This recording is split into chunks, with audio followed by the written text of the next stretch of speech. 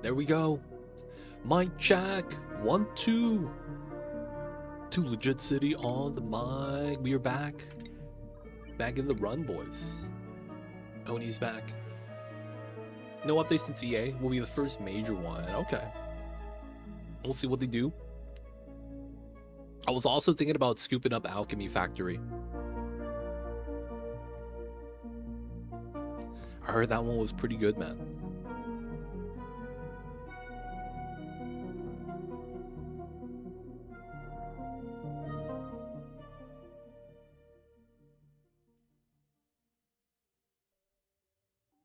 But at 100 hours, I find I unlock most everything important. 100 hours, that's a lot of time, though. That's a lot of time. Oh, look at all this polluted oxygen. All right, the trees are planted. We're cooling down the area for the bristles. We have salt water. We just need to run the salt water through the cooling loop. And then we could store said cooled down water. Steam's kind of cool. This is not running, that's why. I might want to start cooling the waters right now. Might be smart. And then we are going through. So I want to say a lot of the pea water has been removed. I might want to start deodorizing.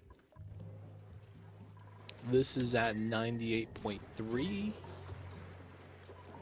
This is cooling down a lot better now. Not too bad, not too bad. We still got to deal with the gold. We're going to deal with this slowly. This is already done. Getting the nice CO2 to the bees. Oh, not only that, we're starting to get extra CO2 now. So this is kind of good. This is going to be active in 30 cycles. No. I think it's also because we didn't have a lot of CO2 to begin with, so we didn't get to accumulate a lot of water. That might have not really helped, realistically. Because this is going to be dormant for another 30 cycles. We only have 2 tons of pea water here. So the plants might be dying for a quick second. I mean, it is what it is. Alright. So, we will be working on these today, but I think today we're going to get started on getting a couple things done to go over to the second planet. I feel like it's finally time where we have to deal with this planet. It is finally going to be time, boys. We need to fix this side. All right, so first things first. We want to be able to send food over that's not going to rot too fast.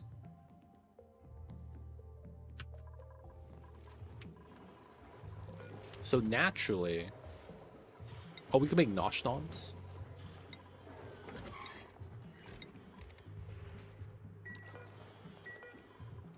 I'm thinking we make pemmican.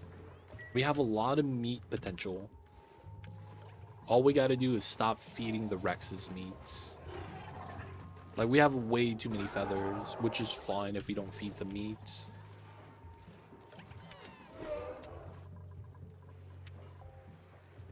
Alright, I think that's gonna be the plan. So, we do have a lot of tallow. 2.5 tons, and we go through 1 kg. So we have 2,500 pemmicans we can make. First things first, let's uncheck pemmican so they don't be eating this just cuz. Where's my pemmican at? There we go. Okay, now that that's good.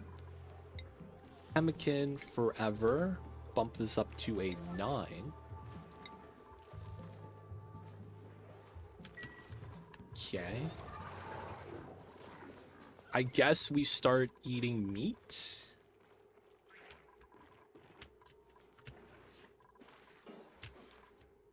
Feels bad, man. We're gonna have to start eating the hatches.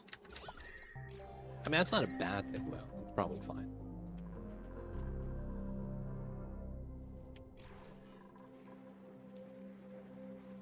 So first things first. This is regular meat. Okay.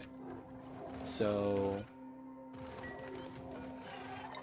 critter feeder, no longer feeding them normal meat. Copy, paste. And we will allow normal meat to be put into here.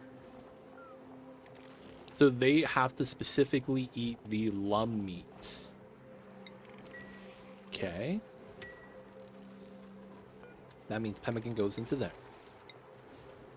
Not bad. So all that means is we are going to be getting pemmican soon. And once we have that, we'll be able to send that over to the second planet. One thing that's kind of jank is I actually don't need to put that in the cold storage.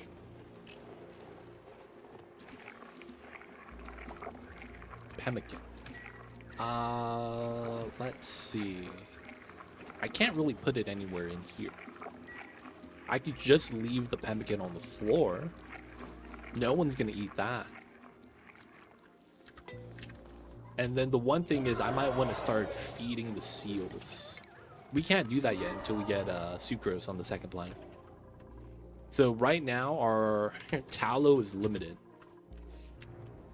Till we get what is that? Sulfur on the second planet to feed the Sweetles. Then we'll get sucrose, and then we'll be able to feed the sucrose to the little seals because they don't have nectar, so they need that sugar. That's gonna be the play. Cool, cool. Oh, we have a cuddle pip here? Dude, you were the wrong pip. You know what? Them hanging out there is not bad. Cyberdyne's getting caught, though. Hug chain. Nope. Didn't get caught. Didn't get caught.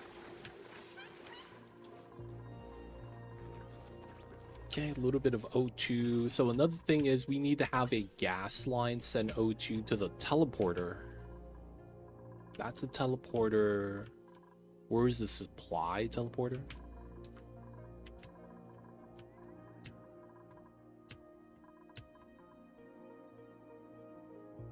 Toilet, computer room. How do I send stuff to the second planet? Y'all see that building? Critter flocks. Oh, right here. There we go. So we got to send oxygen to there.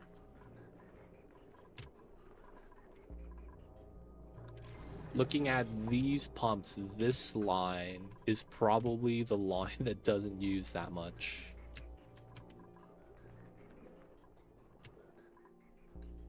There is that to that with that. All right, let's look at the pumps. Properties. We get to see uptime here. 100%.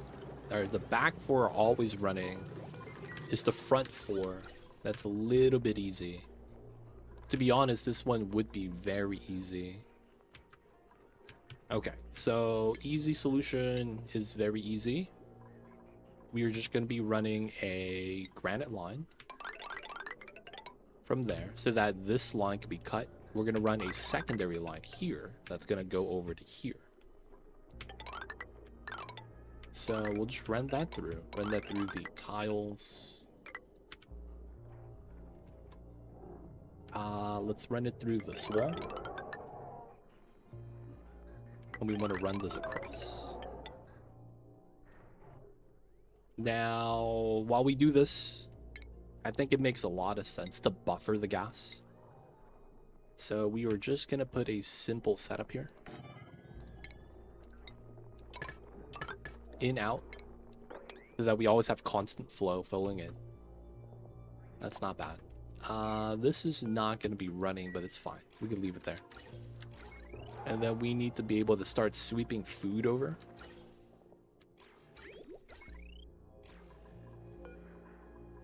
Sweep only. I'm probably like, oh yeah, we're gonna need suits. We need them to work on that. So pemmican is probably one of the things I want to look at. Plastic's fine. Igneous is fine. Databanks is fine. Suits are fine. Pemmican. What's going on, Corgi? Is there a reason why you have both pliers mod feature, by the way? Yeah. So normal pliers, the mod, you get huge AoE. Sometimes when I want to redo my pipes, I'm like, there's a lot of pipes. I don't want to do it one at a time because that's the max range, right?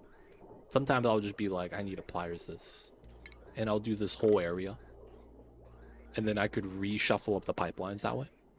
It's just faster because while you have the feature with disconnect tool, the reason why they limit it is so that you don't pliers your entire map on a lag. That's the entire point of why they added that in. So I kind of like the quality of life of being able to cut multiple sections, especially power lines, when you got to reconfigure the power lines. It's just a lot easier that way. So even though they did make it, come on, Mob Barley. Sleeping on the floor. They did give that to us. End of the day, it was just, you know, not as quality of life as I would want it. Hope that answers the question, though, Corgi. Got the little hatches there. All right, we have 5 mil K-cows of meat randomly appear. Hold up, man.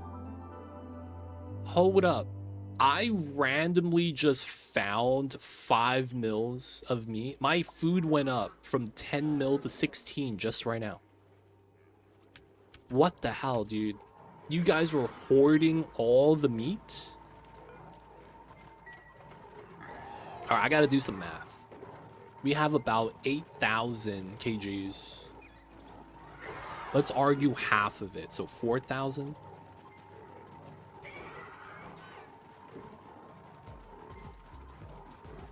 Right, that's 4,000 kilograms. So meat per kilogram is 1,600 calories. Yeah, that's 6 mil. Holy crap. 6 mil per kilogram. So I probably had half of these filled with meat. Half is the other type that we have. Tough meat from the lumps. I did purge a bunch of hatches. I just didn't think it'd be that much meat, dude. That's impressive. Very impressive. We'll take it. All right, so we're cranking out the pemmicans now. We actually might just burn through all the tallow. That's kind of impressive. Pipeline is getting built. If it's already done. Okay, except for right here. No. We can't build it. All right, we're going to have to bop this plant, and then we'll rebuild it afterwards. Just so that we can build the pipeline. It's the worst feeling, man. You got to deconstruct the farm tiles just to build the pipes.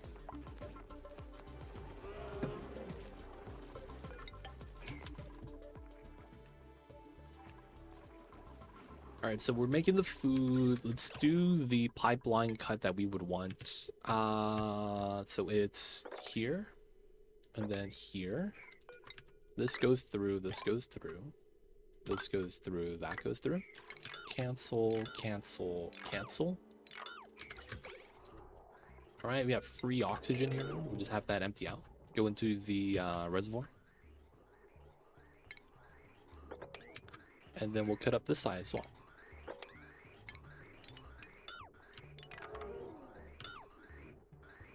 We are not going to need that part. We can remove that as well. Do a quick copy paste. So far, so good.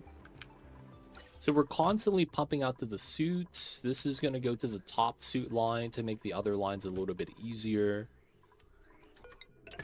We're going to have that run out there just so that we could use some gas on this pipe now. This is going to be feeding out into a res so we could buffer into the second planet, and then they'll have oxygen over there.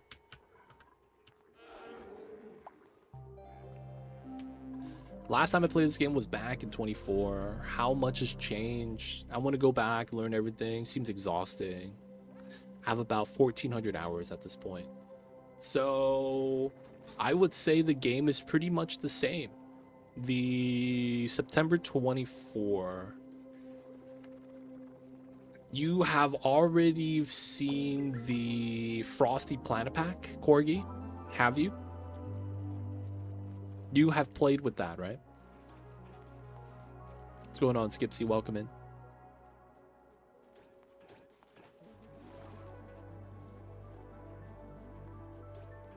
I would say that was probably one of the bigger, more impactful DLCs that released. If you were around playing when that came out, Frosty Planet Pack. 14 was 12 years ago. Yo, man, that was a long time ago, man.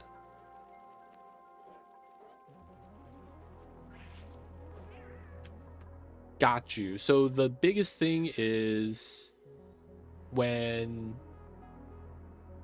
Frosty Planet Pack got released, there was a big change to the temperature where everything kind of gives you chilly surroundings now, regardless of temperature. And that nerf across the board has been pretty bad because it's made the game kind of tedious. Not kind of, it just made the game tedious. You read that as 14, no worries, man. All good, Skipsy, no worries, dude.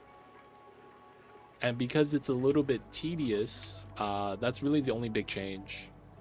The Dino DLC that we're playing with right now gives you access to some things. It does make life a little bit easier because of the new things that we get is very beneficial. But I would say the game plays exactly the same way. There's no real additional mechanic to really learn. It's at this point, there's no more content. It's really just playing with the new toys. Content is gone. That's not going to happen anymore with this game. It's all just playing with the new gadgets and the new things they release. Ever since Spaced Out completed and they started the new format of DLCs, you could kind of assume that they're not going to be adding any actual content anymore. Everything is very minor in comparison. And it just feels like it's something you might play with, experiment with, before you kind of get tired of it and stop playing it. I hate to say it, but that's really what it is right now. There's nothing new that's really necessary to learn. Everything is kind of, you know, how it plays out. The Frost Planet expansion broke my brain. It wasn't that bad, but it is very annoying because a lot of things that you would kind of expect to be done is no longer getting done. I see what you mean, though, how it breaks your brain. Gives you the big headache. Spaced Out was the best DLC. Anyone that says otherwise is a jobber.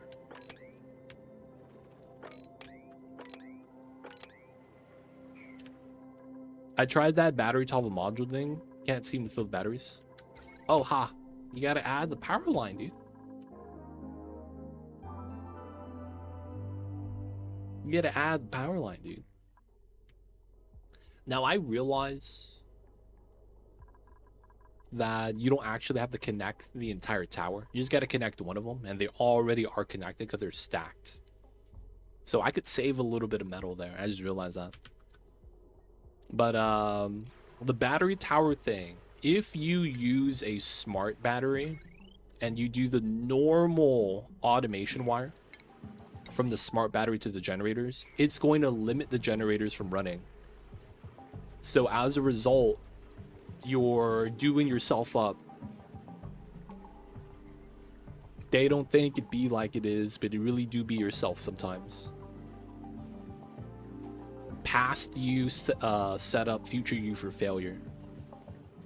Now, I'm not sure if that's exactly what's happening, but these hold a lot of power, right? And if you want to fill these up, that means you can't run a smart battery because the smart battery is going to stop your generators from running. Now, I'm not sure if that's actually the problem, but you can see in my playthrough, we have no smart batteries. None of these. Everything steam turbine is just connected. No smart batteries in our run today. But yeah, let me know if that's what it is. If that's not it, that might just mean that the amount of power you're consuming and the amount of power you're generating is pretty balanced. And if you can't generate power, that means you're just eating it up before you can. I'm also at Tear in the base game. I want to research and scan every planet and star map before I do that. Hey, yo, man. That's not bad. Scanning the star map, you could speed it up by getting more telescopes. Because you know you have to build the telescope, right, to start scanning. If you have more than one, you could scan faster. Well, they don't scan faster. You could scan separate planets, right? So as long as you could target it, you're going to be able to scan multiple planets at the same time. Now, it does mean you got to have more than one researcher. So hopefully you got the research to keep up with it. I do have the smart battery. It's on point. Nice. All right, man, we solved the curious case of the batteries not filling. I recently discovered that geotuning saltwater geysers are OP for power. As long as you can make the bleach stone. Yeah. Geotuning hot water geysers is really good. I guess we grab the pip eggs. Sure. Anything that starts at 95. Right? The salt water is one. The hot regular water that spawns at 95 is pretty good too. And the reason is because the geysers don't overpressure until they get to 1,000 kilograms per tile. Right? So they have to get these tiles here on top of the geyser above 1,000. So it allows you to generate a lot of steam in the box because it will heat it up. It's really good because it makes it so that you can just steam turbine pull the water out. It's very nice. I see you over there, TV. Welcome in. Hey man, this is a 1,600 cycle colony. My time played in this playthrough is probably longer than the amount of time you've actually played in the game.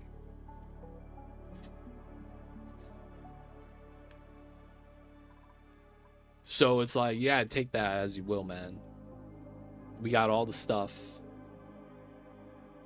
So since you just got the game, I would recommend just enjoying your time. I mean, I don't know what type of player you are. Maybe you like looking at guides. Maybe you want to have a perfect playthrough. All in all, I would recommend just having fun. Play the game, enjoy your time. If there's something you don't understand what is going on when something happens, we could help. But it's a fun time. The early game, a lot of people agree, is probably the most fun part of the game. And also, when you first get the game, you're probably going to want to reset a lot. Because you play the game, you make a mistake, but you don't realize it at the time. And then you just keep playing.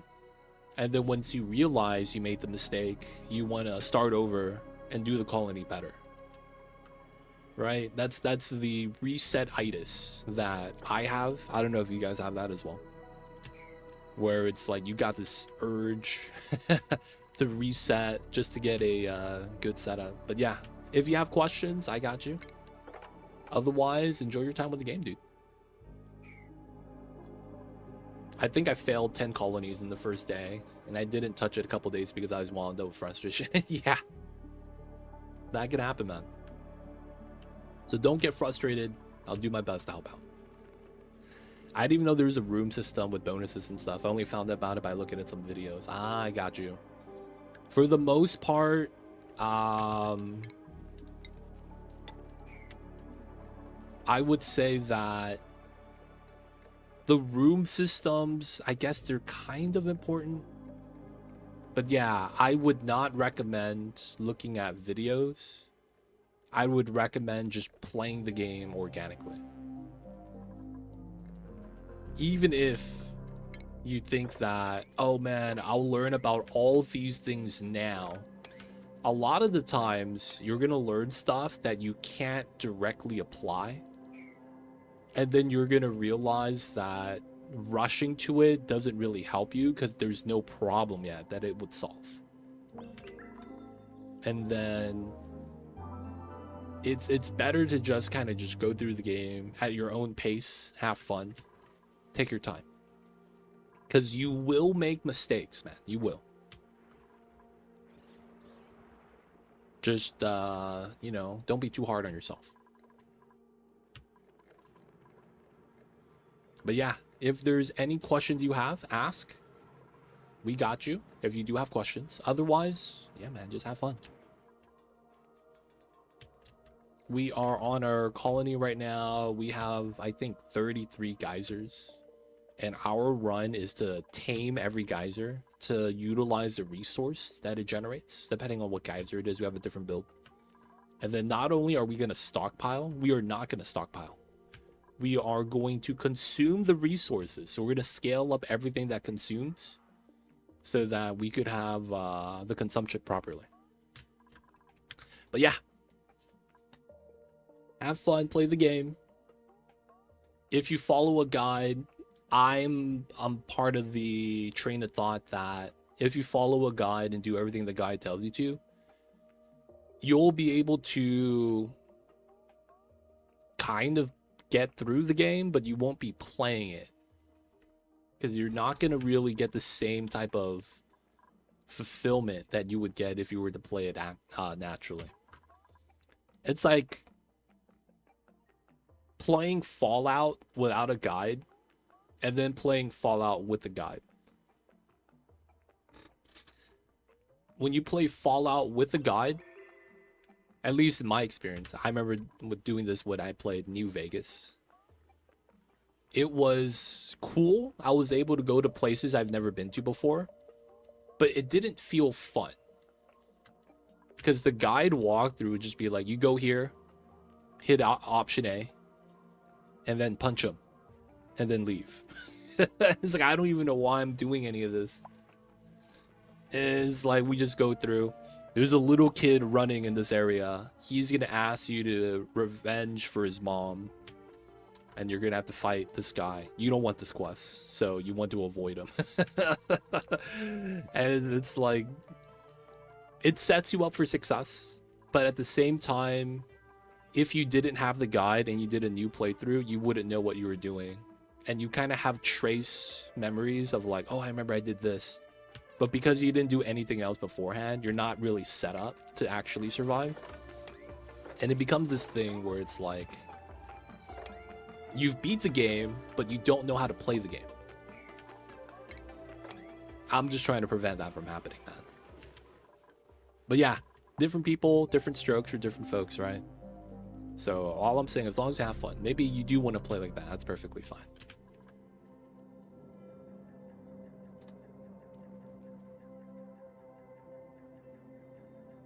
I'm going to disagree though. So as long as you take the guides, it's not absolute truth or the only way of doing things, but a tool to help you creativity. Guides are really helpful. I'm not saying guides are not helpful. I'm saying you should try to go through the game and play it.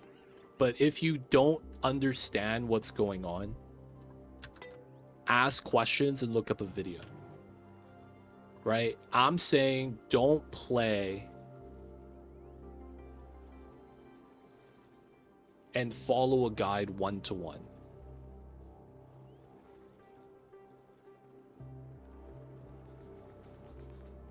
That's what I'm saying.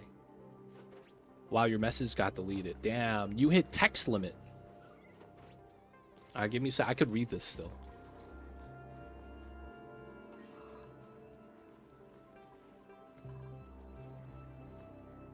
But yeah, I would disagree with what Corgi says.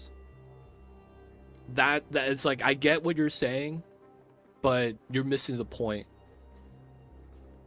I'm saying you should just play the game and get some sort of understanding and have fun with it. They're literally 4 hours in the game. They wouldn't understand what the spawn would help, what the things would do, what the aqua tuner even is, what plastic is. Like, they should just play the game at this point. And if they need help, look up a guide, look up the video, ask a streamer a question. That's perfectly fine. I would just recommend it. Just play the game, have fun. All right, what should I prioritize? Food. How do you deal with CO2? How do you make a hole accumulate? How to make water go?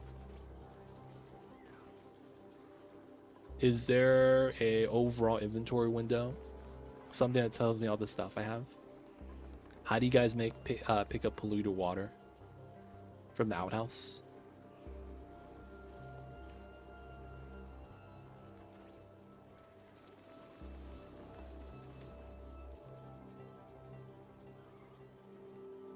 Why is he getting bodied?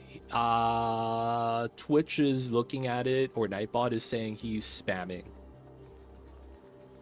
Because he's copying and pasting his original message and pasting it in within seconds. No human types that fast, right? So it's basically anti-copy pasta spam.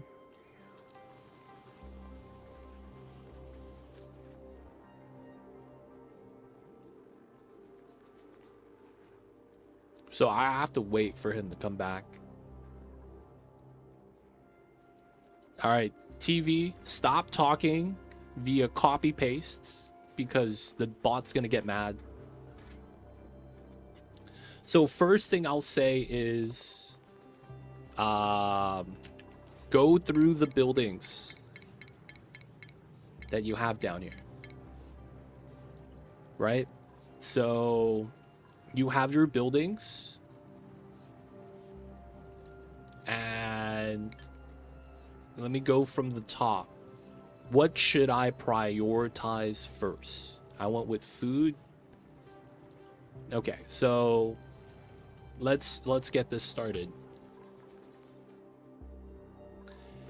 So when you play this game, have you played any normal colony management games? What I say is normal is that, you know, they're the generic version of colony management.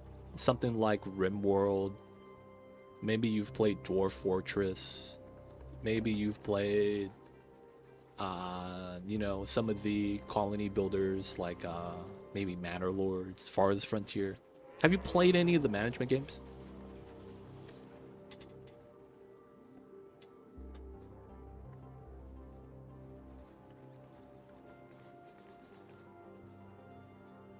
Banished is good. Banished is good. So, management system is similar. Kind of, not really. So, Banished is a good start, I guess. So, Banished is the city builder where you kind of have to manage people to get resources and stuff. This plays really different because you don't manage a large colony. It's more managing a crew of people, like 24 individuals at 1600 pop. You would probably hit 24 pop in like an hour of Banished. I think your starting settlement might have 24. So it's like the scale is different. So the amount of detail that you have in this game is very different. You're not looking at the macro level. Having supplied food is good, but you're not looking at things like specifically having one guy do wood chopping, right? You're not having one guy do wood chopping, one guy doing the cooking, one guy doing the stone mining, and one guy hauling. Instead, you have a priority system. So top right here, you get priorities. And then these are going to be the types of jobs. Now, this is important. because this is a category of jobs. I'll get into that later. And what you would do, I would recommend, is having one double arrow, 1 to 2 single arrows, and then prevent the jobs you don't want them to do. I would have this set personally because of how I like to play it. Now, how you spread it out kind of depends on how many dupes you have. But to get an understanding on it, you could click on a building. So let's say the smoker. You click on errands. It's going to give you a type of category right here. So to do this smoker job, it's a cooking job. So that means you have to have a dupe that has allowed to cook. And if they are, they will. So in my case, it's Xandroff is our chef with max cooking at 22. So because of this, he's going to be doing the cooking. And you could do that by clicking on a building, go to errands, and you'll see the job type. Now, not every building has a job type because if they're not active, meaning you don't give it a job. So there's an apothecary here to make medicine. There's no job type here because I'm not making any medicine. So if I were to make one, let's say I do curative tablet, you could see that the jobs come out. And then it's doctoring or supplying, and then doctoring or supplying. So that would be how the priorities work. Since you're new, there's no way for me to just tell you everything. You kind of have to just play the game and get used to the priority system and what you really need for the jobs. So that's going to be how you manage dupes. They will have multiple jobs. No one's going to really specialize, but at the same time, you can. Right? Yeah, the specialists will act like regular workers. Yep, so you got that. So you could make them do that, but make sure that the long jobs have specialists working on it. Now, there's another thing, skilled jobs. Some jobs require skill. Right here, ranching is a skill. That allows you to interact with the dinos. And sometimes you can pet the dinos. Do we have any ranchers doing the ranching stuff? So ranching is basically you take the animals in the world and then you make them happy by brushing them and feeding them. And when they do that, they're considered happy and they give you a egg reproduction chance. So increase eggs, basically. They can have a big, large family. So like that's an example. Cooking is another skilled job. You got to get the skill, right? Using the buildings. This is to use the buildings for ranching. Science is a skilled job. So a lot of jobs that require you to invest a skill point into, I would recommend keeping them on that task. So my researchers are highly prioritized to research. Like Doc Ock right here with 36. This guy's a stud. So like, you know, you get the idea.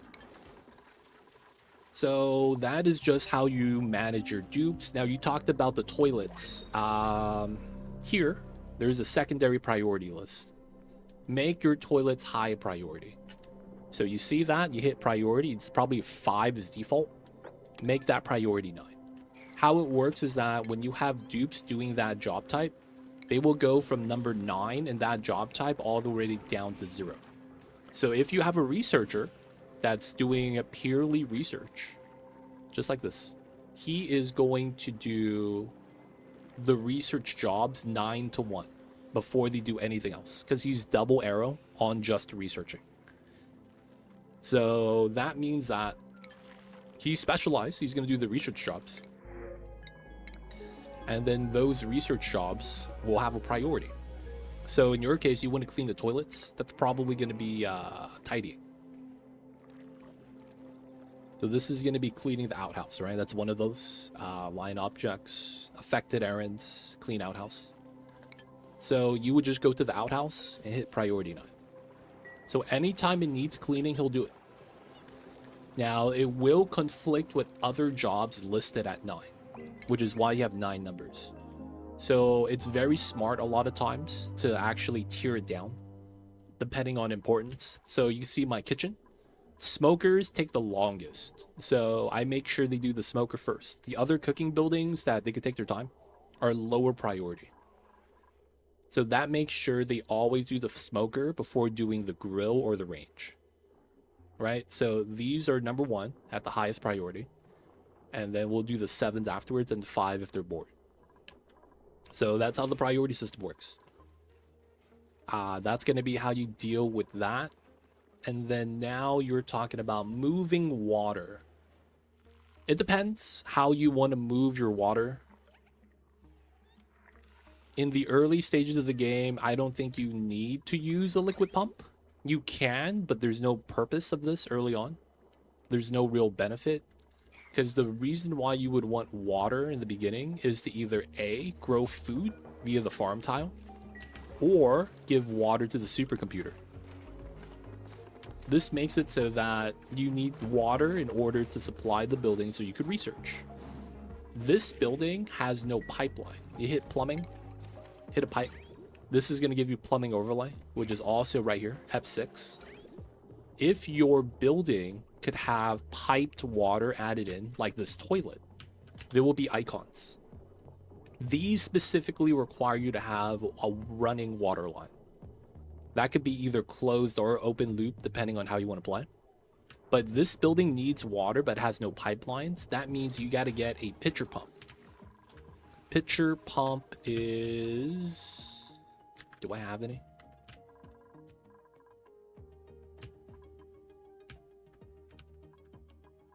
Right here. Pitcher pump. This is the building right here. You get it unlocked, no tech. You see the roots coming down. If that's inside any liquid, they'll be able to pitcher pump it. The dupes will automatically grab this if you allow them.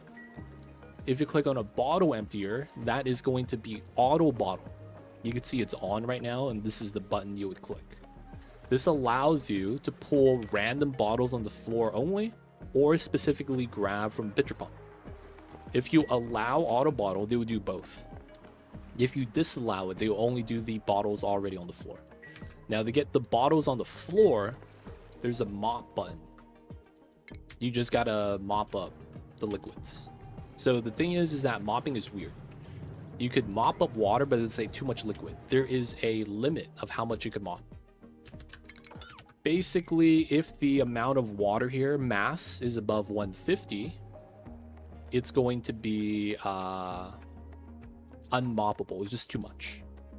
However, you see right here, this water's at 39 grams, so that's less than 150.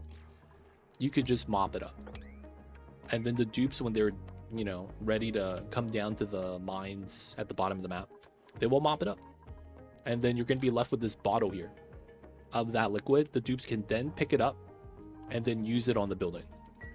One thing I will say is that most buildings do not have substitutes, meaning if you have supercomputer, it's going to say consumes water.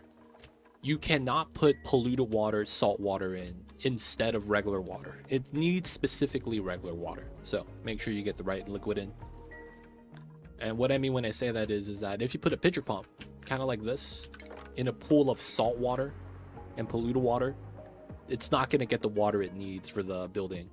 So even though it's here, it can't use it. That being said, that is the beginning couple of questions you had. The other ones are, what do you need to prioritize? Two things. The biggest thing is calories. Calories, dupes die, and they starve if their calories hit 0. So the big thing is making sure you have food and keeping them fed. After that, it's they need to breathe, so there's oxygen. So that's going to be breath right here. This percentage is basically how much oxygen they have breathed. And if it's at 100%, that means they're completely satisfied. They could hold their breath if you go to gas overlay. So F4 gas. If you have a unbreathable gas, so let's go into oxygen overlay. Right, you see how it's steam? It says unbreathable. They cannot breathe in steam. So that means that they will have to hold their breath. And that's going to be why this number... Well, not Sarah. She's a boot. My dupe's at, man. My dupe's at. My dupes at? They slacking? He's right here. Right here. You see that his breath is at 100%. It will start going down if he starts holding his breath. He could hold his breath for a little bit of time, but after holding his breath for too long, they're going to stop doing their job and go look for breathability. Right? So very breathable oxygen, unbreathable CO2. And then, you know, they got to deal with that. So they will stop doing their job, climb up the ladder to breathe, and then go back down to work after they're done. Now that wastes a lot of time. So you want to make sure you have some options for them. You'll get into that later on, whether you get suits or masks. But I'm not going to get into that. It's too much information overload. That should be all your questions. So a lot of times your goal is to be providing enough oxygen and enough calories. Afterwards, you can start worrying about stress. That's going to be where rooms come into play. You can look at the rooms. What you're really looking for is a morale bonus. A lot of times that's good enough. Though that's not going to be the entire depth of, I guess, stress. There's more layers to it. This is just one of the overarching layers that's pretty big. If you could fulfill the morale requirement, that's usually good enough. Inventory. That's going to be right here. On the bottom right, where you have resource tab, you click see all. This is every item within reach. So this is specifically within reach. That means if it's not dug out, and if you see the dupe, you hit show nav, there's a line that shows you where you can move. I have resources down here, but they don't count in this list. And that's because they're not within reach. So a lot of times, this is only going to show whatever your dupes could go and grab. Right? It's a little bit more than that. I'm not going to get into it. But this is going to be where your resources are. You can actually click on this. Let's go with algae. And then you click the box here. And it's going to put the resource here. So in your case, you're probably going to want to put algae. Because that's going to be oxygen. Because you're using that to feed your diffuser. Right? Oxygen diffuser, algae into oxygen. And that way you'll get to see how much supply you have before you have to go find more algae or upgrade to a different setup. From there, I would say the biggest thing is kind of getting familiar with everything in the game. Whether it's the resources, the environment, the temperature, the plants, the critters. And then you might want to do some exploration.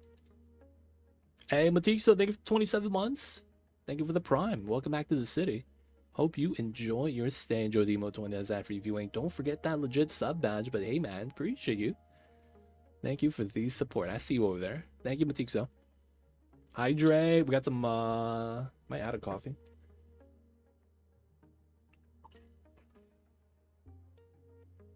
And then the last question you have was CO2. CO2 sucks. If you're running into CO2 issues, that usually means that you are doing a couple things. If you rush power and you use the coal gen, for example, or any of the generators that's not the manual gen, you are probably playing the game wrong. The reason why I say that is because the generators are a new player trap. You only rush generators if you are trying to achieve a specific goal as soon as possible. I would recommend avoid using power generators until you get something called the smart battery. That's because of resource management in this game and how resource will get burned off because the generators are not going to be working well.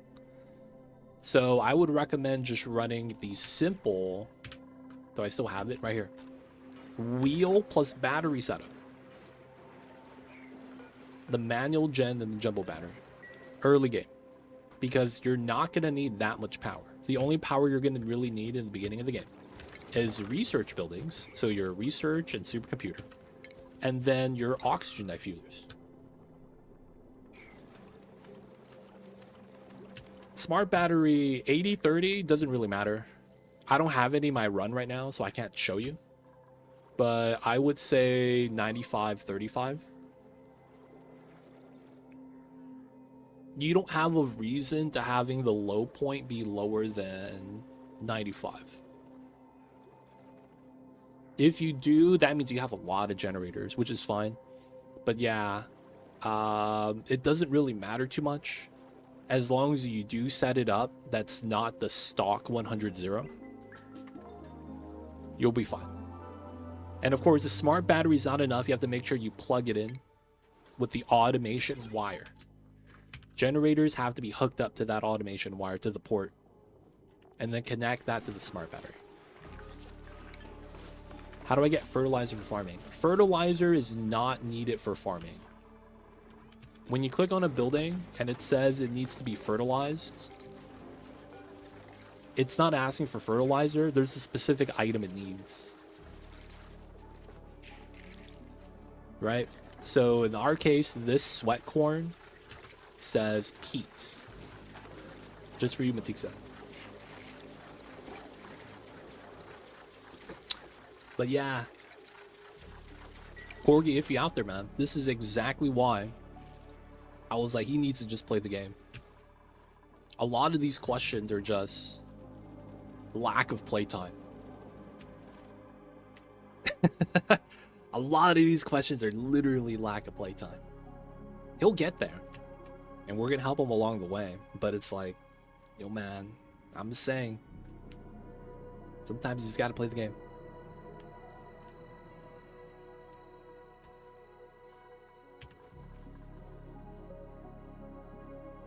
I have the most important question. Nails your screws and why? Geek, do you like the grippy socks?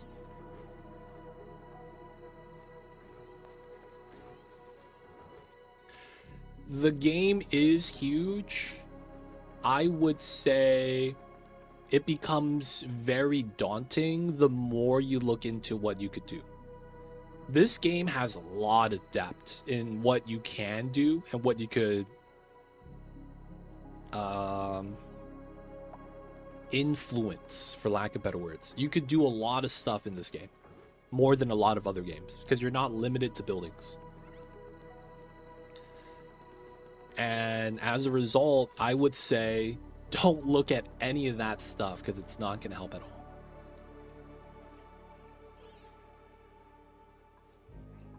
Because it's like the more you look into what you can do, the more it feels like it's going to be a lot of work to get to that point.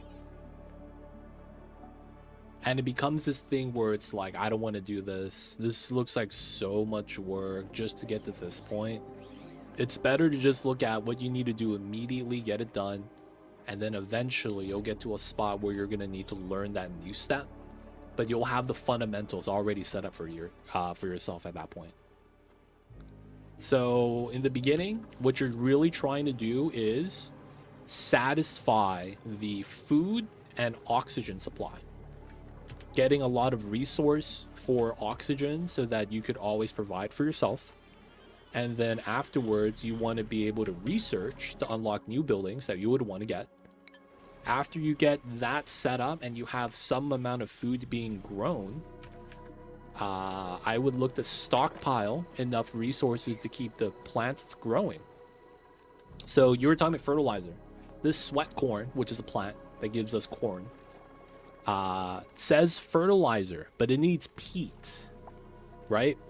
So we don't need fertilizer. We need peat. Now, if you want to make fertilizer,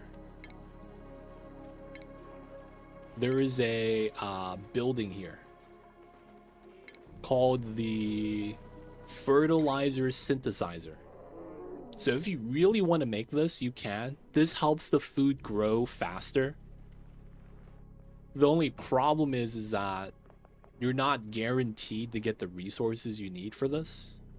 So the phosphorite, right? You might not get that immediately. You might not have access to that. And then you're gonna get natural gas, which isn't actually going to be reliable for you because it's going to take more power to pump it up than the amount of power you generate from it. And then you have to do that efficiently. So if you don't, you're just losing power at that point. and then you're also spending power to power this. I mean, you could play with this if you want, but I don't play with this at all. Just because it's not necessary. Now, the big thing with food is in the beginning, you want to get balance. One of the things that you will have is rotted food. So I have perfect food storage late game, but in the beginning, you're not going to have that. So what you're going to want to do is click on the plant database. You're going to see something called calories per cycle. You have to make sure how many dupes you have and how many calories they eat. This guy eats 1,000 per cycle. So we just got to grow enough plants to keep them fed. And then you want to balance that number. So every time you get a new dupe, you plant more plants, right? Keep it simple. Later on, though, you'll be able to get a cold storage, right? And then you'll be able to have the food in deep freeze. Sterile atmosphere. That's going to prevent the food from rotting entirely. And then you'll be able to stock it up. Infinite amount. After that, that's going to be your immediate goal. Getting food stabilized, getting a stockpile of resources for both the farms and the oxygen producers. And then you want to explore. You're going to be looking for geysers. These geysers are a source of a air quotes infinite resource. And you're going to be looking to see what resources you have available, because this is going to determine what kind of build you have access to. It's basically like you said, Factorio. If you have iron, you could do things with the iron recipe. But if you don't, and you only have copper, you're making wires, baby. You know what I'm saying? Like, oh, man, I got to make wires. Goddamn. Whatevers. So, you know, you got to build whatever you have access to. Now, after you stabilize and you have food and oxygen, you're going to look to make more advanced systems. The first advanced system is going to be something called a spawn. This is my spawn design that I'm using at the moment. But basically, you're going to want to utilize this building, the electrolyzer. And it's because you will always get some form of water in every playthrough. And that water could get converted into oxygen and hydrogen. And then you could use this with a hydrogen generator. So that the hydrogen you generate could feed the gen so that it could power itself. And that's what SPAWM stands for. Self-powered oxygen machine. With that, you'll be able to just generate oxygen by converting water. We have water in the pipes. And then by doing it like that, we just have oxygen being pumped out. So that's going to be your mid-game goal. In the beginning, it's stabilizing. Afterwards, you want to completely solve oxygen. And then after that, you probably want to get food storage and tech up to get refined metal refinery, and then getting something called plastic and steel. So I have a polypress here. That's how I'm getting it. You get it a bunch of different ways too. And then this is plastic from crude oil. We have a geyser here that's pumping it out. And then steel. That's going to be a recipe here you have to unlock. Once you get steel and plastic, you can start doing a lot of everything in the game, because that unlocks basically everything else. Steel is nice because it gives you overheat 200 Celsius, which allows a lot of buildings to now interact with each other instead of just melting, or instead of just breaking. I'm sorry. But yeah, that would be the game. Otherwise, have fun. All right, man, we just ran through the game right now, early game.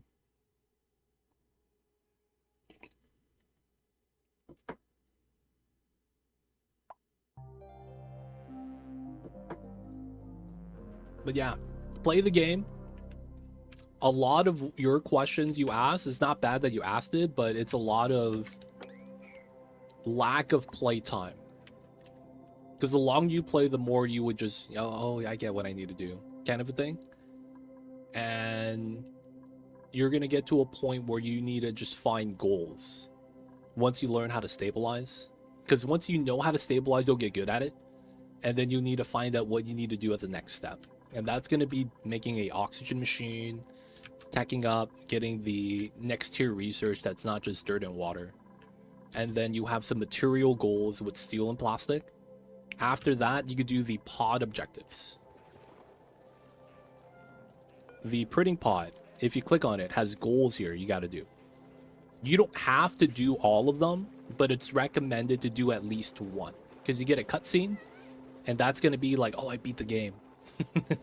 You know what I'm saying?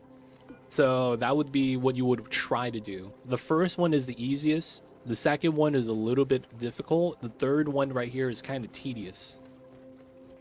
This is understanding rocketry. This is just understanding how to stabilize. And this is mastery of rocketry. It's going to be how these three kind of like interact. No, that's perfectly fine. Feeling aimless is akin to feeling unmotivated, and that's perfectly fine. If you don't want to play something, it's hard to force yourself to play it. Much like everything in life. If you don't want to do something and you force yourself to do it, it's going to feel horrible the entire time. Now, you might look back and be like, I'm glad I did that. But in the moment, it's going to feel gross. And that's, you know, that's where it's kind of like when you're playing a game, I don't think there's going to be a lot of like long-term benefit for that instead of immediate enjoyment. So when it comes to video games specifically, have fun, man. Do what you want to do. Don't be limited to it. Experiment. That's what this game is, right? You're a little dupe scientist trying to put a suit on and swim in magma. Why? Sometimes you want to do it for science.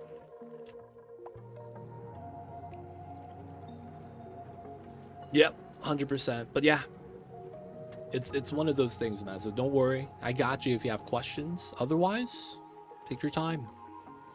Have fun. There's no rush to enjoying the video games. All right, so we are back. We made pemmican. We have a lot of that now. Our gas line has been saturated. It is time, boys. We're going to be sending someone to the second planet to recolonize and stabilize this place.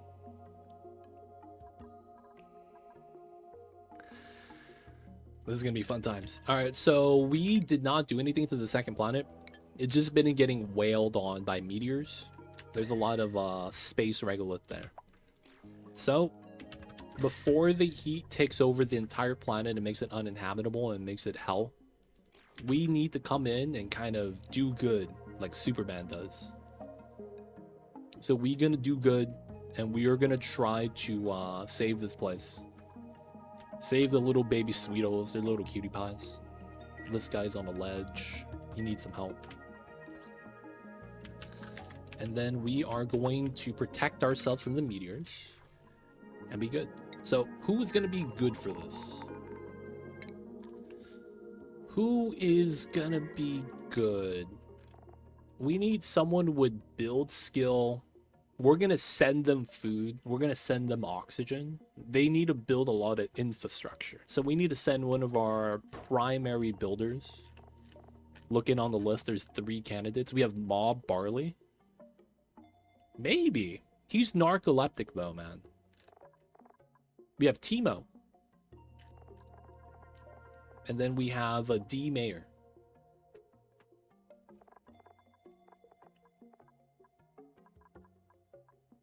Timo is kind of athletic. He has dig skill. What about D Mayor? D Mayor is just as good, but he does not have dig skill. All right, we're gonna send Timo. He's gonna have to dig a little bit. Okay, so we need to make sure we get a couple things set up for ourselves. So we're gonna drop off the goods here. Let's make sure we have some goods. Oh, there's already a gas line. Not bad. We start sending some oxygen already. All right, so first things first. We need power here. We could very easily just use the conductive wire. Let's pull that. I don't think we're going to use the sweeper here. Just going to cut that line. Okay, we're not going to send oxygen yet. Let's get a couple suits here. 5.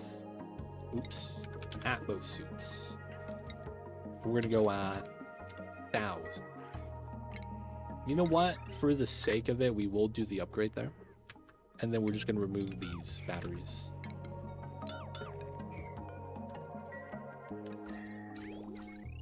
Cool. Good stuff, good stuff. Oh man, I'm a doctor. It happens, man. Is it always the same planetoid for the supply teleporter? And yeah, it's always... So there are pairs that are predetermined on your planet start. If you start on the flipped magma planet, you're always going to get radioactive ocean, I think. It's basically, it's a predetermined pair, right? So yeah, it's always going to be the same planet. And it's always going to be the one close to you too. Now, not always the closest one. You might get a closer one, but it's like no teleporter. But yeah, it's always inner ring. So in space, you have the inner ring, and then you have the outer ring, right? But yeah, inner ring usually is going to be where we're going to get that.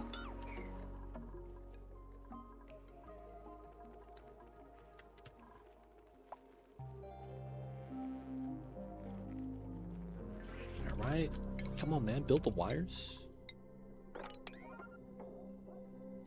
Man, we're going to send... Man. We're going to send another builder, dude. I'm also going to get this started, I guess. Where's my saltwater area? Autosave live. 2,400 watts.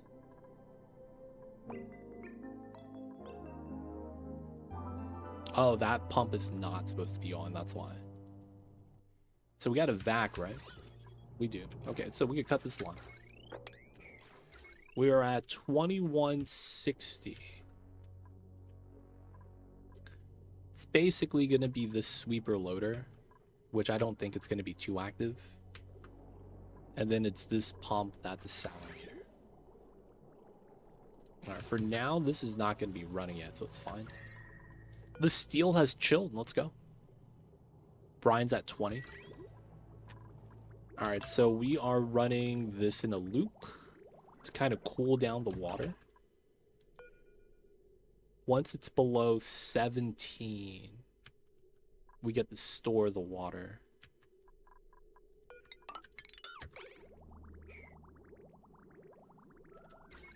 Oh, this is not connected. There we go. Water is cold enough. Gets to leave, gets to warm up a little bit, and then gets to go into the storage. Nice. So our water chiller from the salt water is started. We'll take it.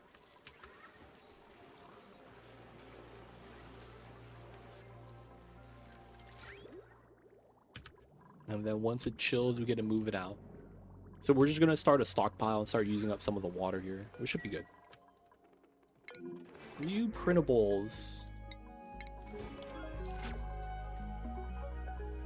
Okay. We are going to get some deodorizers in. Yes, we can.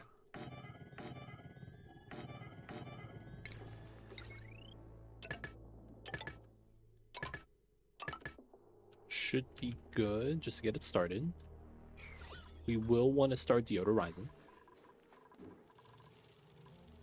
We do have a lot of steel here.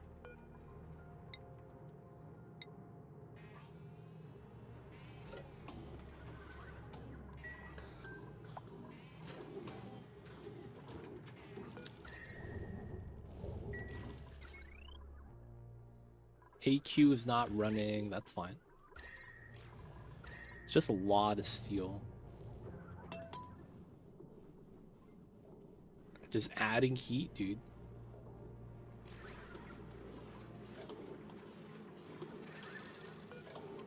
Alright, sweep only. Alright, so it's hot, but the water is going to win out because we are running water on top of it. So this is going to be our method for cooling down the steel just a little bit. That way we'll be able to, you see it's going down. And then we're going to warm it, or going to cool it back down with the water here. That's colder than the water that's in the pool. We could always add more ice, if anything, as well. Alright, so water cooling is in. We're going to get some deodorizers in soon.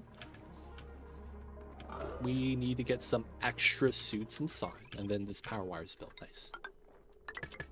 Alright, let's go with that. We will want to lock one of the doors. Probably both sides. Okay, sweep only. We got the suits still. Dump the suits.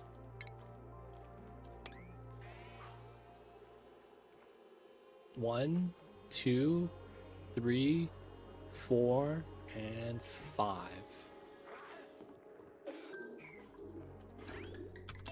All right, we got the suits in. Good stuff. No more sweep only. Pemmican. We're just gonna have the dupes deliver the food. The food doesn't rot, so there's no downside of just putting it there first. So we're just gonna be delivering some goods over so that we get ready for the rehabilitation of the second planet.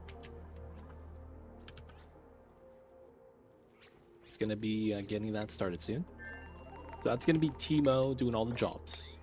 We will allow people inside again. Okay, pemmican's being made. Everything should be good. We shouldn't need anything for the kiln.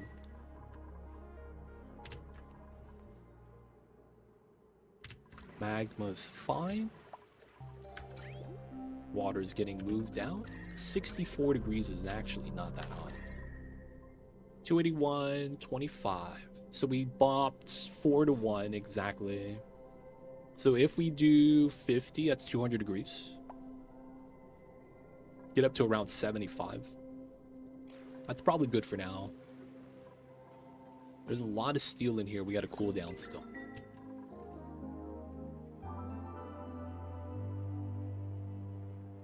Alright, autosave lag. I just want to make sure the dupes are not bored. We're just going to have a lot of sweeping jobs. So they got work to do. We're going to be focusing a lot on the second planet. And by the time we get back, this better be clean.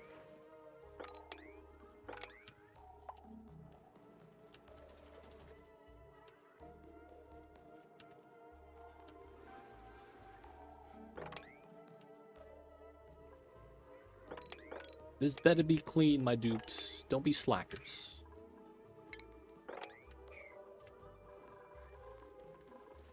Alright, should be good. Did we get food? Yeah, we did. Nice.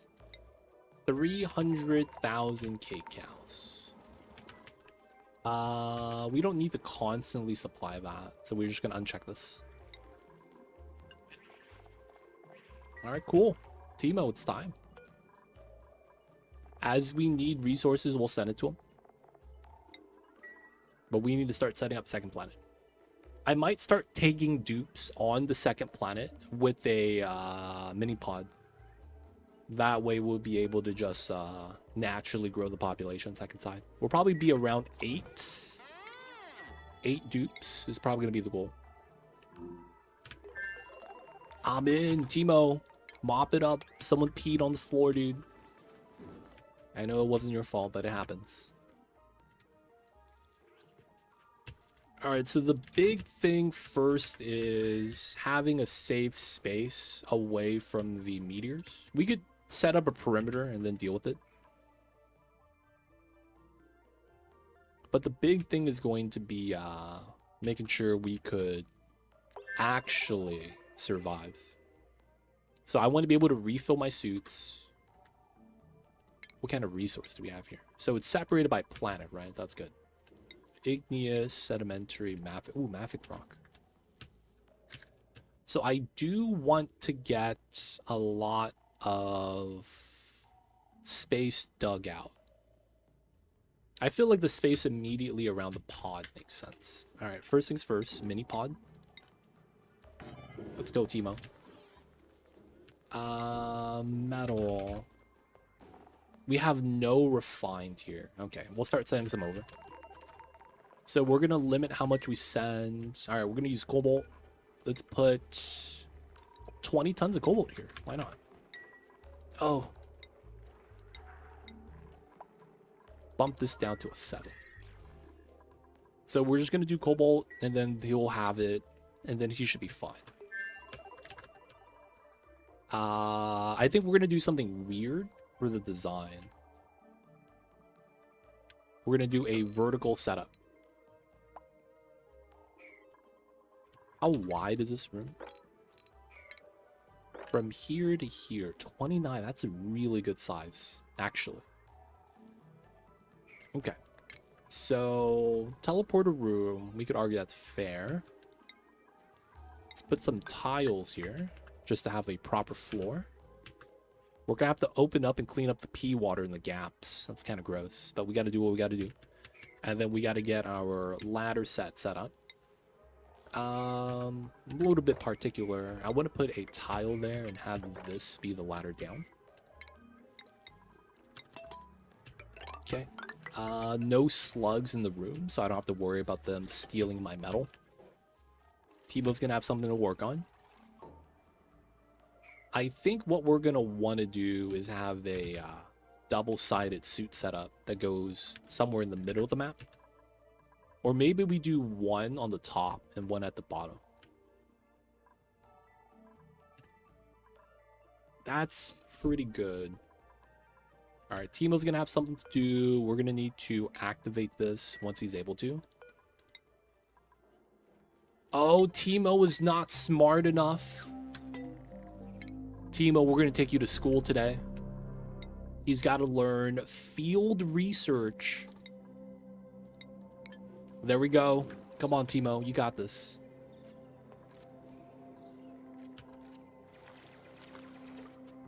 No, he's doing everything else first. Hit the buttons, Timo. One time. Current errand. Let's go. Hit the buttons so we could summon the dupes. Hey, he's in. Alright, no current need. We're gonna knock this down to 1. Let's get the free databanks. Sending loot to the other side's up here. Oh, that's close to getting burned. So the first thing we're gonna set up is a suit charge point. The big thing we're gonna need is to be able to move out all the pee water. So that's probably gonna be over here.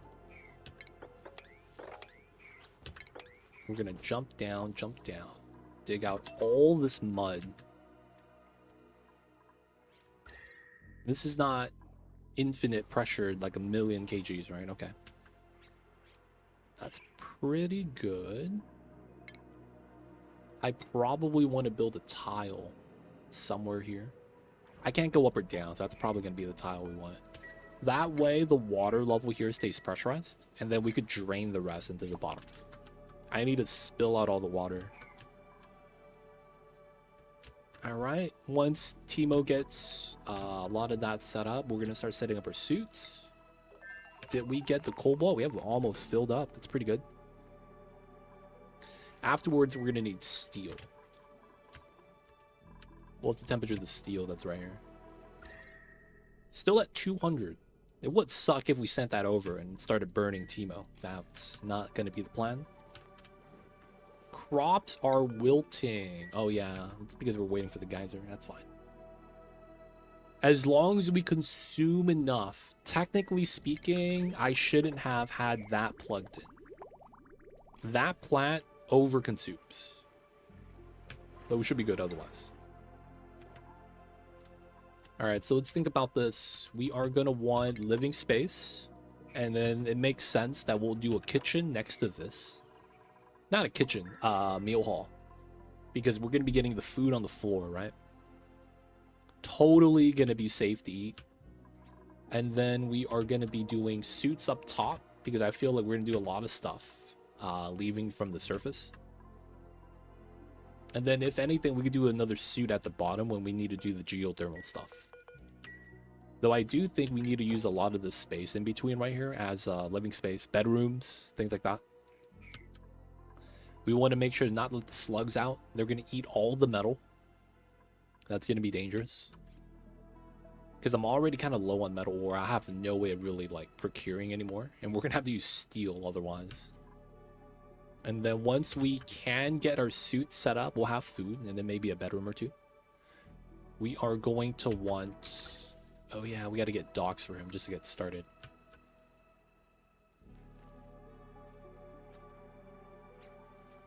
We are going to want...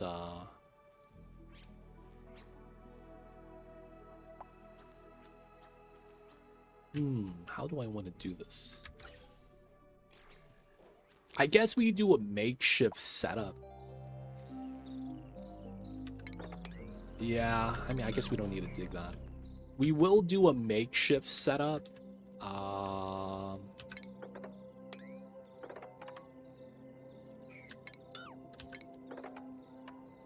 Right here. He's holding his breath, right? He's doing that thing I didn't want him to do.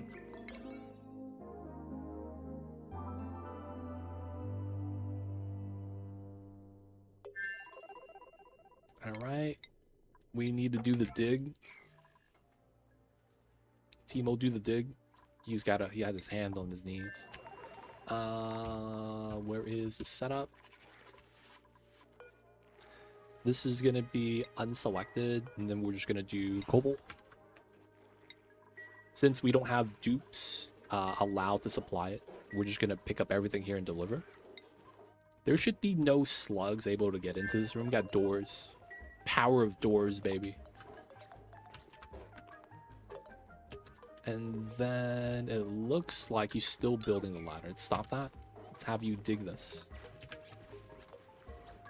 Come on, Timo. Can you dig it?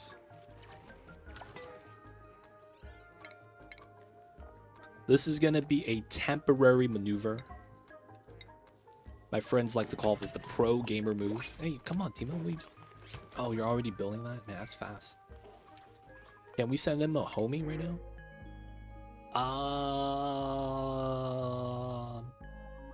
Tidier.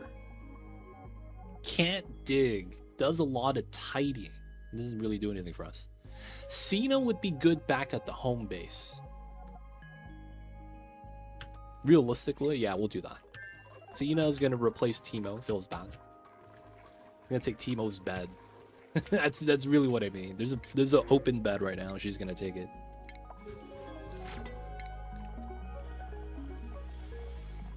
Timo's bed got robbed. Supply, store, tidying. That's gonna be her jobs. Everything else doesn't really matter. No digging. She don't like doing the digs. And that should be fair.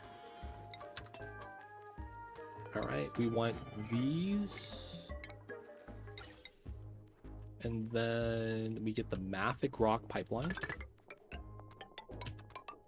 We have the zig the zag here, which is extra build, but you know what? For the sake of this, we gotta do it. We realistically don't need to breathe here. We're just gonna have the ambient polluted oxygen. And then the big thing is just getting power.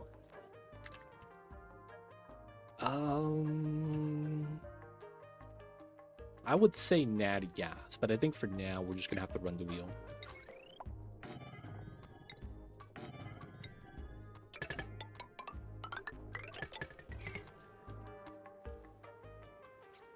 Alright, that's gonna be a lot of what he has to do. Timo's pooping. Classic. Oh, you didn't wash your hands? Oh, that's gross, man. It's all over his suit. That's nasty. We gotta get a proper bathroom one of these days. Alright, so we're gonna have all the metal we need. And then afterwards, we're gonna be doing a backwards suit dock. Because this is gonna allow the dupes to go in, dock their suit to charge it. And then afterwards, come back with a new suit. So that just allows Timo to not have to put his hands on his knees like he was dead tired. Let's go, Timo. Back on this side, because Timo has all his jobs set up. Oh, we're out of copper. We'll start feeding them iron. Oh, we are. Wait, we're not feeding them iron? Yeah, we have iron right here. What the heck? There's no iron inside. We have even more iron right here. My dude's doing the lazy.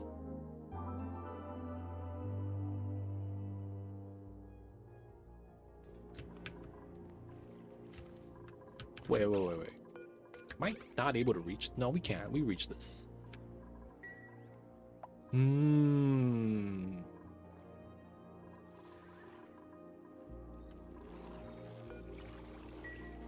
Alright, let's change the priority here to a 6. We do have a lot of feeders, to be fair.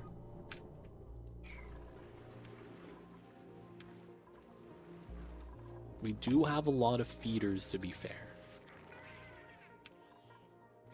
And the big thing right now is just eating the igneous. Dude, we're eating the igneous really well, though. I think there's no igneous here. Because we're eating it that fast. Dude, the hot igneous, spicy igneous hotbox has been working out pretty well, man. Can't be mad. Still setting in the cobalt. Wait, it's picking up the mafic rocket gas. Where's my sulfur geyser? Oh, I didn't tag it yet. Okay. Pro tip. Cool salt slush. Oh, that's nice. Let's put that on 8.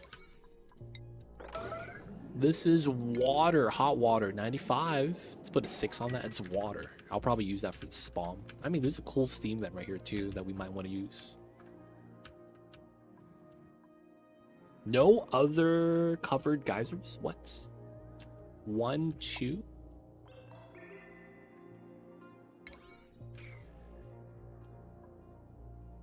I never found the sulfur. No way. I never found the sulfur. So, natty gas, natty gas. I never... Wait, this is it, right? Copper volcano. Okay, put a 3 on that. Dude, what the heck? I never found the sulfur. We have a sulfur here, right? Am I crazy? Yeah, right here. Liquid sulfur. Alright, it's somewhere in the planet. I don't know where it is. Oh yeah, we gotta allow Timo to eat the pemmican. He gets special privileges. Otherwise, his calories going down, man. Alright, good news is that we almost got this set up. Bad news, he needs help. Timo needs some help, man. He really do. At least he's buff. He can carry a lot of resources on him.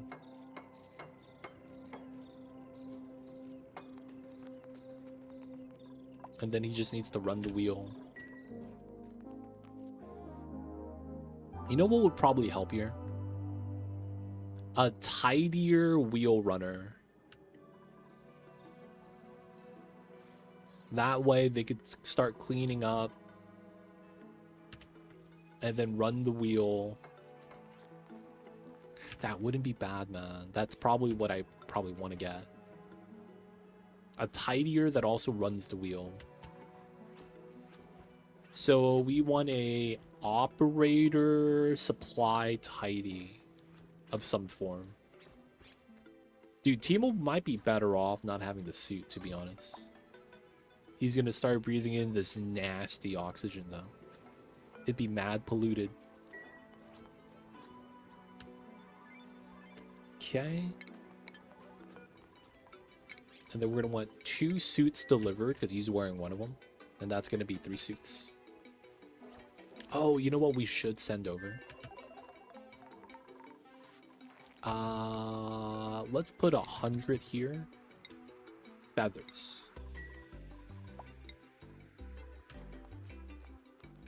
Nice. Nice. All right, a little bit of power is on the wheel. Let's go. We're going to connect the pipes. Oxygen is now included. Teemo's going to get the sweet, sweet air that he deserves. And then we do the checkpoint. So it's facing Teemo because we don't want them inside this pocket. This is just for them to go in, dock the suit, come back out with one. That's going to be the logic there. And we already have suits that already have oxygen inside, so. Dude, get the foods. Just eat. Thank you, Teemo. Thank you for eating. Teemo works so hard, he forgets to eat sometimes. In the wild, the young Teemo works all day and night in the hot weather, unaware that they have skipped 5 meals already. Their calories are low, and their stomach's empty because they be pooping all day. Yet, the young Teemo still needs to breathe, had his hands on his knees because he's out of shape. But that's just cardio. He's got a lot of strength built up, able to carry multiple tons at a time. He's just really bad at running. Nonetheless, this Teemo is doing his best to survive. Holding his breath a little bit at a time until one day, the fabled suit that he's wearing is going to get refilled. When that day comes, Teemo will be in full form. Able to work longer days, harder hours, and finally be able to eat his meals on time. Such is the life in American corporate America. Gotta work 5 jobs, just eat pemmican once a day. Oh, now he's waiting. Oh, he got popped eardrums. No, not like this.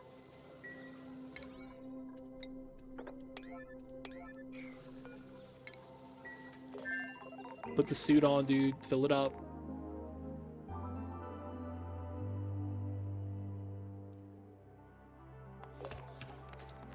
Put the other suits on so you don't have to wait, man. Thank you.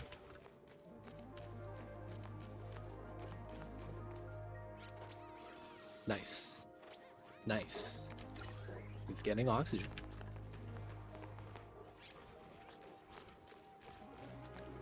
Teemo lives alone, yet lives by the corporate American rules. Very odd indeed. Alright, so now he has oxygen in his suit. He's able to do his jobs now. Alright. Let's get back. Where is the bin? Right here. We're gonna uncheck the feathers. Feathers here. Then we're gonna do... No.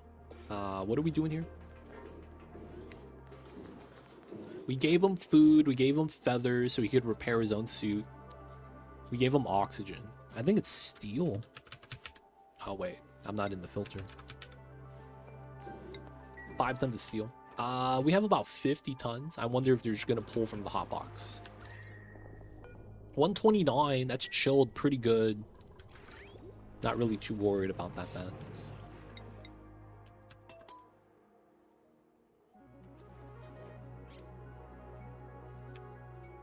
So we will want a second dupe. I'm probably going to have it here. Or maybe around here. That actually makes the more sense. Ooh, ooh. We get a homie. Operator. But not... Oh, but athletic. I mean, we don't get a bonus for run speed there, though. I guess we could still take Bonnie. Doctor, decorator. Alright, you're not the tidier we need, but probably the tidier we deserve. Alright, Bonnie. Put a suit on. So we have to move a new dupe inside. That would come out with the suit. Alright. Good stuff. Bonnie is going to operate on a priority. And then tidying too. So you're going to clean the toilets. Alright, a little bit slow. That's fine. Popped eardrums though, feels bad. They got to get their own schedule. This is the work schedule. Let's make a new one. So we're going to make it so that they just miss their bedtime. And everyone gets 4 hours. Yeah. All right, let's wait for bedtime to pass. They're already sleeping, dude. Oh, it's the same schedule as the other one. It doesn't really matter then. So Bonnie,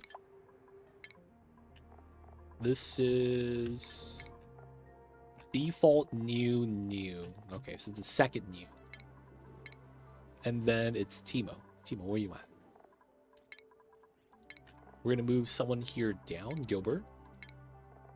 8 and then 11. That's fine. Cool. So he's building that out, grabbing the resources. You're going to be doing the digs. That's actually really nice. All right. So we want to dig this out, build this tile. This is mud, so it's just going to collapse.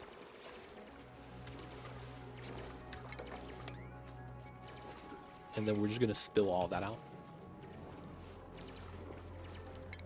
And then we could spill this out, because then this gets spilled to the left. Okay, we are also going to want to dig this out. Once we can, we'll probably want to dig that out.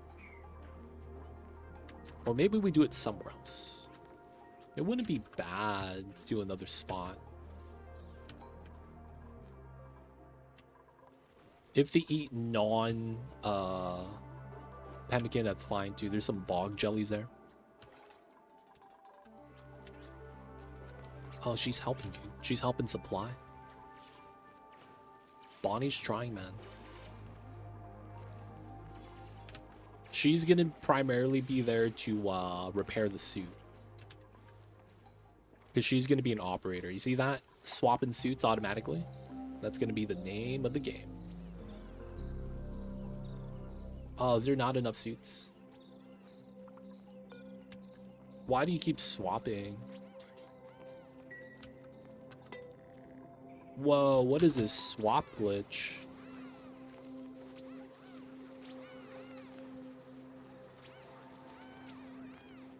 Wait, what is happening here?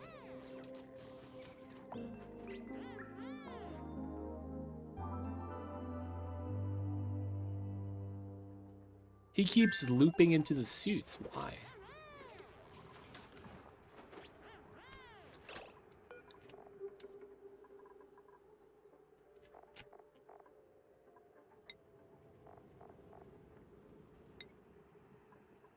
This suit has 75 kilograms of oxygen. What the hell is this? Oh, is it because there's no jobs? Is that why? So this is their idle task? That's really weird. You know what? It is what it is.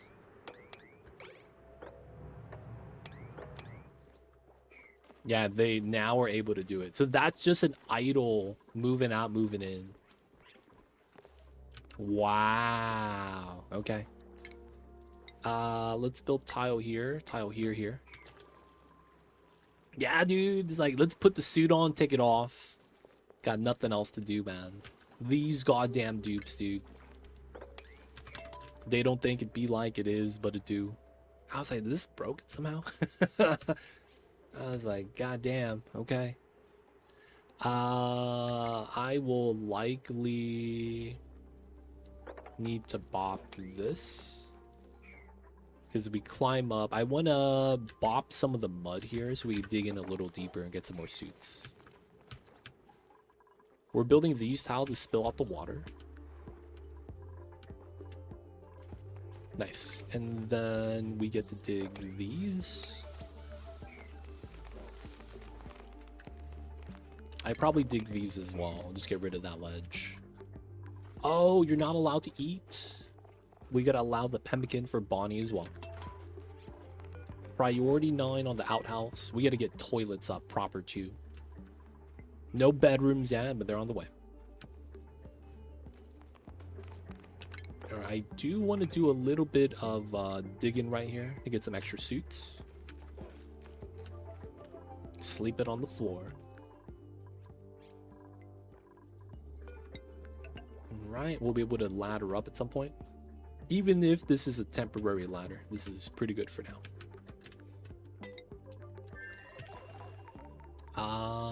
Did we get the steel? Not here, left side. There we go. All right, drop the steel, 54 Celsius.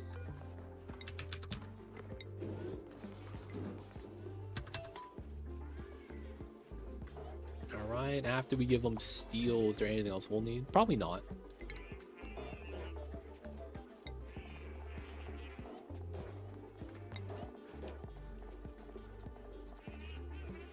The dupes will not deliver to this, so as long as this empties out, we'll be fine.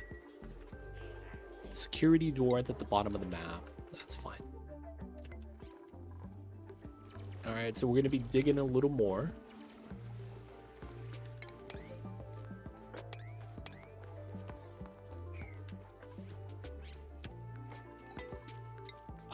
No, the thing is that if I drop it from the bin, instead of having it in the bin, the dupes don't constantly refill this, and we send all of the steel.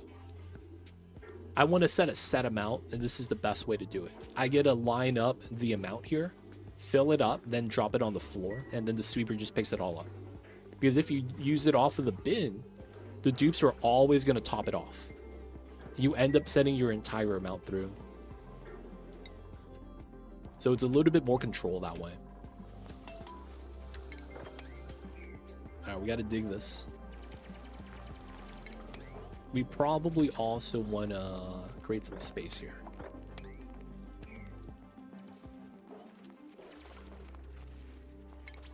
And then we're going to want to do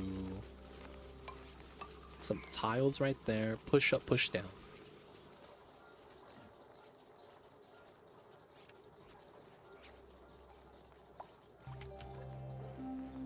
And then we know that we are going to want to extend these out. Same thing with the power line. Now that this is about good, I'm going to line this up. I'm going to build a tile here as a new lip. And then we're going to get suit forge right here.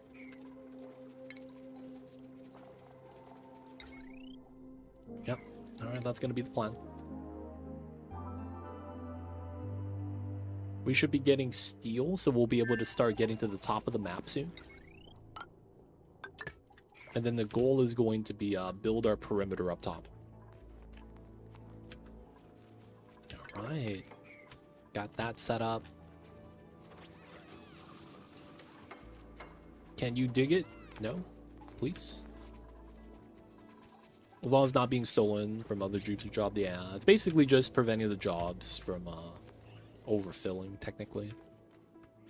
It really do be like that, man. Necessary maneuvers. Oh, I just realized what the problem is.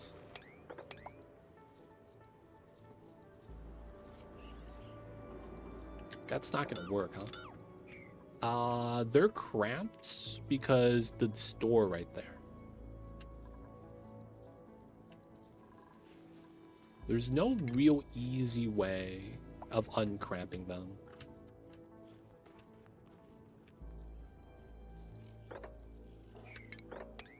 Let's dig this to open up this space to them. We could dig some of the sand right there. I guess this would be the play. If we could go through that way. Alright, so we need to give Timo dig skill. Oh man, he's already getting stressed. We'll give it a Bonnie. Oh, she doesn't have skill point. That's fine. Bonnie. Full bladder, Bonnie. What are you doing? Bonnie, what are you doing? No, you're learning the skill. Clean the toilets, man. Do it for... Oh, Timo made a mess. Classic. Is that Timo's fault? No, I want to say that's Bonnie's fault.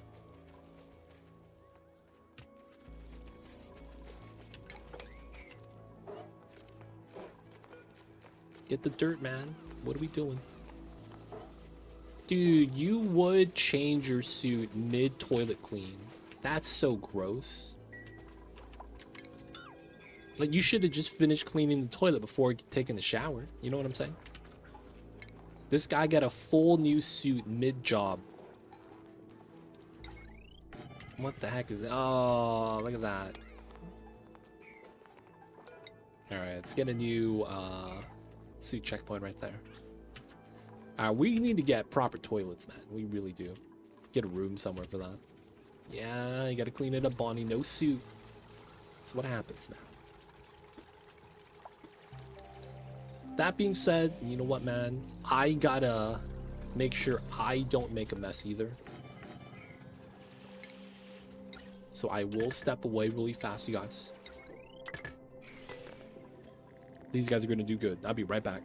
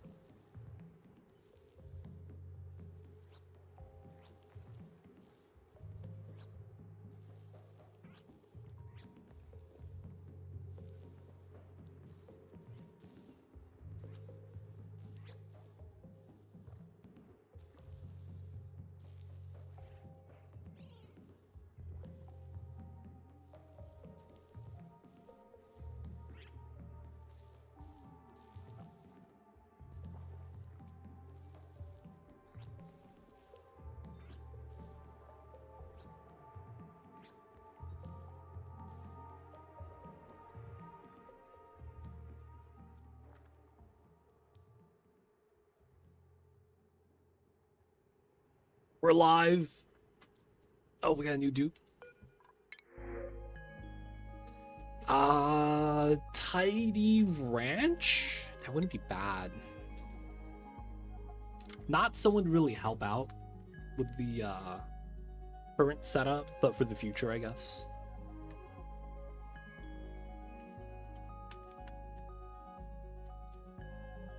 Okay.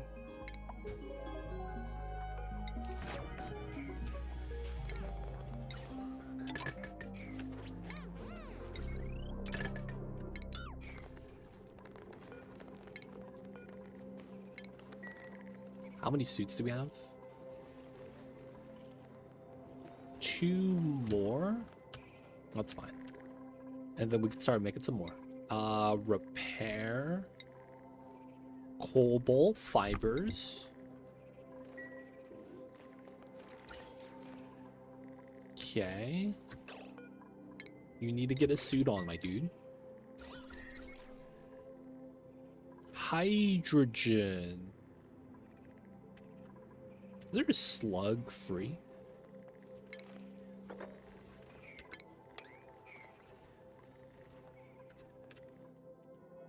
Is there a free slug somewhere?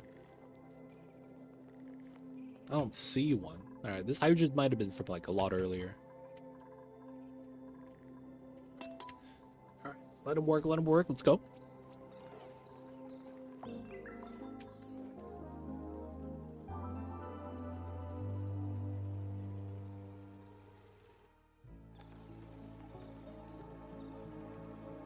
Getting our suit set up, getting everything built. Want to get the suit refills done ASAP. We will have this be a temporary area.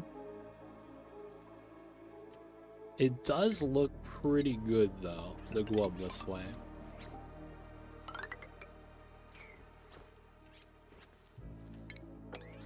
Jump, jump, jump, and then we gotta jump across. We gotta dig that.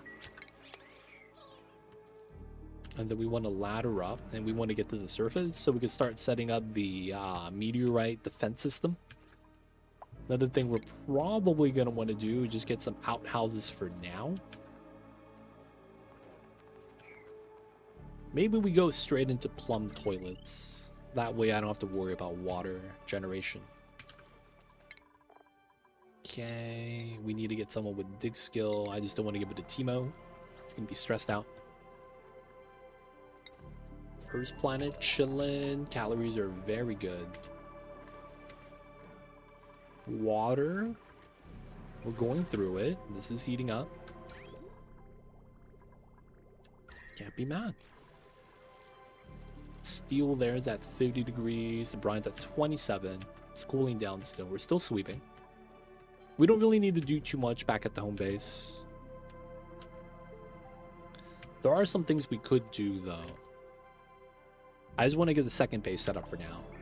But I'm looking at this. We're sweeping. It's really not much we really need to do. Maybe getting more natty gas storage wouldn't be bad.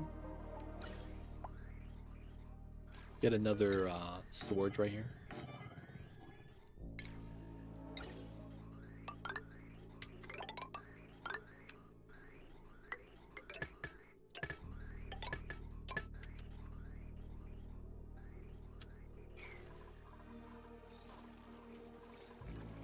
Okay. All the seeds. All the pemmican. Eating up all the tallow. All the sweeping. No one's not having a job, so we should be completely fine here.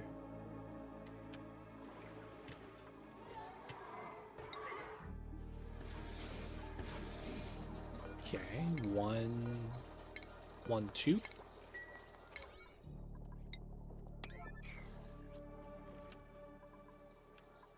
Ooh, the ladder's almost built.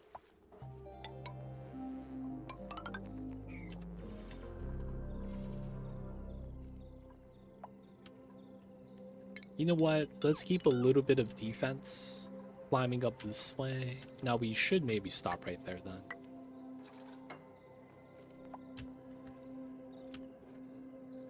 Go up this way. Go up that way.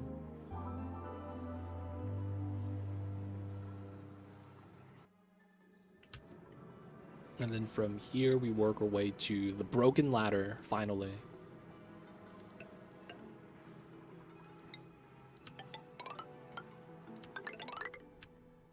And then we probably don't want to go all the way up top. The highest point is here. Let's go 4 tiles on top. So let's go here. Okay, so that's going to be the level we want to be at the final stage. So we'll probably do some sort of jank setup here, where we do normal tiles. Sure. Yeah, we'll just use the ladder for this. And then we go up to here. And then we do 3 tile gap. 3. Oh, and I'm out of steel. 3, 3. So we have a 3x3 box. Let's do more. And then we could go up and down here safely, and then we could just dig left and right. We very clearly don't have enough steel. And then we're going to have to send some more, which is fine. Alright, so we are going to be able to climb up. We're going to need to get the steel set up. We're running the wheels, doing the suits. Pretty good. We're able to charge everything, get everything done. And then we need to get our toilet set up. First things first. Toiletries.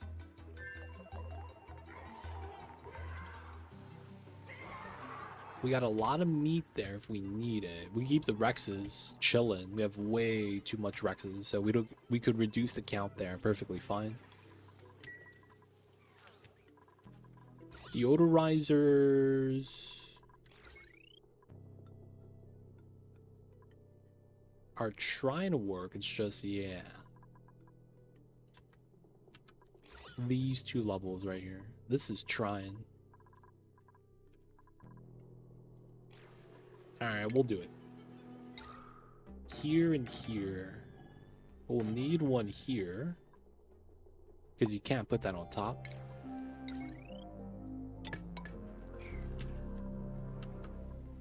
The other levels have been clearing up pretty well, so I guess we'll get it done. There's one up here. This one should be fine. And then the lower levels are going to be fine.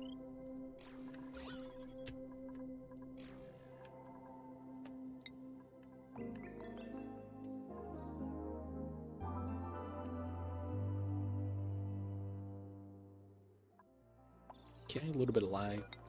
Put that ladder there. That ladder there. Still running the wheel, which is fine. That got sealed up. A lot of the water here, we're just making sure it doesn't spill back in. And then we're just gonna get our toilets. Start setting that up so we could live here with a small little colony. At some point, we're gonna make a spawn here. We have all the tools we need to get it done. Waiting for Bonnie to level up. We have water. And then we do have power. Yeah, it wasn't as enough. We have a predetermined zone. Oh, are we sending goods back?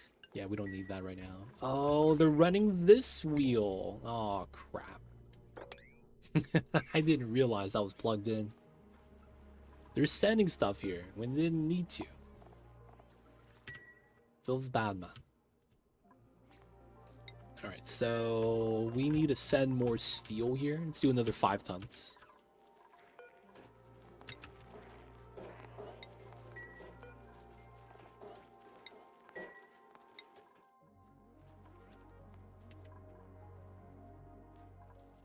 I was wondering why they weren't getting anything done. Wow, that's getting built fast.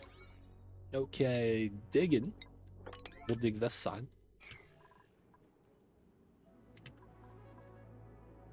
And then we'll connect the ladders if we have faster travel.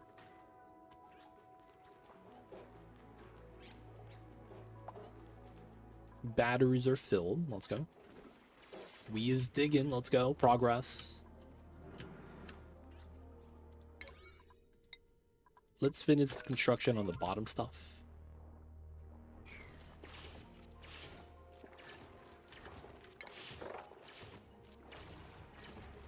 We will eventually need to dig this low section out as well.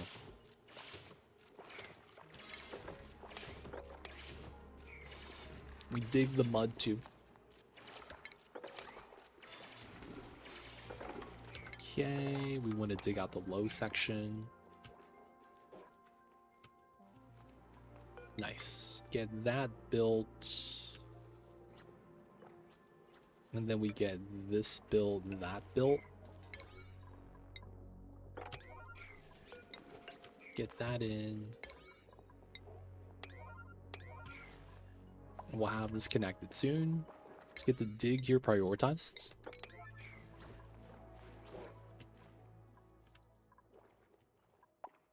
Pea water there is fine. Another dupe to help out. Ooh, the little seal baby. We might want these. Yeah, this guy's not that good. We'll take the seal on the first planet. We need more tallow. You can never have enough. Gotta have that sweet, sweet beef fat. 38 degrees. We need to first protect ourselves from the meteors. They be mad scary. We will enable auto repair. Let them do the things. Following orders or being good dupes, man. What can we say? Being the good dupes.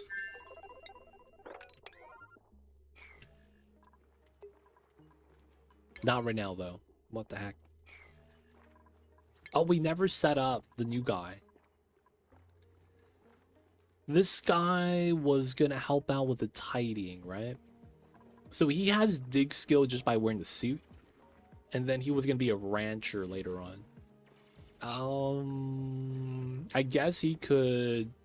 It doesn't really matter who digs, right? Let's do plus, plus, plus. No specialization yet. Okay, let's dig that.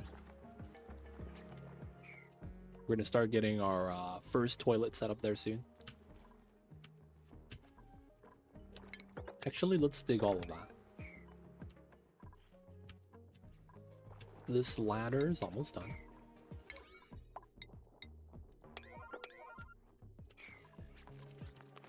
They're climbing up still, though. Like chumps. Having the path all the way back is pretty bad. We need that move speed bonus.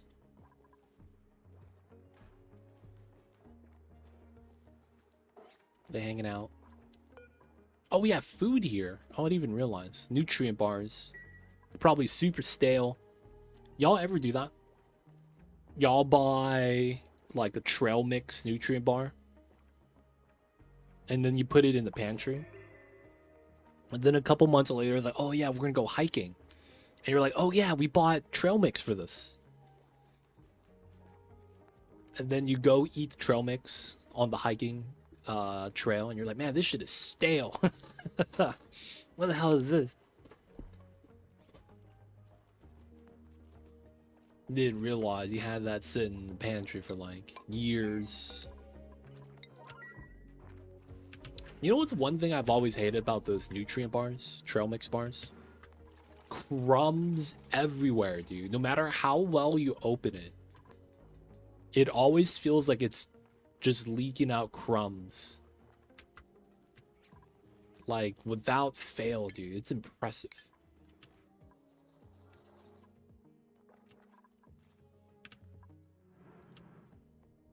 all the crumbs all the time.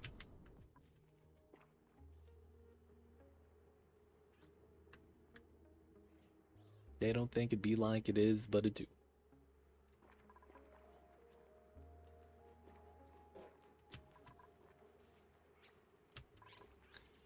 Oh, toilet time. Let's go, let's go. They don't taste bad, though, I will say. They're pretty good. They have like a honey as a binder, and it's like oats and grains. It doesn't taste bad.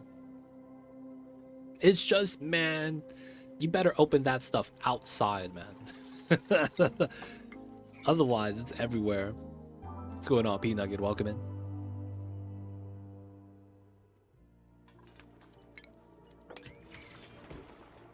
I see you over there, P-Nugget. What's good, dude?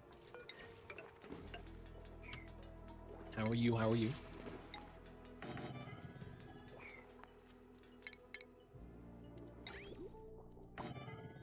Ooh, we'll get exactly 2. That works out kind of nicely.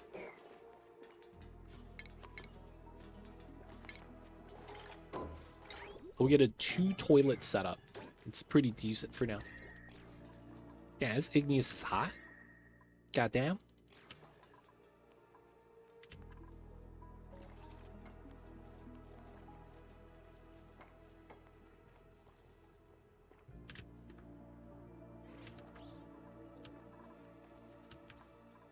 Alright, working our way up. The stray cats we had fixed a few weeks ago finally got back outside today, and they're pretty happy cats now. If you have cats that are outdoor cats, they hate to be in. Yep. It's a lot of times hard for you to make them indoor cats. No. No, they're not cleaning the toilet again. God damn it. God damn it, dude. Alright, man. We're gonna give them a new schedule.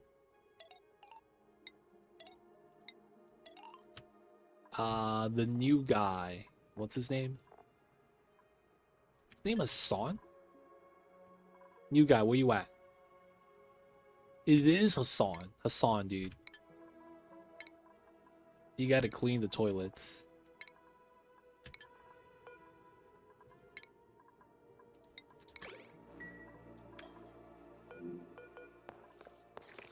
Going to eat?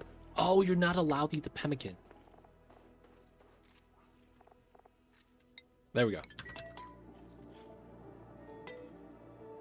Are you spitting the mud? Not yet. We will soon. That will be an easy way of getting some water.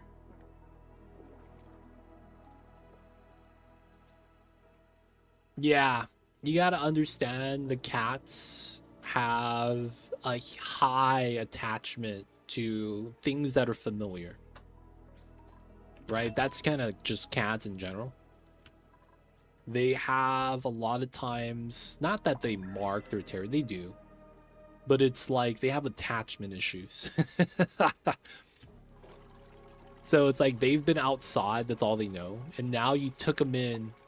To them, they think they're in jail, you know, and that's just how cats behave. It will take a long time, not a long time. It takes time for cats to get acquainted with their area and being okay with it. Now, another thing is that Mamba is quite the opposite. Mamba had the sad upbringing. And as a result, he wanted to be an indoor cat. Now they just play the game of power. I can get the human to open the door for me and let me in whenever I want. Though a lot of times that's because if they've bonded with you, cats do this thing where they always check up on each other. So that's their way of showing affection and checking up on you. It's not a thing where they want power. It's just that they want to see if you're doing all right. That's the only way cats really could, like, you know, start getting familiarity. They'll pop in, say hello, and then they go do their thing. And then later on, they're gonna be like, let me in. And it's because they want to see if you're doing okay. If you fed them, they want to see if there's food. And then afterwards, they're gonna go outside because they want to hunt. Typical cat behavior, to be honest. But yeah, cats are weird like that. Cats are weird like that.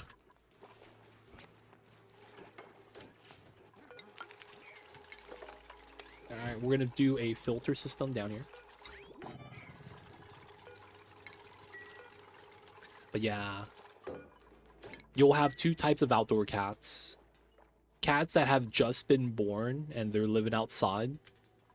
And they find food regularly, whether it's stealing from the neighborhood cat's outdoor bowl or whatever. Some cats, though, are not as lucky, and they'll go days without food. When they realize that being an outdoor cat, stray cat like that, kind of sucks, they'll start being okay with being an indoor cat. Because to them, like, outdoor is just a reminder of starving. And that's happened to Mamba. He was an outdoor cat before he was an indoor cat. And they didn't do anything for Mamba. Like, they just kind of let him outdoors, let him fend for himself. And then when I got him, I was like, hey man, we got food. I put it in a bowl. You sleep in this room. And you poop in this room. And Mamba understood that first day. And he was like, cool. I'm chilling here. Now he just sleeps on his beanbag. He's hanging out. Goes to the window to sunbathe. Yells at other cats on his lawn. He's like, dude, get off my lawn. This is my territory. Straight up, dude, one time I saw a stray cat jump on the window, not the window, jump on the door. Because Mamba was sitting at the other side yelling at him. And the stray cat jumped on the door, was like, man, whatever's. Goes to the grass, perfectly in view of the door, and squats down and poops. Straight up, man. The cat was like, I'm gonna poop on your lawn and you can't do anything about it. These cats are a menace.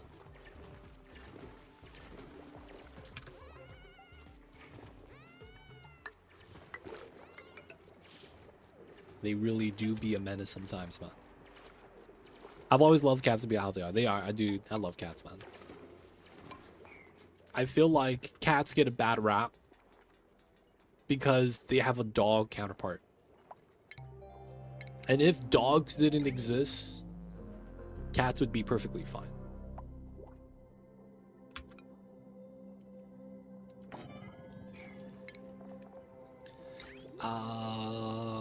Let's just do 2 bins just to be safe.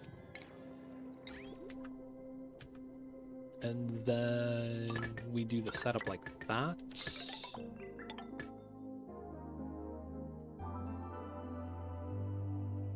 So this is clean, air quotes, clean water.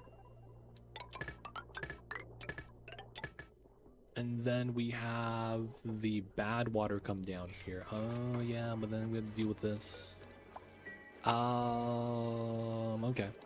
Let's get a ladder here. Try to lower the water level down a little bit. I feel like the biggest problem with why cats are not seen as friendly animals is because you have dogs. And the problem is not because dogs exist, but because of how easygoing dogs are most of the time. You do have aggressive dogs too, but it's like I feel like there are more like friendlier, docile dogs that will, lack of better word, kind of ragdoll. And they will let you kind of like snuggle up with them, you know, and all that stuff. Whereas a cat's kind of like, yo man, I need my personal space. Like, you gotta give the cat a little bit of space to be a cat. And they have no patience for if you were to, for lack of better words, invade their space. They will take, they will take exception to it. And be like, yeah, hell nah. For lack of better words.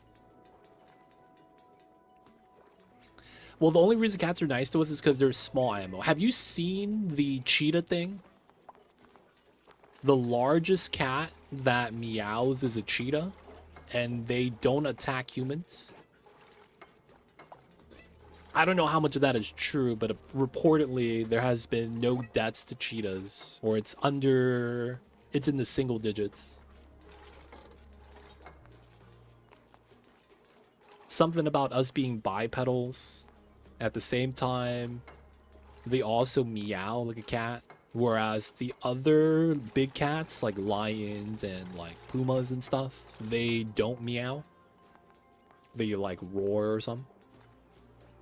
And so it's like it's not, I don't know if it's a size thing. Because you do have the cheetahs that kind of work like that. But yeah, man. They don't see us as a prey, they see us as a threat. I guess that's fair. They don't want to compete with us. We got the cars that go vroom vroom. And the cats, man, that's the big death machine. Like, dude, that thing is loud. I'm not trying to anger this guy, man. He's got the cars. Welcome in, though, Canadian X. I see you over there. But yeah, it's like, I feel if you compare like big wolves and big cats, they act very similar.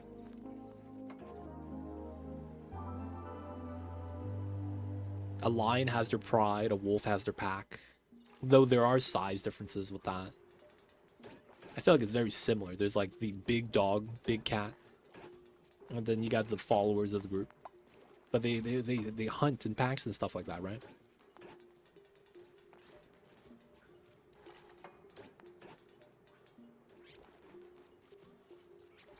It's hard to say, man. That being said, I don't think cats are nice to us. I feel like they really just doing their thing. Like, hey man, we chilling.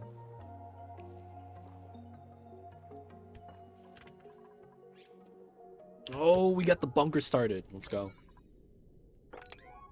We got to get the protective ceiling first. All right, toilet soon. We do want this as well. And then we'll get some bottled water in.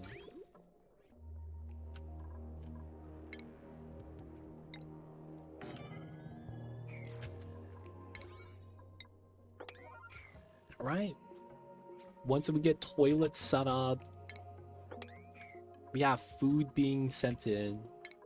Bonnie got abyssalite digging. Let's go, Bonnie. Open it up so these guys are no longer crowded. Nor cramped, hopefully. Your slow dupe's bopping you. Hey, man. We don't like to use that word around here. He's special. He's special. We do not like to use that word. I'm just kidding, Paul.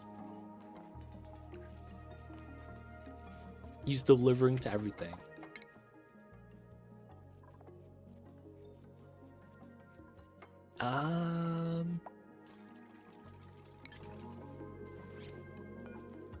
He's just using the toilet, man.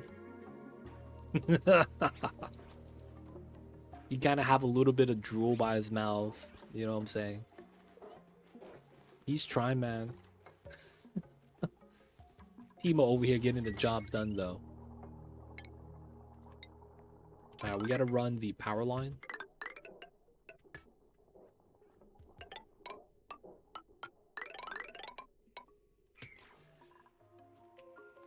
He did make it back in time. Man. You're probably right, man. What can I say, man? These are freshly printed dupes. It's like a deer just born, doesn't know how to use their legs. They do. Different type of EXP, though. Skill point EXP you kind of get from just existing. Attribute gain requires you to be doing the job associated with that. Now, it's not just existing you get EXP. You got to be doing something. Sleeping counts as something, though, so it's kind of weird. What's going on, YCK? Might be slow, but he's a nice guy. Yeah, man. He's a pretty cool dude. The other day, I was at his place. He was teaching me about something called Magic the Gathering. He has this card called the Black Lotus, and he says it's worth $1 million. And I was like, that's cool, man. I didn't know anything about it, though. Anyways, he pulled out his wizard hat, and he played a blue deck with a bunch of spellcasters. And I was like, okay, man. He's really into it. Is that actually worth $1 million? It was first edition. He said something about being the original print picture as well. All right, the new game. Magic the Gathering, but with cats. Yes. Only way to do it, man. They don't think it be like it is, but it do. Guys, stay hydrated. I'll be drinking some green tea right now. Really good. Has something called antioxidants. I don't know what that is, but I be drinking it.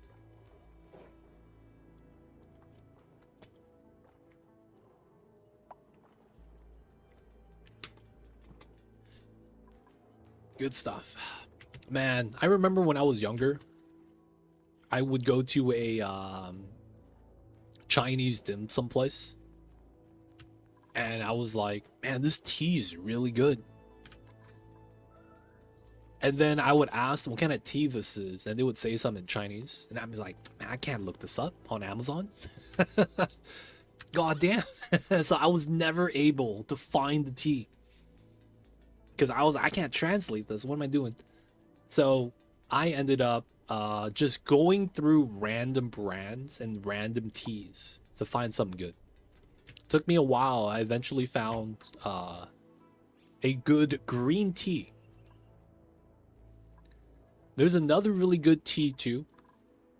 But the problem is that all the American brands suck.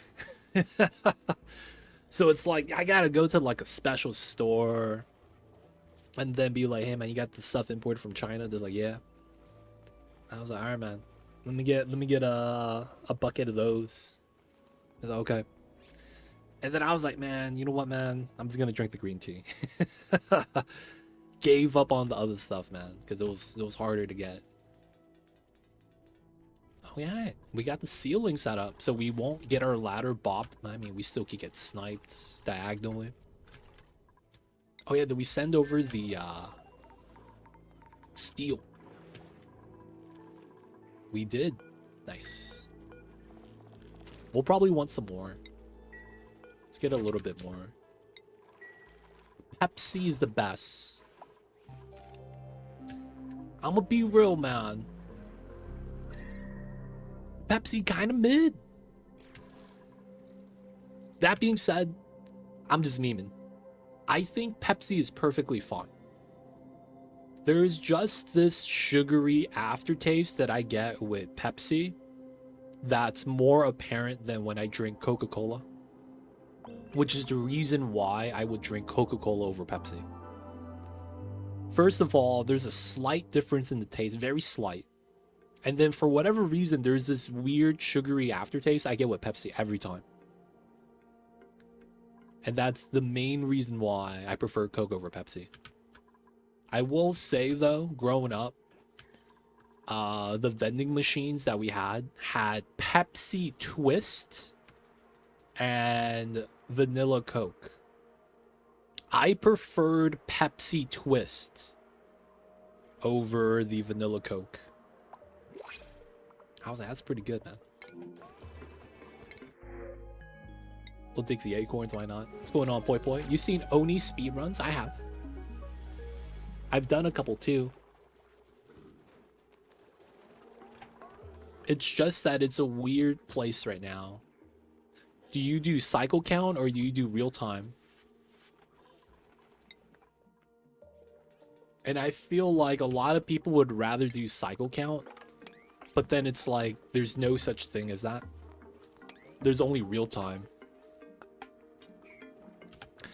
On speedrun.com. Oh yeah, he posted a link. Nightbot, man, he bops all links, dude. Yeah. So yeah, on speedrun.com, there's no such thing as cycle count because that's a high score. I think it was 3-4 years ago when Oni first came out and there was no DLC. There was a lot of people that wanted to do like carnivore speedrun, rocket launch speedrun, and speedrun.com didn't have a category listing for what's known as high score. And as a result, they couldn't get the category set up. Nowadays, I think people actually just do like a real time where you have a timer on the side ticking down and they just compare that. What's going on, Fractal? Welcome in. And because of that, I haven't really kept up with it. We have pea water everywhere, right? We just added in. And then we gotta bump this to at least a 7, so we get sand here. Wait, do we have sand on the planet? We should. But yeah, I haven't done any speedruns that are on speedrun.com for this game. I have another game that I played and did speedruns for a long time ago. I think I still hold a couple of maps. Not as many as I used to though. But I have done a couple speedruns, just different game. I don't really plan on speedrunning this game though. I have done a couple of runs that are on YouTube that are the full run is on there, no timer, just cycle count. I think I've done a sub 50 carnivore, but I got that done like years ago. This is before a lot of DLCs too. Understandable. Loving watching the first rocket launch speedruns. The base game or it's spaced out? Big difference, right? Big difference. Man, it keeps making a mess. We gotta get our toilets up. Base game or spaced out? I have done... The most recent run I've done is Temporal Tear. And I think I had it in like 72 cycles. Full random, not said seed. So random seed, and we have to get the cutscene. I think it took me like 72, 73 cycles. This is what's spaced out though. Base game's a lot faster because of how everything is just water dirt research. You could literally text straight in to, you know, the rocket. And there's a lot of strats where you use the heat from a meteor to generate steam, so you don't need like anything hot to, you know, actually fill the rocket. The biggest problem I had with the base game rocket launch was I couldn't get a fast time because you needed to get pilot skill. Pilot skill is 7 points in base game, and that was the hardest thing to get. I would have the rocket filled, ready, built by like cycle 40-ish, but I couldn't do anything because of the fact that my rockets couldn't launch because I couldn't have anyone go inside and pilot. So there used to be a cheese in the game where if you dig a neutronium tile with the super productive trait, you would get underflow skill and get like 2 million skill points. I wanted to do a run where I did that, and then we would be able to get the skill points immediately and just launch. And then I was like, yes. And then when I figured out you could do that, it got patched. And I was, no, this is so stupid. I wanted to do the run, I didn't get the run in time, and it got patched. I was like, oh damn. So you can't dig neutronium anymore. You see that dig? It goes away immediately. So you can't do that anymore. It feels bad. What's going on, Lorenzo? Hey, legit, do Bristle Blossom farms need a liquid lock, or are their floral scent germs good if any dupes aren't allergic? If your dupes are not allergic, floral scent is a minus 5% stress. So it's good. Oh, I guess it doesn't do anything for them. You should see... Do I have floral scent at all? I don't think I do. Floral scent should be a minus stress buff. So it's good. Minus 5% stress. Now, if you don't have anyone that's allergic, because allergic, if they get floral scent, is going to ruin them. Another thing they're good for is that it's technically a germ. And if you have germs in the gas, they cannot merge together. So what I mean is, if you have, let's say, this space is slime lung, but your entire base right here is floral scent, slime lung cannot get in because your floral scent's already there. You could only have one germ per tile. So it would stop the germs from invading into the colony. So you could do, this used to be a strat. You could do a wall. So let's say that this is where your slime lung is. You could actually do like a tunnel. Liquid lock. Right? And then fill this room with floral scent by planting a bristle blossom. Yeah. And then that stops the slime lung from coming in. That used to be a strat if you really wanted to do that. The problem is that I don't like growing bristle blossoms. A lot of times, if you want to stop slime lung, the biggest thing I would recommend, if you have spaced out the DLC, is get this guy. This shine nymph now starts radiating radiation. All you need is single digit radiation, and you completely destroy the germs. So if you just wrangle, relocate, and move them in the slime biome, I had a single shine nymph randomly going inside the slime biome, remove the germs from all of the gas in a cycle. You let them, you lock them, do another thing. I used to do this, and there was slime lung here on the tiles. I would lock a shine bug here, and it would pace back and forth, and the slime from the tiles get destroyed. I used to do that. So the shine bug is really good if you want to bop slime lung biome. Really good.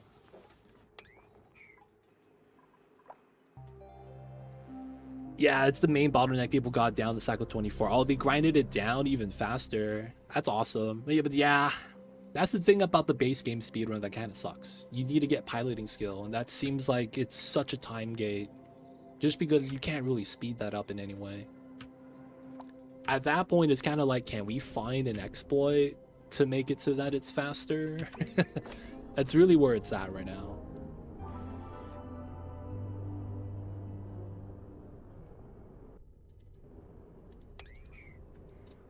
I was liquid locking the area. I'm pumping oxygen, digging all I wanted, and just waiting.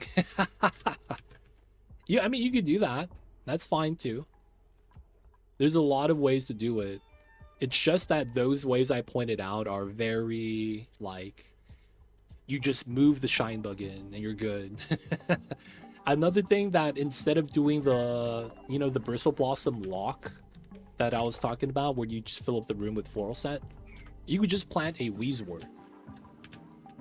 You know, the blue plant that cools down the map? Do I have any?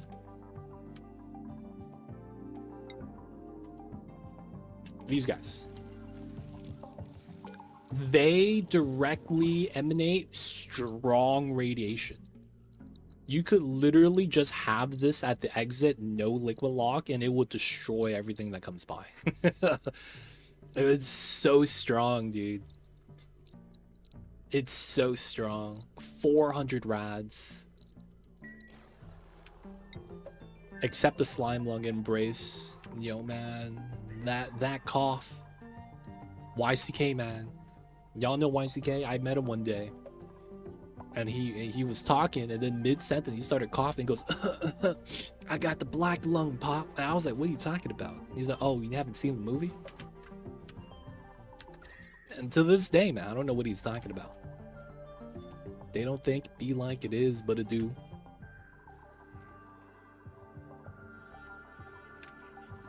There's something in the tile. Okay, this is gas.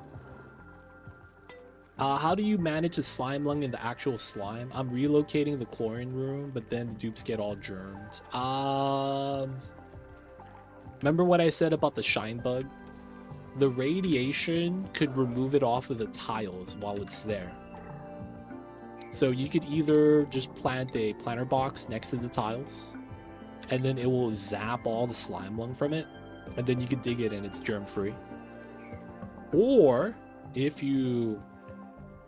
I mean, that's probably what you want, right? There's a building in the game, and this would be the only use, but I just wouldn't recommend it. There is something called the ore scrubber. No one in the existence of this game has ever built this, because it's completely worthless. Now, it says it kills a significant amount of germs present on raw ore. It's not true. It's anything solid. So you could literally build this, feed it the slime. Your dupes are going to get germy anyways. And then it will remove the germs off of it. That being said, this building sucks. I would not recommend it. You got to feed it chlorine for it to work. I'd rather just get a wheeze ward, right? And just put it next to the tiles. And then no germs ever. But yeah, if you do that, you're going to have to micro it. Because the radius is going to get, it's only so large. And then you're like going to do like a stack of tiles at a time, right? After you get it de-germed, you're going to dig it. And then you're going to have to move the wheeze board deeper and deeper and deeper. That's the only thing that kind of sucks with that. But yeah, that would be how you do it, dude. Hope that helps. Another way to do it too, if you have this, if you go to the database, disease, slime lung has a temperature range of 10. If you get cold water and you chill the tile down to below 10 degrees, all the germs are going to disappear. Bringing the temperature close to 10 will already start killing germs. And once you get it below 10, it should be like really low. So one of the strats you can do is if you have something like brine ice. Brine ice melts at minus 16. So what you're going to be able to do is build a temp shift plate out of said brine ice and let it melt on top of the slime, and it's going to chill it. That cold temperature will actually kill the germs until it warms up to above 10, in which it'll stop dying. But anything that's already died off will stay germ-free. So temperature is another good one. If you've ever seen a map that had a cold biome break into a slime biome, the slime in between normally has no germs. Because of that reasoning, the cold temperature bops it. Alveo Vera. Yes. I think the Steinbud strat might be hella. It is. It's mad quality to life. Because it's like you just move the shine bug, you put a door at the entrance so he doesn't leave the slime area, and then he just cleans everything. It's really nice. You don't have to think about it. It just kind of works. Alright, so we're doing the perimeter up top. We have toilet water. Let's go. I'm in, boys. Let's go. We don't have to clean the outhouse anymore. We got proper plumbing. Success. Alright, man, someone dig this so we stop cramping the Sweetles. There we go. Alright, so now I guess we want bedrooms?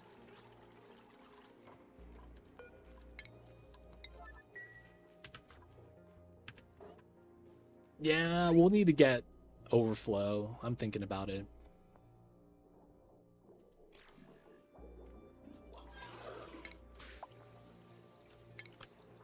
I mean, the natural solution is just putting hydroponic farm. And then putting a bog bucket there. 40 kgs per cycle is good enough, man. Good enough. And then we would have a stockpile of both clean and dirty water here. Mamba, I hear you, baby. How was sunbathing? It was good? Good stuff, babies. Cats are the best. In a perfect world, I would have 3 cats. And I would name them after the 3 Stooges. What is it? Mo, Mike, and Larry? What's the 3 Stooges' name? I would try to get them all to be different cats. And then one of them is going to be an orange cat, of course. That way he could be, I think his name is Mo.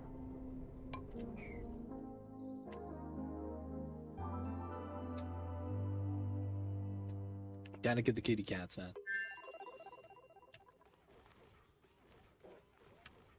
Curly! That's what it is. Why did I say Mike? Mike's the guy that's the camel, right? Mike. What day is it? Hump day? Mike. I see a Captain Jack.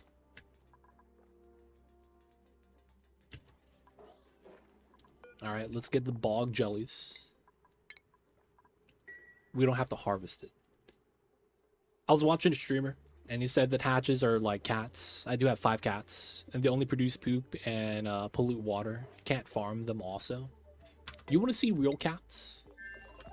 These guys. All they do is breathe oxygen and hang out.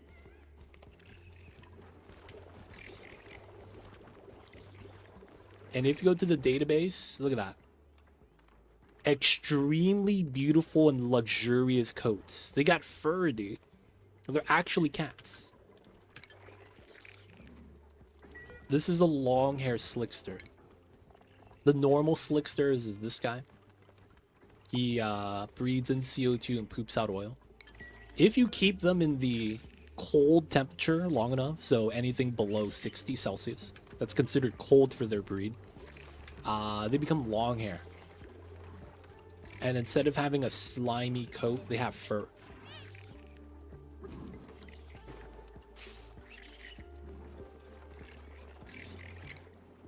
They do not give minus stress. They do not. They just are beautiful. Look at that. 50 decor for 7 tiles. It's moving decor plus 50, dude. Very impressive. 7 tile range is the best part. They make everything around them beautiful. But yeah, so normally you have these guys, slicksters. Right? If their body temperature, you click on the slickster, go to properties, they have a specific temperature on their critter, not the around them. If their body temperature ever drops below 60 Celsius, they start getting you long hair slickster eggs. Yeah, man, he's a good looking cat. You ever seen those ladies that have like a giant purse and there's like a poodle inside? That's exactly what that is, dude.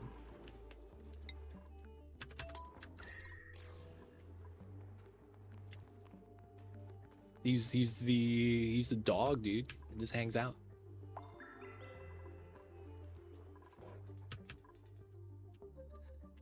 right, we're building out the perimeter up top. It's doing pretty good, going out both sides. And then I guess we could try looking for the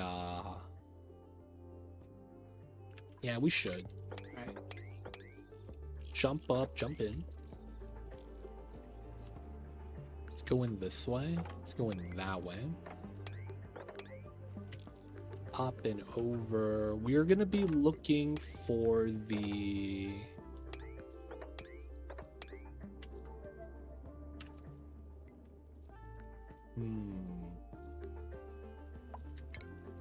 yeah, all this is gonna fall. They'll have to open these guys up, which is probably fine. I'm looking for the geyser.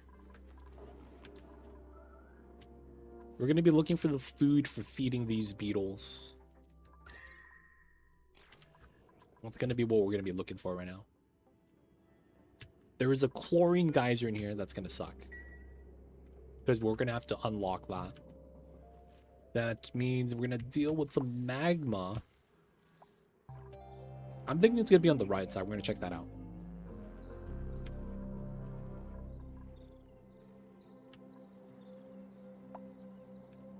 All right, so we're setting up the perimeter to be safe from the meteors. We're looking for the sulfur. And then we're also going to probably want to look for the spawn area. There is that water geyser on one of these geysers that we'll probably want to use. There's also a cool slush on it as well.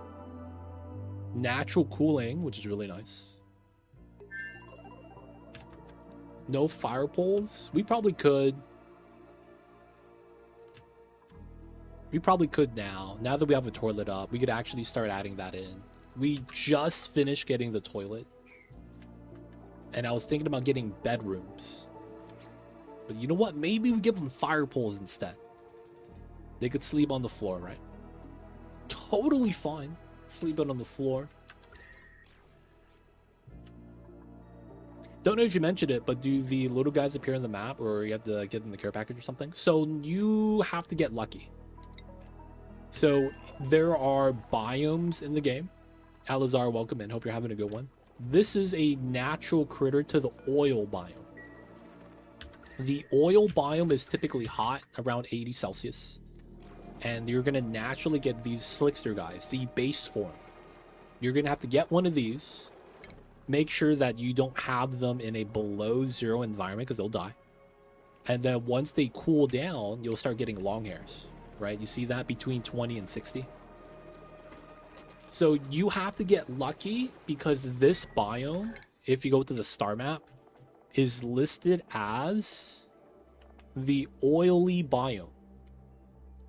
Not every planet has one. So you might have to go to another planet and look for it. Now, you do have the option of using this building, the Printcepter. You see this choose blueprint? I could just buy an egg. So that's this guy, right? So this is a new building that's pre-built by the game, and it's a story trait. If you're familiar with that, story traits are buildings that are already on the map, and you have to unlock it. This one is you have to find the Bitcoin locker, which is in the toilet. Right before the main scientist died, he's like, dump my PC in the toilet so no one can see my search history. And then afterwards, turns out the hard drive has the 64-digit serial key to unlock the Bitcoin wallet. And then that gives you access to this building. I'm not even memeing, dude. That's exactly what the lore is. But yeah, it's randomly spawned in the map. You have to look for it. I learned 90%, and I appreciate you, Alazar. Thank you for always lurking. I see you over there. All right, let's get the fire pole. I think we could actually get one in. This should be fine.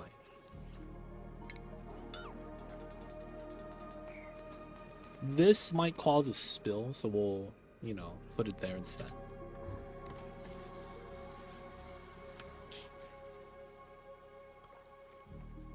All right, repairing suits. Let's go. We'll get a fire pole in. I want to drain a little bit of the water here. Maybe we'll dig down and ladder down as well, so that we can let the water spill out. This is our only clean water, which kind of sucks. But if we let the water spill out, we'd be able to open up this area so that we could build our rooms here properly. This is just a way for them to exchange suits. That way, if they need to get a new fresh suit, they got it right there. And then we're still doing meteor defense. We have 3K. Down to 200. You go to the left ledge.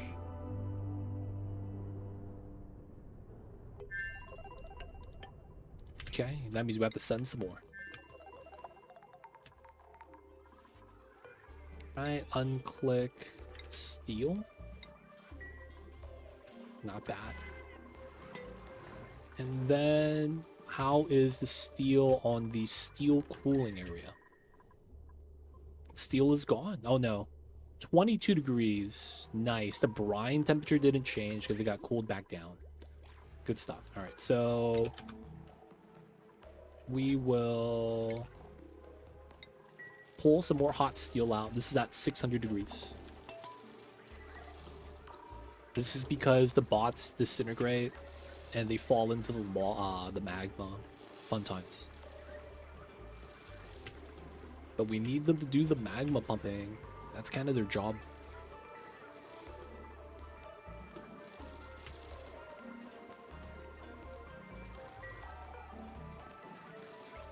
Let's do green for 190.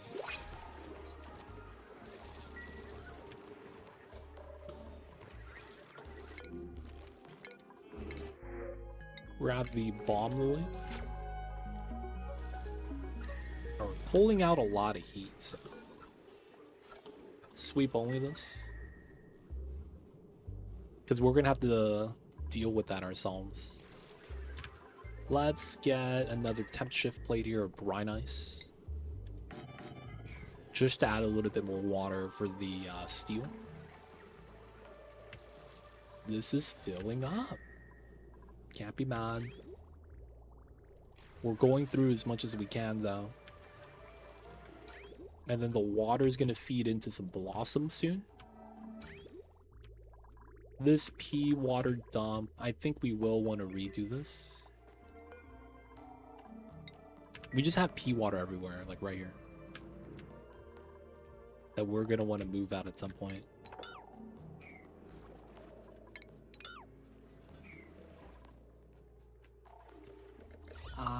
Liquids 1200. So we can't really mop anything here.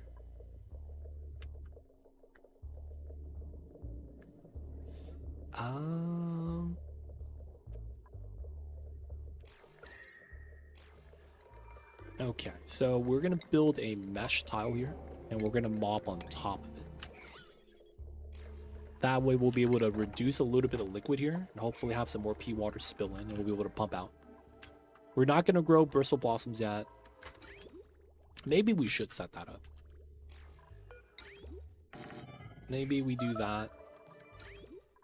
And then we'll start setting up the pea water dump before we turn this on. And then we can start consuming some of that water for bristle blossoms. It's a little bit warm. So we're gonna mop this up and do another temp shift plate.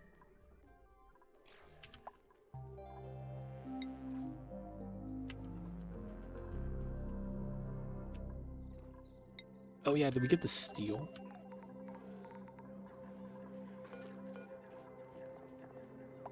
Uncheck. Let's get another 5 ton. No, we'll wait. It's chilling right now. And we should have steel on this side. Yep, back up to 4.8. Nice.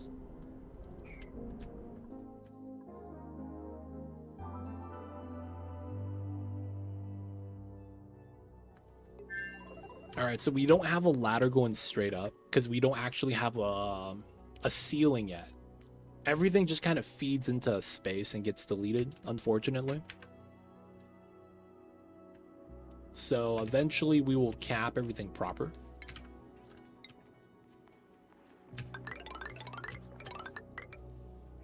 Let's get the fire pole in for a little bit of speed. We gotta have to prioritize this because they're gonna build all of the bunker tiles first.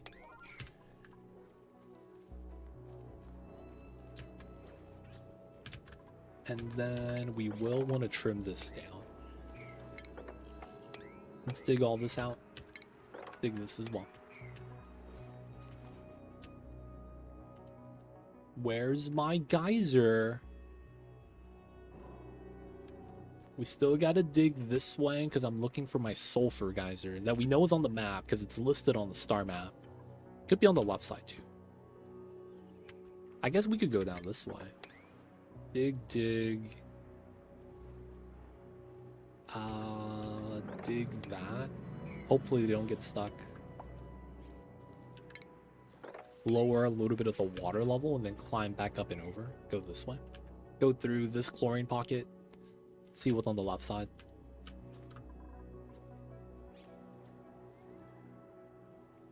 If you have to guess, what number is this colony you're playing? Like, how many playthroughs have I had?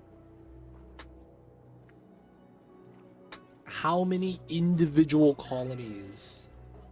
At least 420. I'm not even kidding. I have over 5,000 hours playing this game. I have done at least 420 different colonies. I've played this game a long time.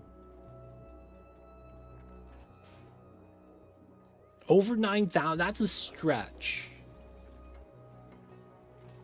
9,000 colonies is a lot.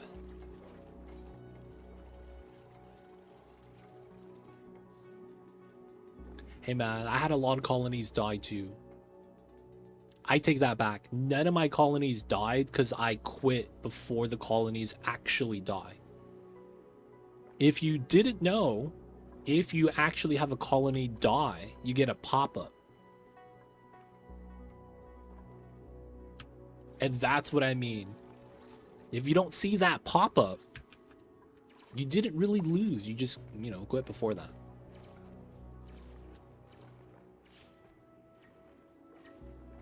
Yeah, so I know about the pop-up because I did a challenge run. And it was, you have an objective of going through the tear.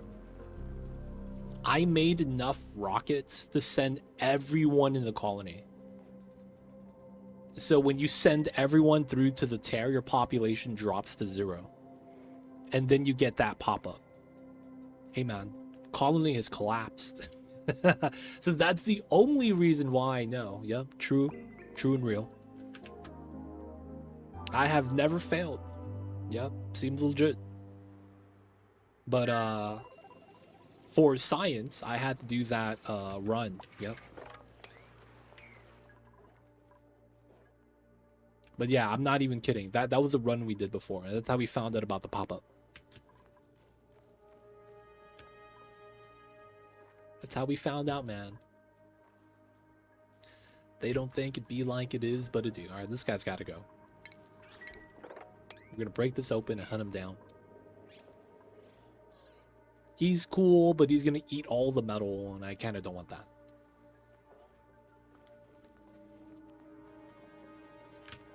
Okay, so looking for the sulfur. We know that we have hot water on the side. I think it's this one. Hot water, 95 Celsius. So since that's hot water, it would make sense to just feed that into the electrolyzer. And then we'll be able to get oxygen for ourselves here instead of having to import it from the first planet. I just bought the DLCs and there's so much new stuff. I can't imagine getting a good grasp on mechanics to start on asteroid like this one you're on, but not having lots of water starting on a cold biome or hot or whatever. Honestly, the new DLCs don't really change the game. If you play with just Spaced Out and you have a good understanding of that, everything else is kind of like true DLC where it's extra stuff you could choose to do and not actual anything game changing. 100%. A lot of the new DLCs, because I would say Spaced Out's in a different category of DLC, is kind of just more toys to play. Right? You're getting a couple new buildings here and there, a couple new critters here and there, a new planet system, and a couple of plants and things to kind of make that all make sense. It's nothing that would change the actual game in and of itself. It's, you know, the same Spaced Out, the same Oni that you've been playing. So it's not really that big of a deal. Spaced Out is the only game-changing one, because it's a little bit different. You could argue Spaced Out was designed because people didn't like the original space design, and they wanted to make it more like a video game instead of a simulation. Right? Because the main problem with the base game Rocketry was how it was like very complex math for your average person. And that's not fun, dude. Who wants to do math? They don't think it be like it is, man, but it do. You went vanilla all. So if you do vanilla and then Spaced Out, that's all you really need to know. Everything else kind of just gives you a little bit more options to do stuff. But yeah, nothing to really worry about there. So you can take it at your pace. You don't have to have the DLCs enabled.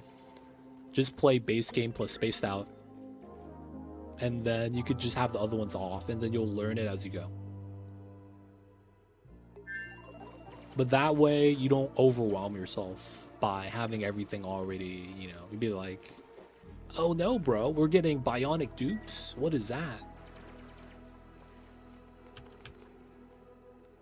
Right? That way you're not, like, in this weird situation.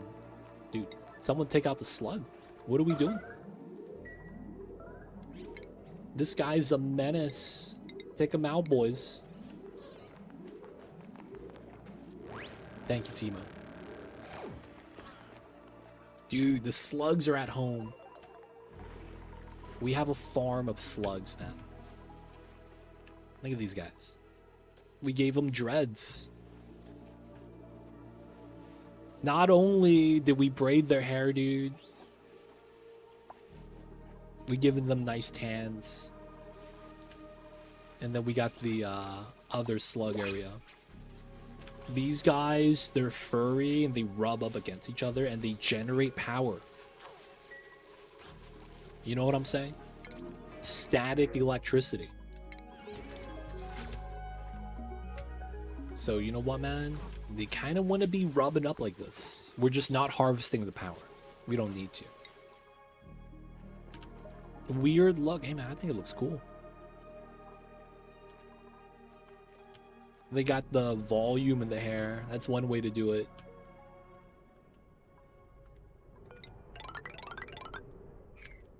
All right. I want to say we're about halfway done with our perimeter up top. And then we could start lining up against the biome. It's still really hot, though. It's the only problem. That's the only thing that might suck. I mean, it would suck. I will probably run an AQ, which means I have to do something else with the cold water.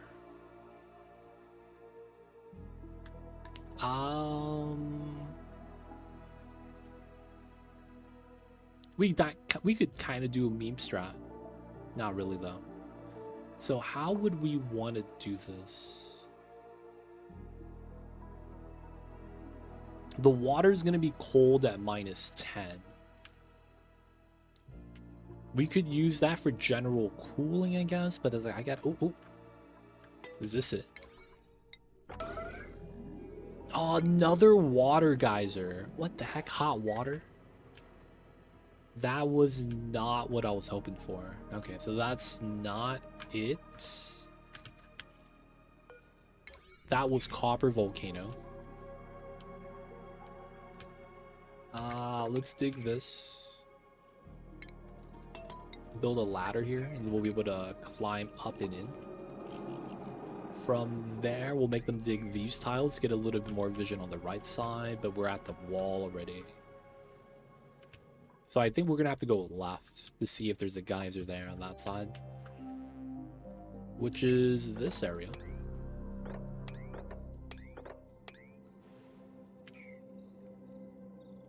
We want to do this so the water doesn't follow us in with a spill path.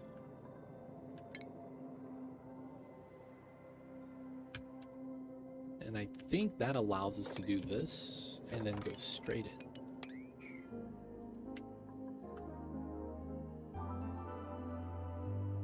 Bro, I love struggle calculating how many plants each dupe will need for food.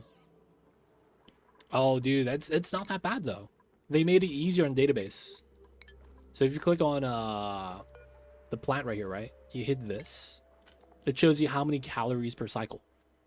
And each dupe is 1,000, unless you give them weird mods like what is it? Dude, what's that called? Where they eat more?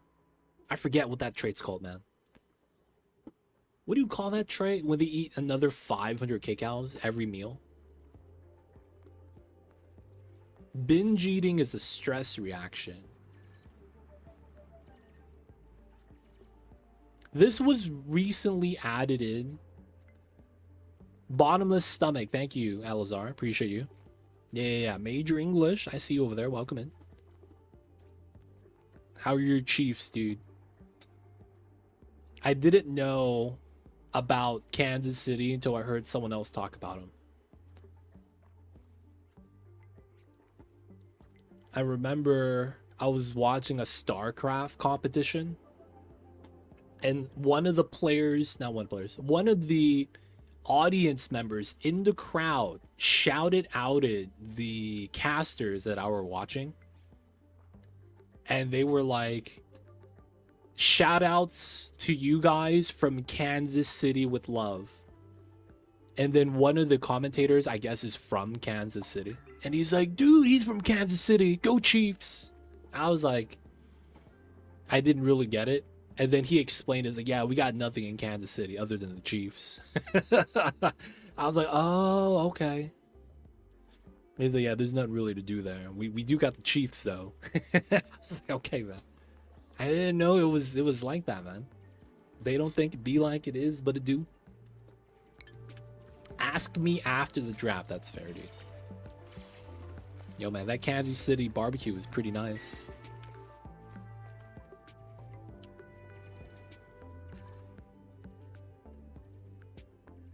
It isn't, yo, man. Nothing in Kansas City but chips.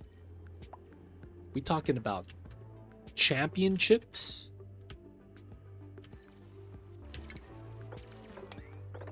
Oh, Bonnie, you just fell asleep. Why?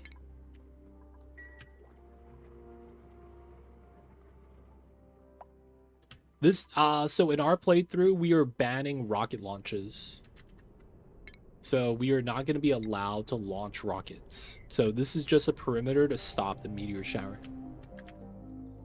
They did a lot of damage already, man. The world needs to start healing, and we're trying to do our best. Lots to do in Kansas City, actually. Especially when the tornado arrives. Doesn't that mean everyone gets chips?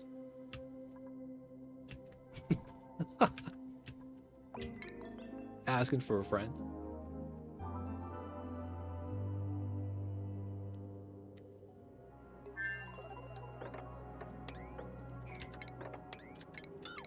But I'm not gonna lie, I've never been to Kansas. I have heard of Kansas City BBQ, so I do believe it when you say that y'all got some good BBQ. And I am a fan of BBQ, dude. I am. This ain't Oklahoma.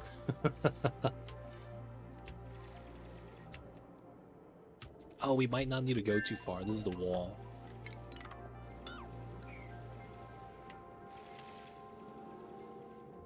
Oh, we're talking about Kansas City, Missouri, not Kansas, the state. This is kind of like Georgia, the state, not the country. Kind of. Wait, where's my sulfur, guys, man? I'm being for real. It's not looking like it's here. Dude, is it really right side? It's so weird. What's going on, Cranky? I see you over there. How are you? Welcome in, welcome in. Bro, your Weezwort killing germs strat is doing wonders. Couldn't find any shine bugs alive at this point. I'll look out for an egg or the care package. Gotcha, gotcha. Yeah, dude, radiation is really good for killing germs. Off of anything, off of liquids, solids, gas. It's just really good. Cranky, hope you're having a good one, man. Appreciate you for tuning in. How are you, dude? I'll look out for an egg care package. Do you think I should do max difficulty once? Dupes require more food and O2 sounds kind of tedious. The rest doesn't look too bad. Max difficulty, the biggest problem is managing stress. The food and oxygen is not a big deal. Is really stress. I guess you could argue it's kind of annoying because after you miss one meal, the dupes are starving because their capacity doesn't change, but they consume double and they store 3,996 or 4,002 calories in their stomach. So if you miss one meal, that's minus 2,000. They're gonna starve before the end of next day, and then you start getting a lot of starvation notification, and it kind of sucks. The oxygen, I don't really notice. If you just make a spawn fast enough, early enough, it's not that bad. It's really just a timer on how fast you got to get a proper oxygen setup. Like, you just got to get it a lot earlier. The stress is what ends up bopping you.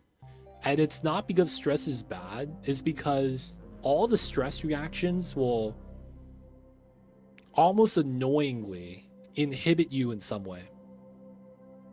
Destructive dupes will bop a tile and then the building on top of the tile doesn't operate. They'll bop a tile and then you can't jump into the ladder anymore and you're stuck. Dupes might vomit in the wrong spot. Dupes might keep vomiting and then die from starvation because they have low calorie capacity anyways. It's a lot of just like, man, that sucks.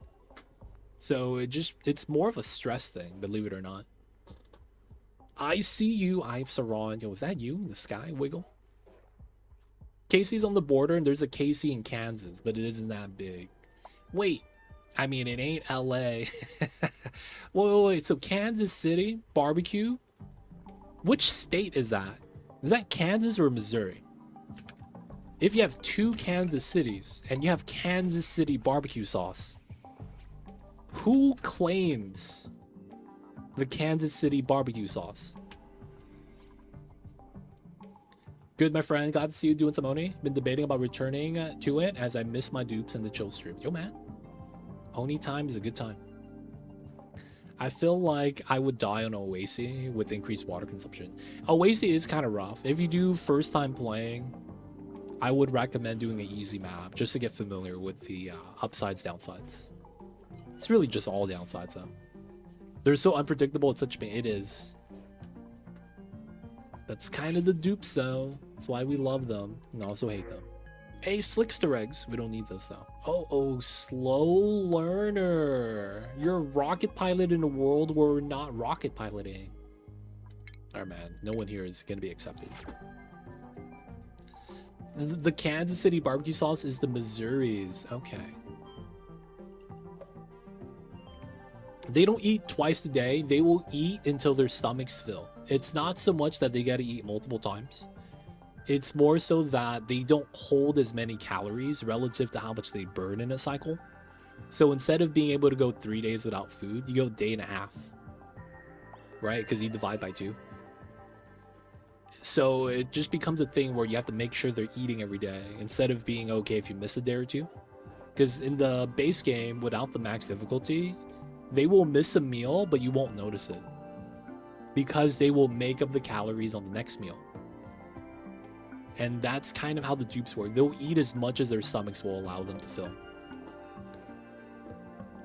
Uranium doors, Weezworth. Uranium doors are really good. Sleeper strat. A lot of people don't know that if you make a manual airlock or mechanized air, I think it's mechanized you need specifically. Out of uranium, the 400 kilograms, you get the effect that you get with uranium naturally.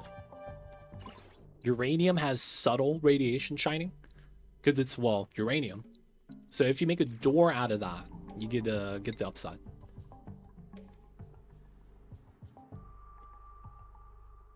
KC, Missouri is a good time. Been through a number of years back. Great food and fountains. Oh, city of fountains. Fountains are cool, dude.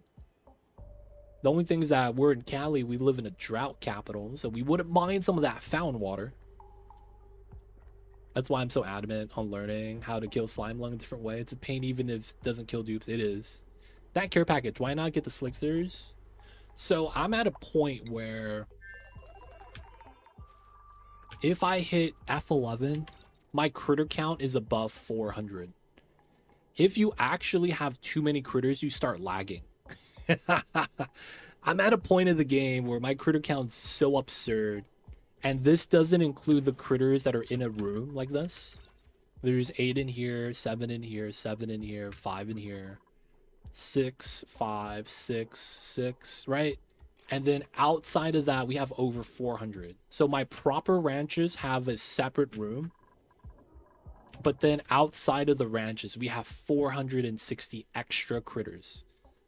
Critters in this game will generate a lot of lag from pathfinding. That might not seem like a big deal, but one of the big problems is flying critters. They will pathfind everything they have access to.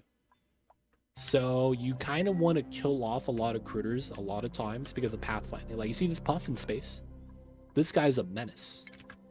You see this guy? He's pathfinding through space like he's an astronaut. And this guy lags, dude. Him alone drops my FPS by 2 points. Like, it's insane, dude. Like, this guy, so unsuspecting, wild, looking for food. You know, it's fair. But he's in a vacuum. And he's looking for polluted oxygen. Like, he's not going to find anything out there. All he does is generate lag. Every time he moves, the lines shake.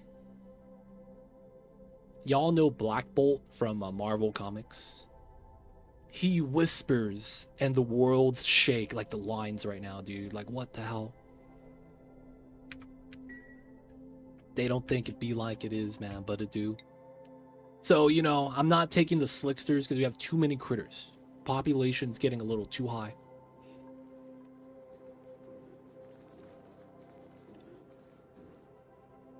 Dupes miss meals. I have a default bath and downtime swap and they eat in the morning. Long as I can remember. Sometime, I mean, I guess it depends.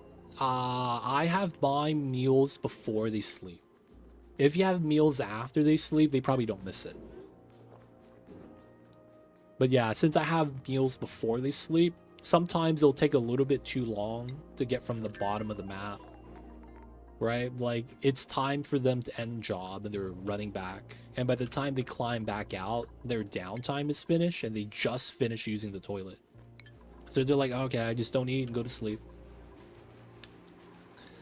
Oh, wait, you want some rain? You got the shipping, right? Hey, we're actually going to get rain tomorrow. I'm not going to lie. Dude, we get rain maybe 7 days a year. Hey, Lorenzo! Welcome to the city. Hope you enjoy your stay. Enjoy the emote that's ad reviewing. Don't forget that legit sub badge, but appreciate you. Thank you for the support. I see you over there.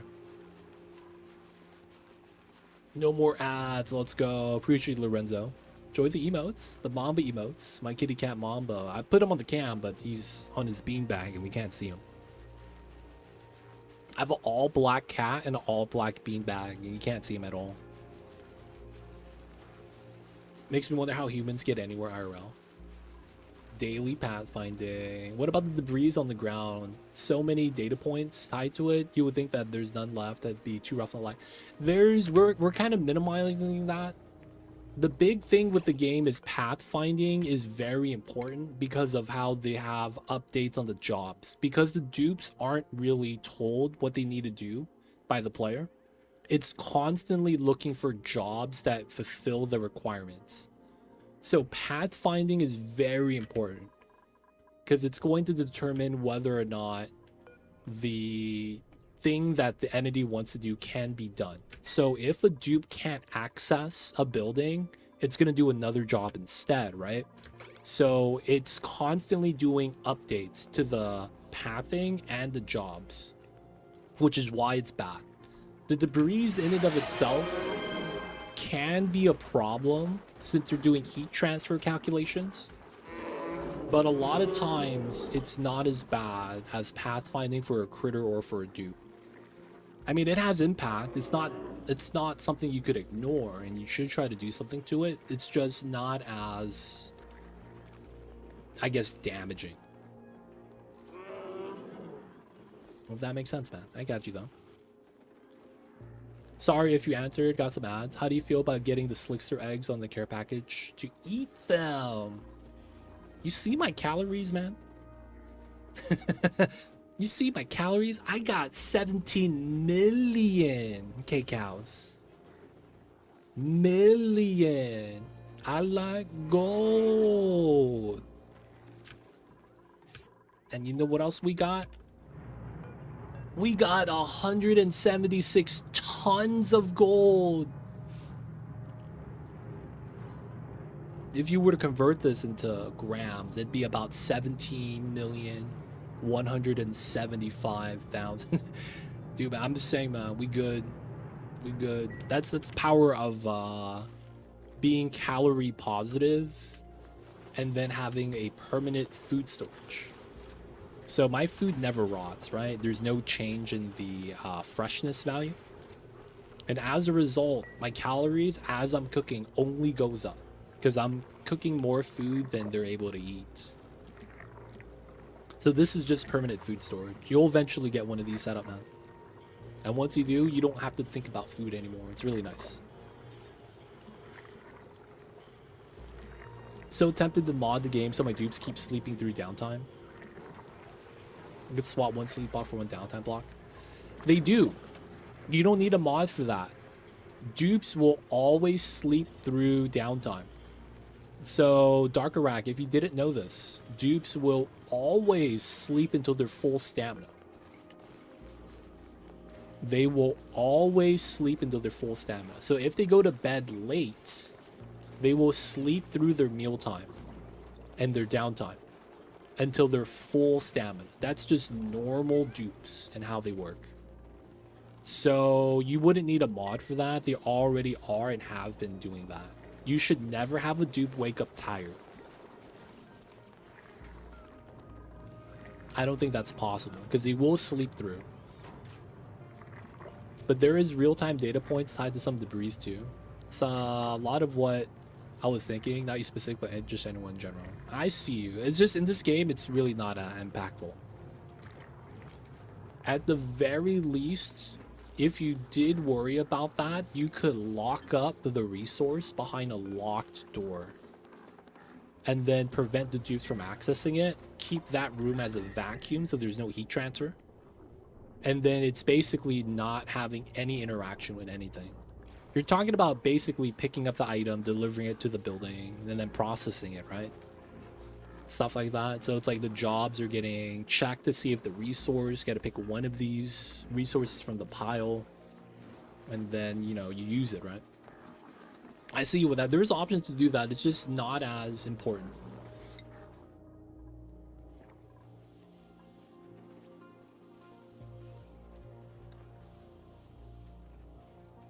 I got you, though. I got you. Every time I tested it, dupes wake up early during downtime. They would only continue if during bath.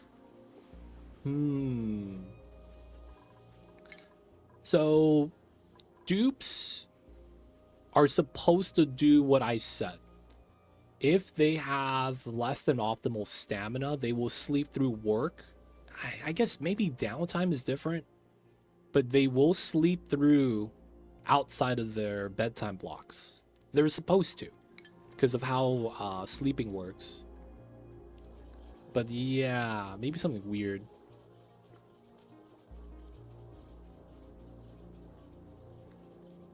I'd probably run another test to see. Yo, man, let me know how that works out because it's supposed to work how I described it.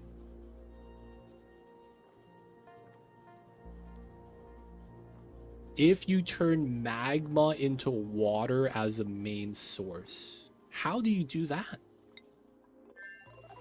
This is like the Looney Tunes instant water, just add water.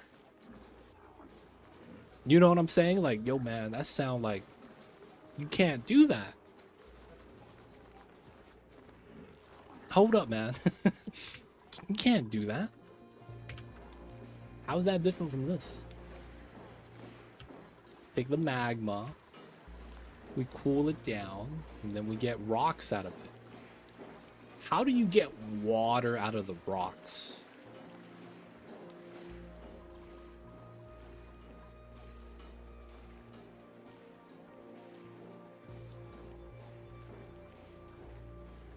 Dupes do go through downtime. They will do a bladder check.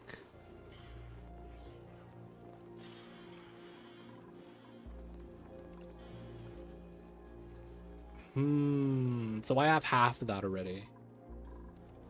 On this tile, we have 200 stone hatches that are eating the magma molten hot. And then we are getting coal from that, and we're burning it.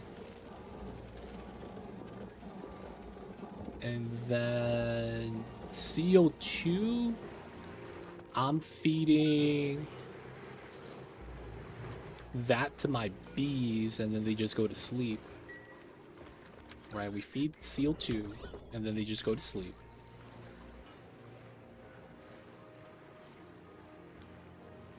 I already have slicksters. All it would have to do is give them a room to feed. I mean, that's not bad. We could easily do that. I'm already there. Like, you sure about this, man? I could do this in like a really fast. Okay, so Petsman, yes, to answer your question, it is not a problem. Dude, I'm almost done with that. Just naturally. Like, I have wood burners here. I could just make a separate wood burner area. I mean, I guess I would use coal gens because you want me to use the coal. We already have millions of tons. 1.8 thousand tons of coal. We just burn that, feed them, get the oil, refine to petroleum, and then put the gens. Dude, we could easily do that though. Alright, Fractal Nebula. I won't do it this stream, I'll do it next stream.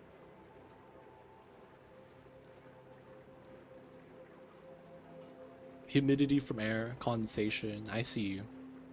Yeah, this game is really great sandbox. You do a lot of stuff that's really tight. Alright, so Petman. Let me see if I could force this. Let's wait for the autosave lag.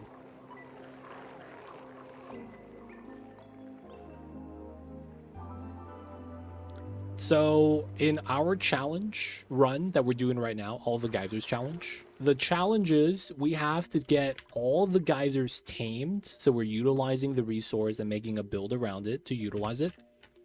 And then we need to not only tame the geyser, we have to consume the resource.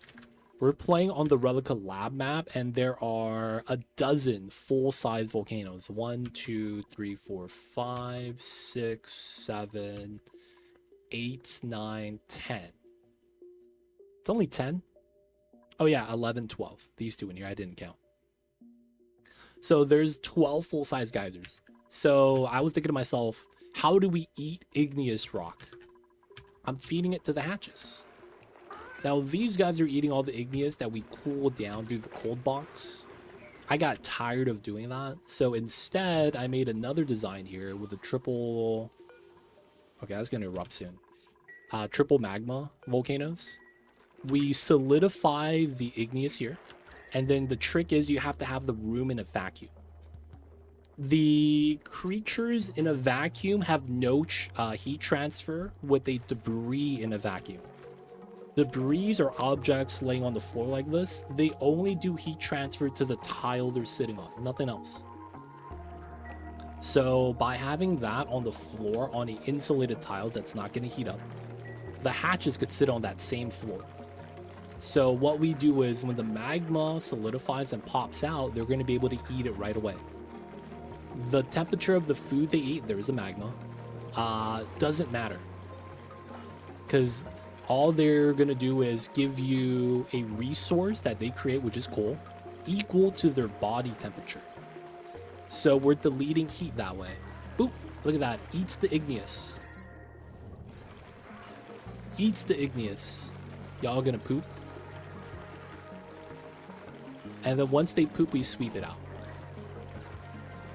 So this is how we do it. Sweep, sweep. There it is.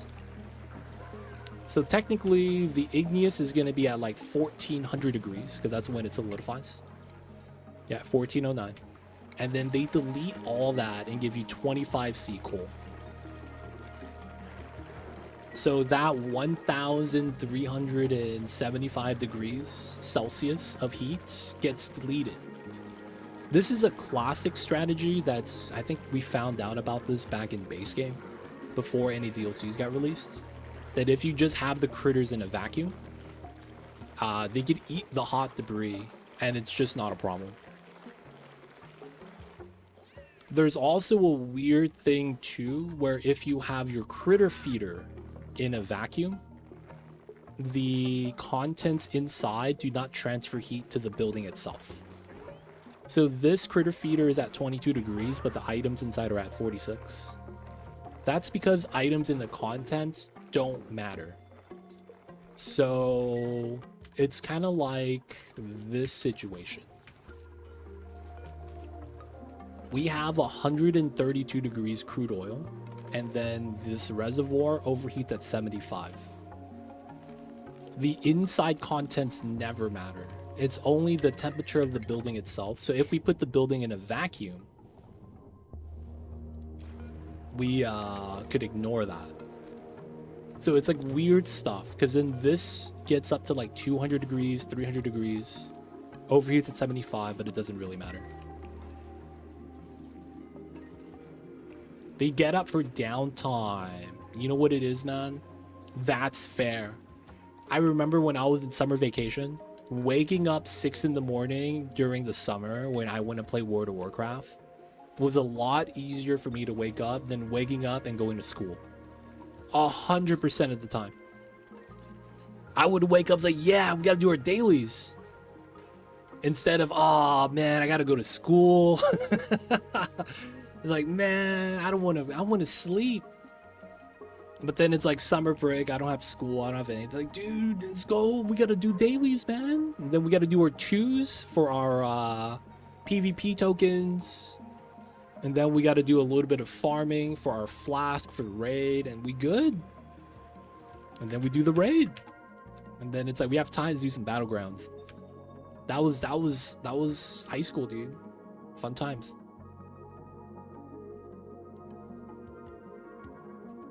But yeah, some people in the world would look at this and be like, dude, that's so much free power you just deleted.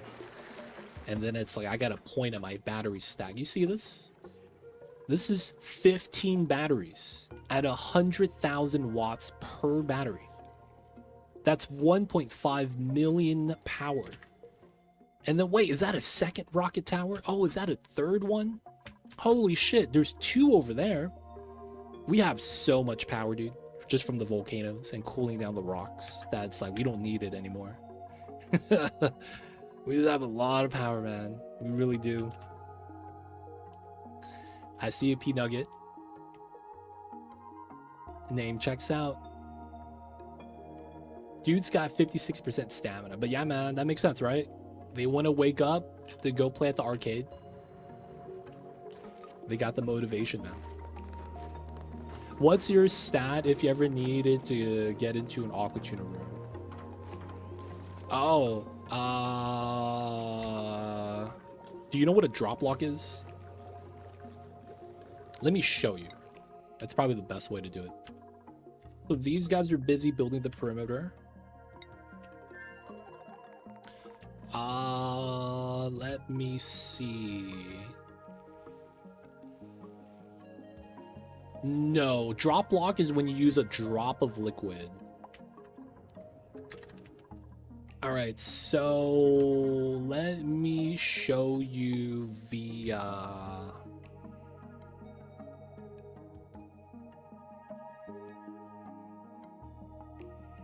Drops a lock on the floor. Yo, man. A drop lock is when you put on some music. And, you know, synth music is pretty good for this. And you started doing the electric boogaloo. Drop, lock, and pop. Dude, it's tight, man. It's badass. You ever see someone do it really well, man? It's impressive. They hit him with the freeze. They hit him with the robot. Oh, man. A clean robot is hard to beat. I will say. Clean robot's hard to beat. All right, we'll do it right here. So this room is a vacuum. So that means any type of gas will try to rush in anytime. If you really need to go inside, first thing is you got to get a liquid that's an oil. I wouldn't recommend anything else. The reason why is because oils in this game are typically very heavy. It's very counterintuitive, but, you know, we're not going to talk about that. So this game has it coded into the game that the whole oils are heavy. So oils are like anything with oil in its name. I think it goes gunk is the heaviest, and then you get oil, then petroleum, then you get, I think it's like phyto oil, and then you get another one of the oils, and then on top of that you get supercoolant. So it's typically on the heavy side. Yeah, doesn't oil normally rise to the water? Yeah, man, you get oil spills on the top, right? Yeah, we're not gonna go too deep into that. So what you could do, and what I actually do a lot, is do an oil drop lock. So oil, because boiling point. If you're going into a steam room, it's gonna be hot, right? Over 100, maybe even hotter, 140, 200 degrees maybe. So you're going to need something that doesn't boil. Oil boils at 400 Celsius, so that's typically going to be good. You do a very easy 2-tile setup. Now, normally, you're going to want to put a tile here as well. You want to do this type of sequence. These two, and you're going in between. So, let's build this out. We are going to get our bottle of oil very quickly. Let's grab the 1800 grams.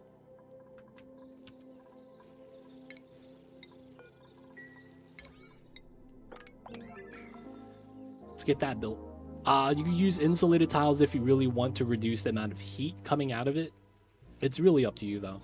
Also, in my case, I am outside with suits. The variation I'm going to be showing you is going to be the suit safe one, which is a lot easier to make. If you didn't have a suit, there's a little bit of nuance to the game that I would recommend having a safety guard for. So the design I'm showing you is there's a wall right here, and we're doing a double downward lock. The proper setup if you don't have a suit is you do a V shape like that.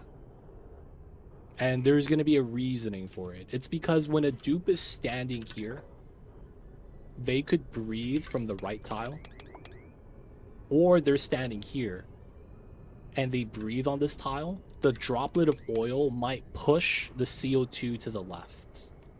There's going to be nothing here but a vacuum. So that might break it. By doing a double drop lock, this is a vacuum, this is a vacuum. If they breathe here, CO2 gets into here, but you have oil right there. And then you can't breathe in CO2, so you don't have anything too bad. But yeah, it's one of the things. So let's get that done.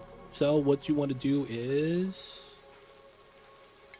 move the oil there. Can we spell that safely? Yeah, we could.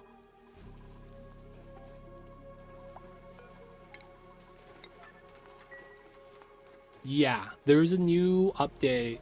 I wouldn't call it new. There's a recent update within the last year that's made it so that they could start doing that. I mean, it's always been a thing, though. All right, so now you're gonna have wow, why is this at 5,000? Oh, the deodorizers are going ham. Okay. So now you see this, you're gonna have oil here and a drop of oil here. This is what we call a drop lock. It's because it's a drop of oil. We're just gonna clean this up really fast. And what you're gonna want to do before you go inside is there's gas here. You're gonna want to build on top of it. Building on top of the gas, and the gas has nowhere to move, will delete the gas. So we're just gonna do that. Grab the steel. I'm grabbing on the second planet.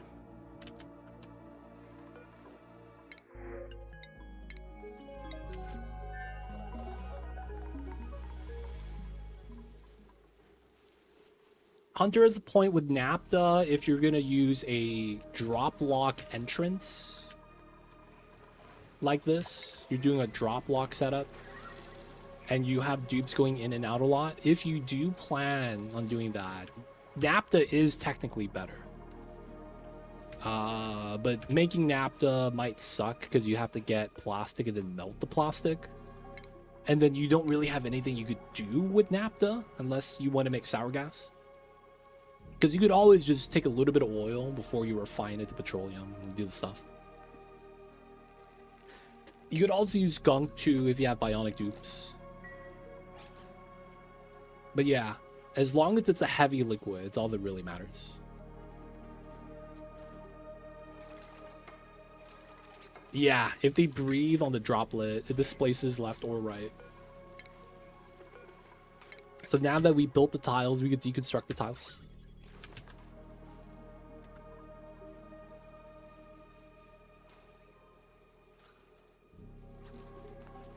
Don't have boop DLC, it's fine. So now we could remove this tile. So you could see that oxygen here, but no oxygen here. Right? And now we just got to remove these two tiles.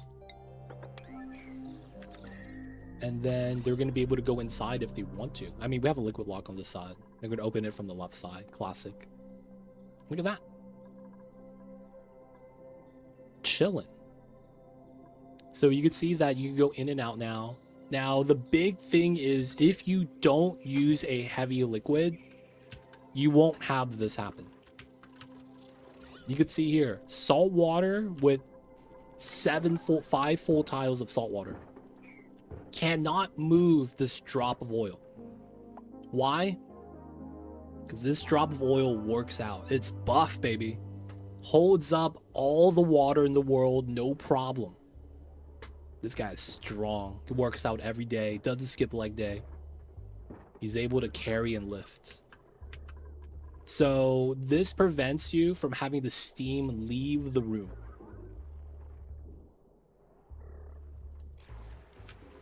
So that's why you want the heavy liquid. It doesn't matter what type of heavy liquid you choose, as long as it is heavy is the main thing. And then after you're done, just seal it back up. Biodiesel, that's another good one. There's no proper way to build it. If you do the method where you do the T shape, like this. Let's say you have this first. You have the oil in the middle, and then you build a tile, and it goes up vertically. There's a chance the oil gets deleted if you specifically have 3 different gases. Individually single tile. If you have that, the gases can't push the other gases. And as a result, you build the tile and it deletes the oil.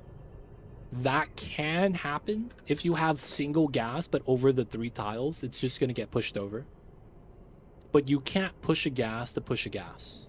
You could only push the gas itself to get pushed over. And it could only merge into itself. So the way I did it just kind of prevents the oil from getting deleted every time. I mean, you can still do it this way if you're just mindful of those 3 tiles. So that when you do build that tile and it pushes up to give you the spread, it's not going to get deleted. But yeah, it's up to you. I asked because I'm having my spawn lose power. The Aqua Tuner is working a lot. the hydrogen generators aren't keeping it up and having to connect extra power for it to function properly. Ah, you may want to do something like this. This is a vacuum joint plate, right? You build this out with the joint plates, and the logic is simple. You maintain a vacuum so that the hot room does not leak out any temperature. Not because you don't want it to cool down, but because you don't want your base to warm up. And then you get a heavy power line that goes inside. That way you could add wheel power on demand. I've done a build like that where I've built this spawn and I put the steam turbine aqua tuner next to it. And I ran the hydrogen as well. It's kind of the similar thing you're doing. I ran that joint plate system on the side so that we could infuse power with a wheel. So that my dupes aren't doing anything, they just run the wheel, gain athletics. And then we add power to the build. And we end up getting positive at some point, where we just have a lot of extra hydrogen. So I do know that build that you're doing. Now, if you're lazy, you could literally just have your joint plate on one of the exposed tiles. You could literally do that if you really wanted to. You don't lose that much cooling. And then you'll have a power wire to go in and add power so that you just run a wheel outside. If you're cooling steam turbines with pea water and conduction panels, fill the pipes outside the vacuum. That's good note. Boss sounds like speaking from experience. Fewer steps, thinking about it. Were you cooling with the tuner? Does the power consumption include the gas pumps? I made the spawn with polluted water. Turbine. Okay, so the thing is that you can eventually have enough spare power that the aqua tuner could be part of the self-powered setup. You really have to make sure you have an efficient build though, because a lot of spawn builds are predicated on the fact that the water pump that you're adding liquid in is going to be shared across the electrolyzers, because one liquid pump technically fulfills 10 electrolyzers. So until you get to 10, this power is getting split across each set. D Mayor coming in with 7 Appreciate you, D Mayor. We were thinking about sending you to the second planet. We ended up giving that to Timo. So now he's over here making the steel perimeter up top. He's doing good though. And you were just back at base, living the life. Welcome in, D Mayor. I see you over there.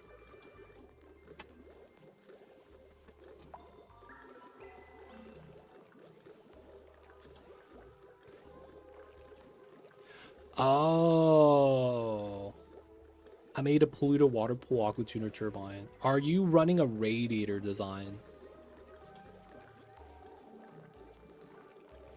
So Hunter, I think he's running a radiator design.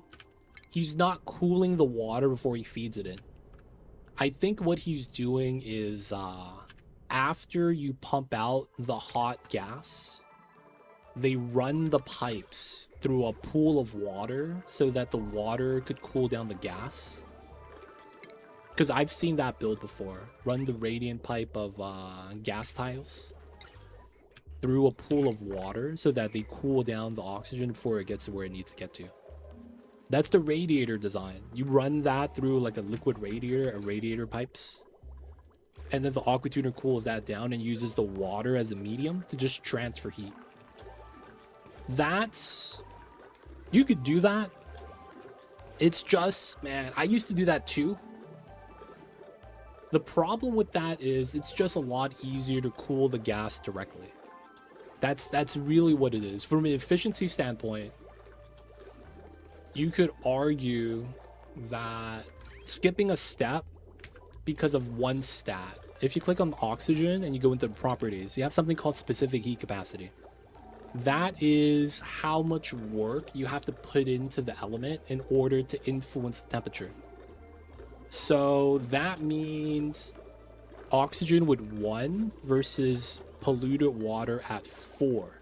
It is 4 times harder to heat up or cool down the polluted water at equal mass. So if there was a kilogram of polluted water and a kilogram of oxygen, the oxygen is going to be able to heat up or cool down faster. So with that in mind, running the radiant pipes on top of the oxygen gas makes a little bit more sense. Though you could argue that none of that really matters because the water is just acting as a medium and it stabilizes to a nice temperature that you would set it at a lot easier. You don't really need to do that step if you just cool the gas directly. I mean, at that point, it just depends on what you want, though. Right? It really just kind of depends on what you want.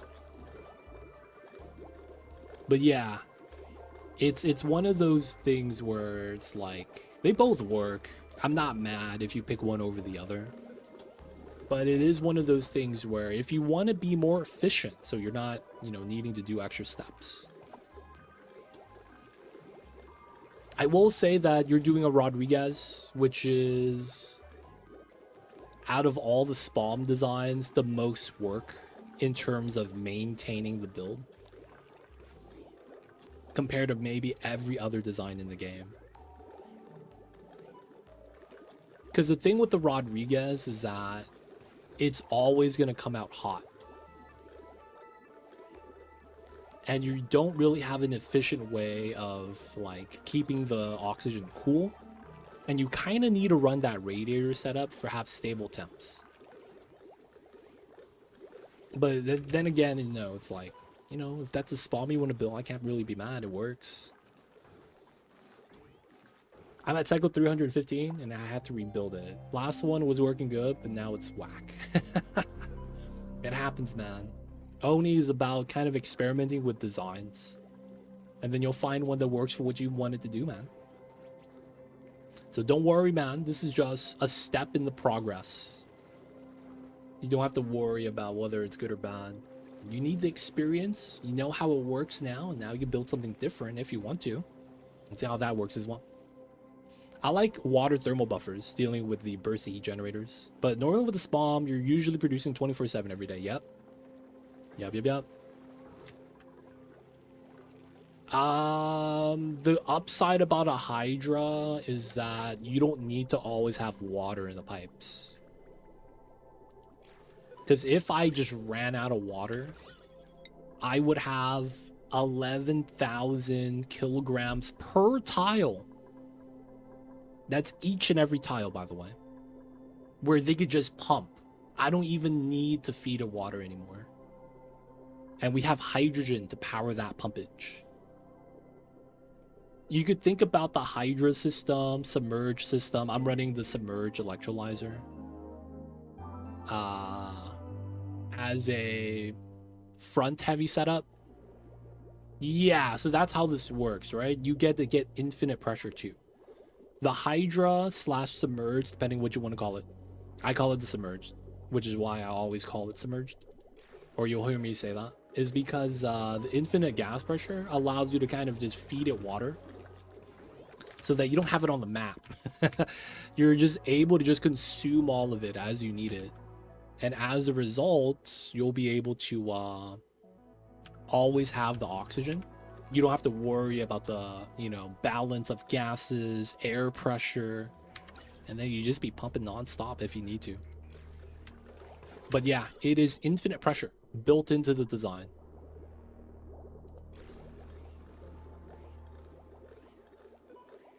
Water thermal generators for birds. Yeah, water's a great sponge for heat. It really is. Soaks it up pretty easily, pretty well. Okay. We need more steel. Classic.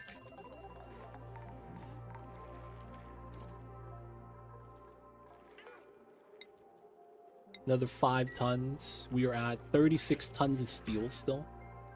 I guess we could turn this back on. We are out of lime. Let's do 4. 99.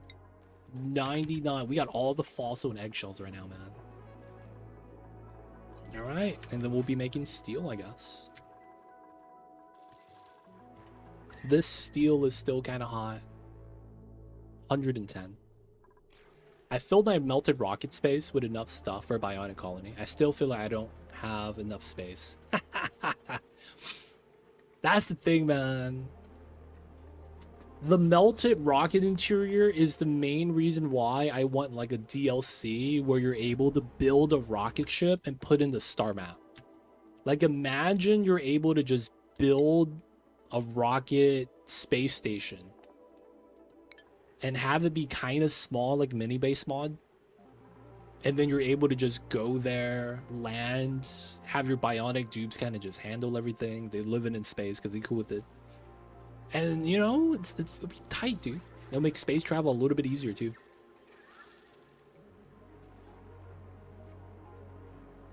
Oh, I see you nonstop naps. Hey man, shout out to you, man. I do have a video that goes over the build design, so it's on there, man. If you want to watch my video. Leviathan class spaceship, teleport to the surface. Dude, that'd be tight, dude. Dude, it's old. That's how old it is, man. It's been a long time. Alright, we're still working on this. We still haven't found the sulfur. Dude, it's in the magma, isn't it? Oh, man. I still haven't found the sulfur geyser, dude. That's wild.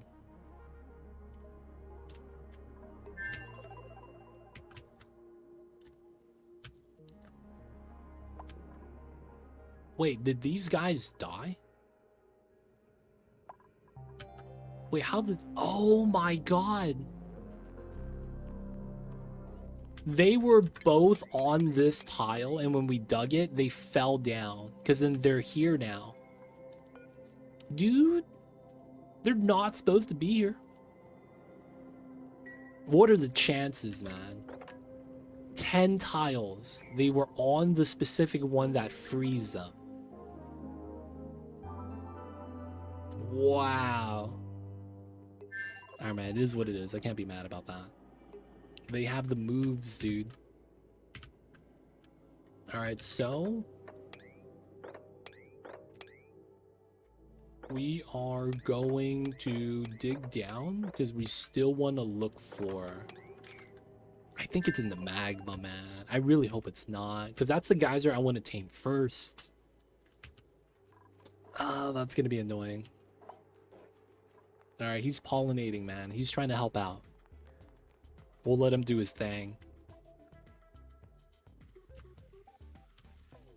Alright, so hot water, cold salt water, and more hot water. So we don't really have much we could do with hot water. So I think we are going to build a spawn with one of the hot water geysers. And then we'll cool it down with steam turbine aqua tuner. And then we have more hot water. This one is a volcano. Copper volcano. I wouldn't mind it. We get metal. This one's cool steam. Natty gas. Natty gas. This is natty gas. Hot water. Cold salt water. Hot water. And then right here we got a chlorine geyser. So random. Just chilling in the magma. Bonbons. Sure, I'll grab one. I hear you like natty gas. Only if it's extra natty? Wait, that doesn't work. Oh yeah, we gotta get bedrooms. Alright,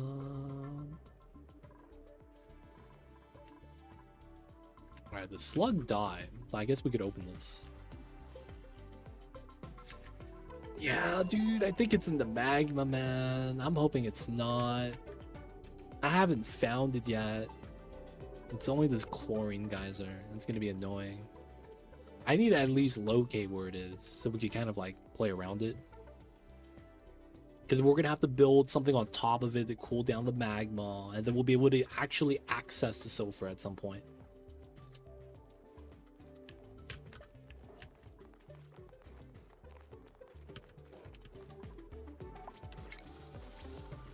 Alright, so we will do... this, that.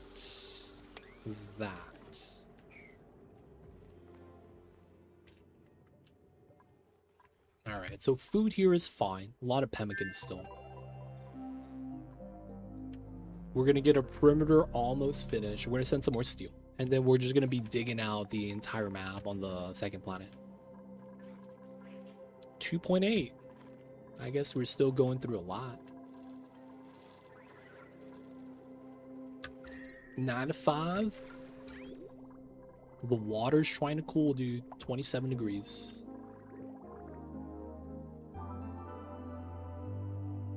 Oh, wow. Am I out of pea water? Wow. I am.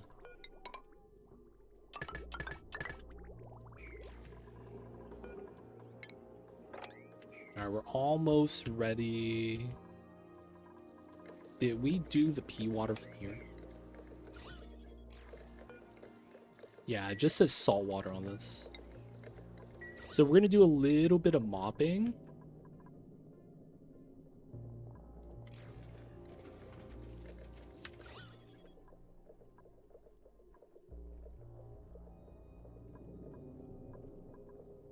I guess that doesn't change anything. It's just gonna keep spilling. I guess that means we could do... We need to start using the salt water somewhere. Where can we add salt water? There's nothing I have that uses it.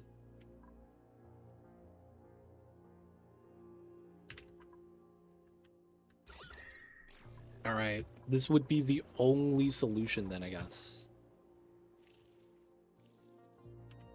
The hot gold. So gross. Alright, let's go up this way. Dig up the sporket seed. We're gonna build a igneous.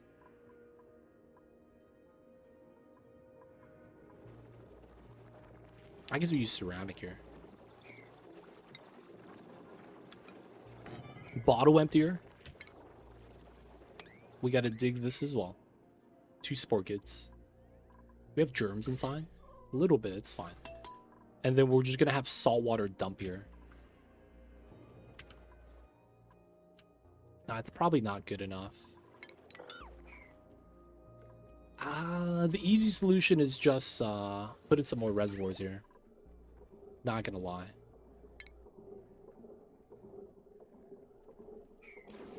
Because we have, dude, nothing to really utilize the salt water. Dump the salt water in here.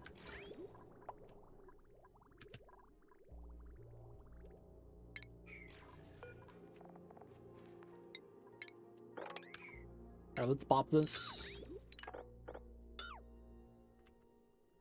Let's cut that line as well.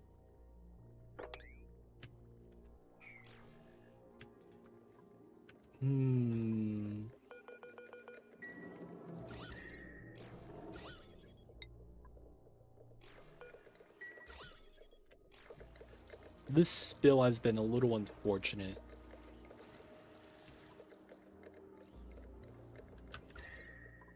Alright, we're gonna dig 2 tiles here to see if we could have the water get pushed in, and then we get access to pea water. That wouldn't be bad. Then we have a lot of pea water on this side still.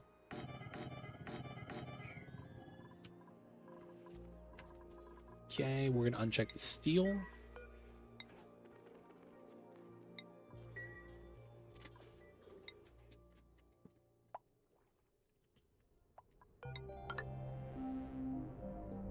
We'll have it, we'll have it. It's coming in, it's coming in. Oh my god, there it is. No, it's actually in the magma. Oh, what a travesty. So this helps us out get more pemmican food. Oh, man. All right.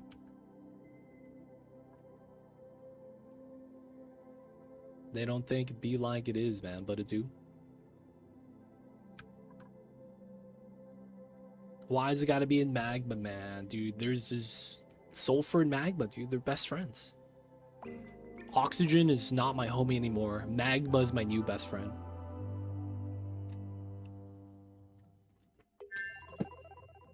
Feels bad, man. Time to get rid of the magma, yep. Alright, so I want to get oxygen solved here, so that's going to be one of the first things we're going to want to do.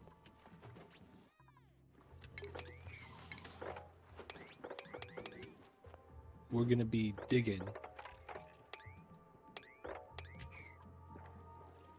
I need to create some dig space.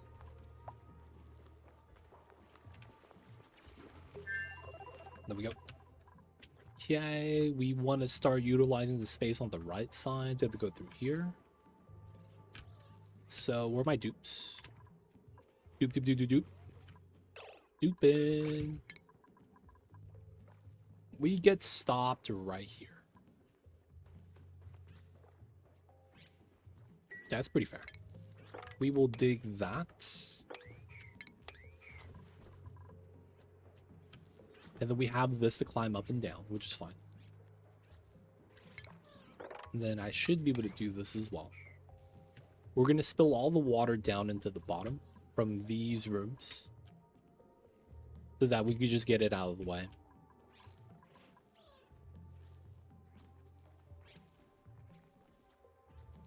And then we're going to start getting our geysers set up. We have a lot of sleet wheat grain. 324, man, that's almost a calendar. Still, though, I don't think we're going to use this. You know what? Maybe we bring it home. Is this being selected? It is. Okay. You know what I'll do? We will take this.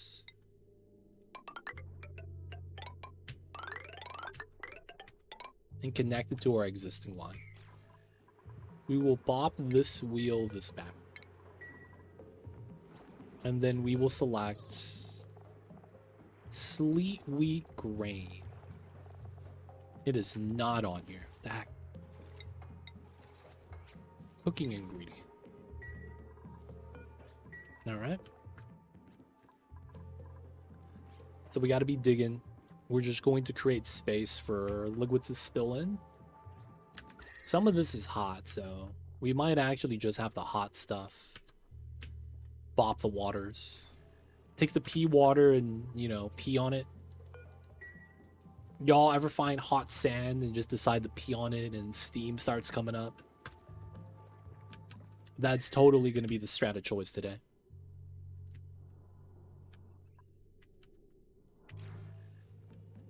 I may want to actually deal with this, though.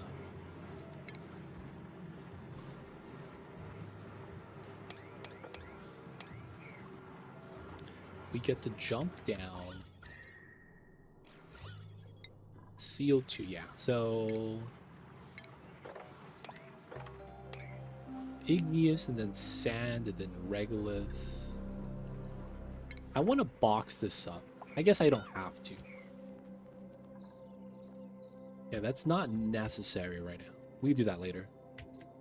Alright, we really just want to get rid of the water. So we have all the water spill into here, and then we're going to have space to build. Probably going to want to build around this. Cold water, hot water. I guess we could leave the ice biome and just do the build right here. Yeah, that'll be the play. Drain out the water, build the spawn right here. And then we'll deal with the water later. Filter it, add it into the spawn to get it started. Maybe pee on the hot regolith. Oh, it's meteor shower time. Almost protected, boys. Almost.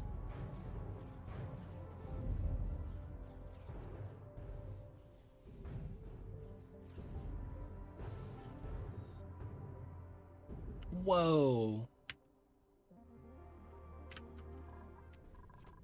Guys, what's that movie that has the famous line, "Your mom goes to college"? Your mom goes to college. What movie is that? Y'all know what movie that is? I felt like I heard that. Like someone said that because they just recently saw the movie, and I'm like, oh, what movie was that? And I'm now thinking to myself, I don't remember what movie that was. Dude, what movie was that, man? Y'all know that phrase? There was a saying in a movie. I think it was like a big movie at the time. Dude, that's Napoleon Dynamite? Really? I thought that was like Stifler or something like that. Dude, that was Napoleon Dynamite. Wow. I did not realize that was that. I mean, I can't be mad though. It is what it is.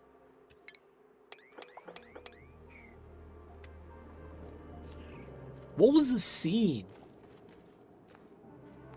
What was the scene?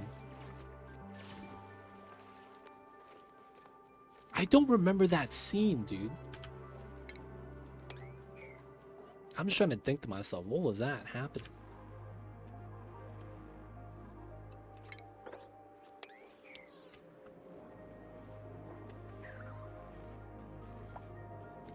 I believe you though when you say it's Napoleon Dynamite. I just like, dude, I don't remember that scene at all.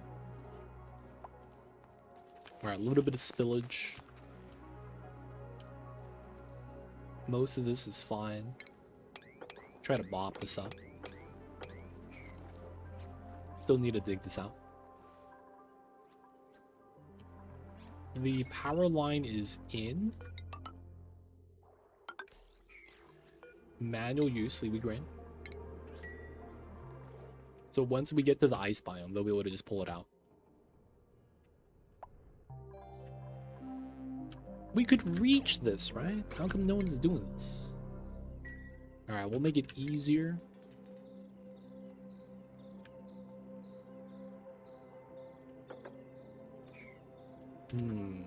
I kind of want to dig this out first, because I'm scared the water is going to spill backwards.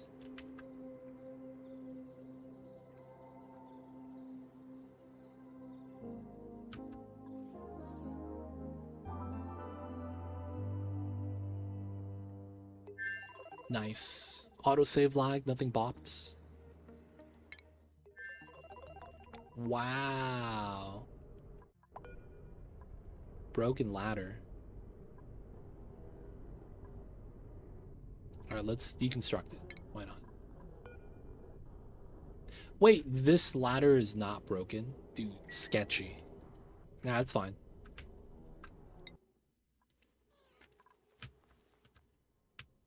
We're still building the top, that's fine. Let's go, Bonnie. Like a Girl Scout was trying to sell keychains or something. Says it's for college. And then a guy inside the house goes, your mom goes to college. Oh, shit. And then she starts crying, right? And then that's where they, like, get the head of the Girl Scouts. And she goes, that's him. He's the guy that said it.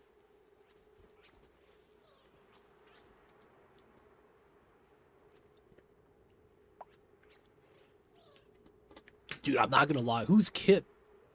I don't remember that name, dude. I do not remember that name at all. Who's Kip? The only thing I remember from Napoleon Dynamite is, dude, you want some tater tots? That's Napoleon's brother. Oh! He's the guy making quesadillas. And has a girlfriend called La Fonda. That's him, right? Yeah.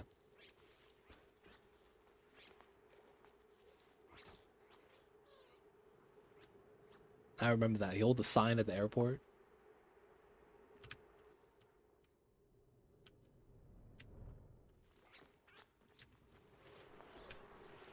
Something like that. Dude, man. Someone said that I forgot where. They were like, your mom goes to college. I was like, dude, what was that from? Yeah, the one with the stat. Yeah. I remember there was, I saw a clip. The guy that plays Pedro, Napoleon's friend. And there's the whole vote for Pedro thing. He auditioned to be Napoleon. And he didn't get the job. He was still in the movie, though. But apparently, man, he auditioned for the role of being the main character. All worked out at the end, though. It's like, can't really be mad.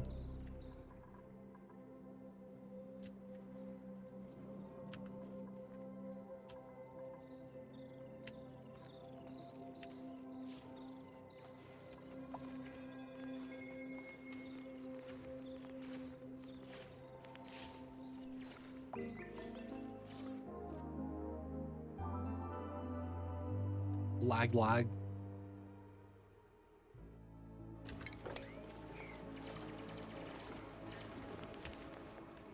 Nice.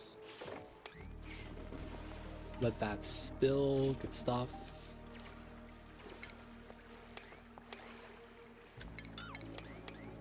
Dig that. Dig these. These guys gotta go.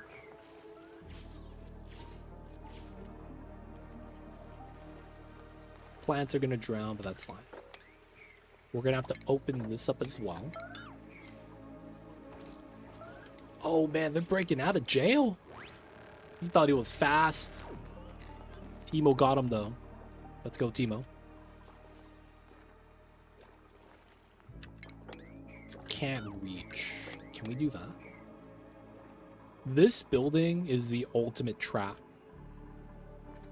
I remember when Spaced Out first came out, this pre-built area on the second planet was the ultimate trap, because if your dupes could path to the inside, they would supply it with coal and you would immediately lose super sustainable. I remember that, dude. There were so many posts on Reddit complaining about that. Like, dude, I just randomly lost super sustainable and I don't know why. And the people were like, hey, did you go to the second planet? Like, yeah, I did. It's like, yeah, there's a coal gen there that's already built connected to batteries. So you could just spawn a dupe on that and they would just do the job and you immediately lose. That used to be so troll, dude.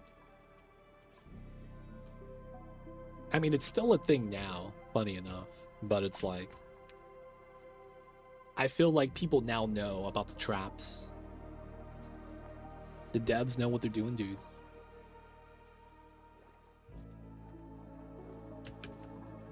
Alright, we are holding in a lot of the waters.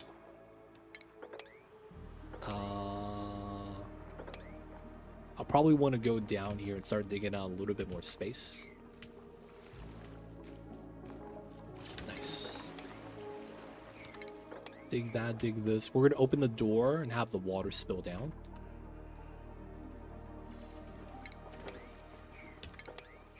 Nice, not stuck.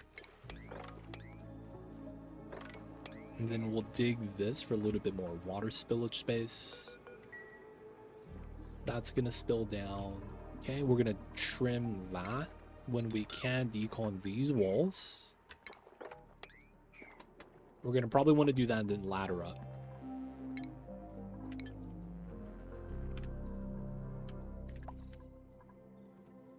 Okay, so now that we have a ceiling that's not really, you know, perfect. Not gonna lie, if you didn't say it, I totally would have fallen for that once. I go for achievements.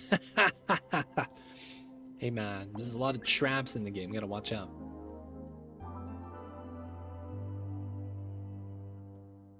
I don't know if they actually planned for that to happen though. I'll be real. Maybe they did, but yeah. I feel like that's so hard to plan out properly. Let's make an area that if they do it, they fail an achievement. I mean, maybe they did that, man. Who knows? All right, now that we have this kind of done, that happened to you the first time you tried that? Oof. That's never happened to me. Because typically I don't leave the starter planet. We go to the second one. I was part of the school of thought where it was like, dude, going to the second planet sucks. I don't want to micro. I was like, yeah, man, me too, dude. I don't want to go there either. Cool Steam. I might do the Weezword strat for this.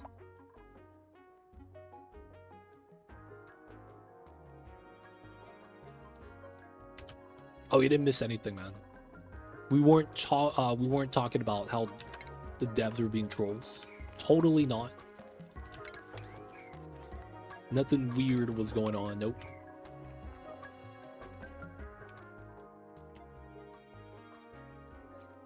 We was talking about how the birds of Greymoor suck.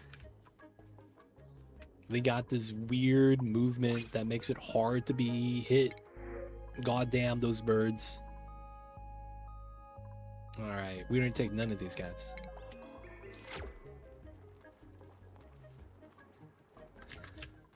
So now that we have a ceiling, I'm thinking about making a proper ladder zone.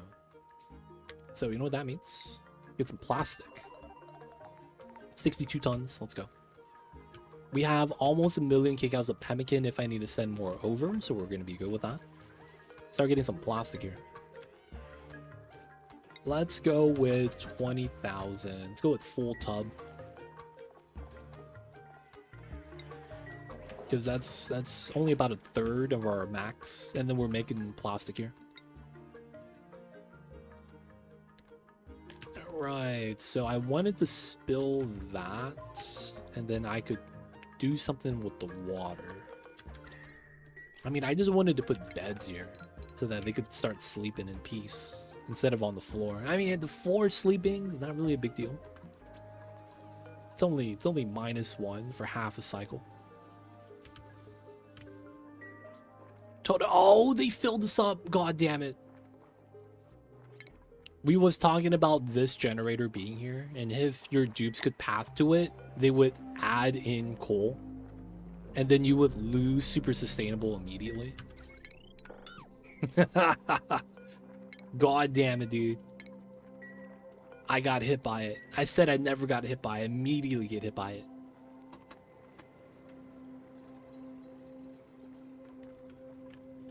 They did me up, boys. They done did.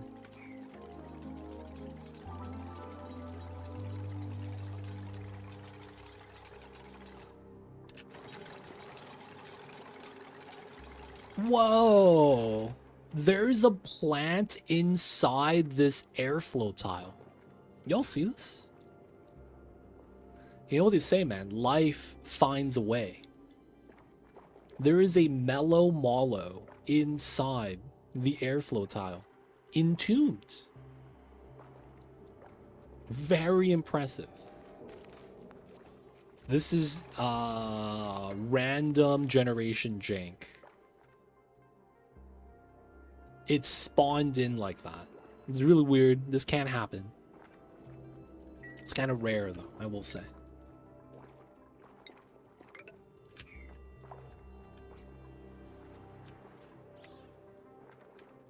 Alright, so we're just going to go in so that we could release the water off of that. The water spilled off of there. And we're just collecting all the water at the bottom. We could just do this so that this drains out without having to bop the way up.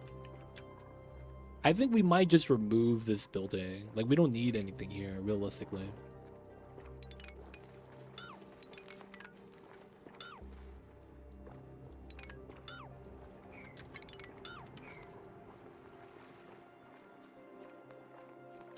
Ooh, where are you going? Oh, there's beds here. Oh, snap. They're going to be able to go sleep here now. Oh, there he is. Let's go. They got beds. That was not where I wanted the beds to be, but it works.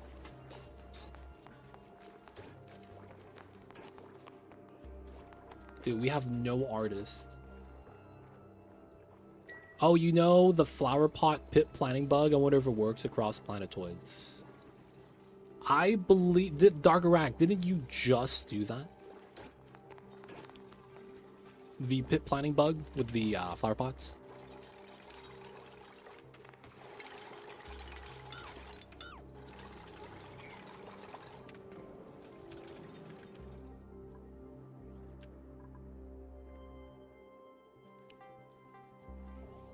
Yeah, it's copy and paste. That should work.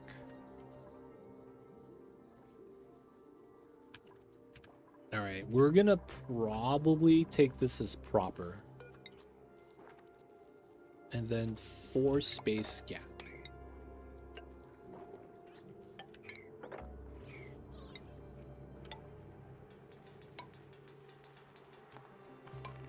Alright, this is just gonna be a marker, so we have our horizontal line set up.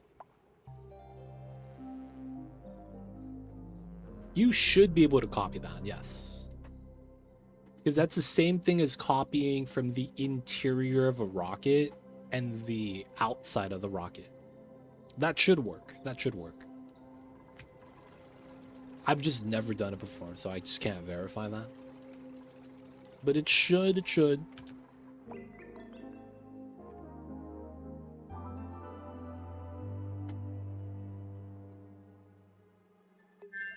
Alright, so these are going to be our horizontal layers.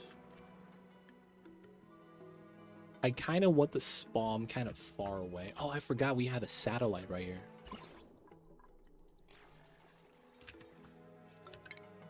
Does that mean we take these? That's not bad for our spawn layer right here. Can't really be too mad about that. There's a little Paku inside here. The little babies inside the concrete. Feels bad. This is how fossils are made. The little baby is gonna be in the igneous rock.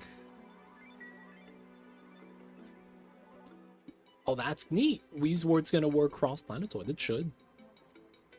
This guy's using the Wheezeward strat.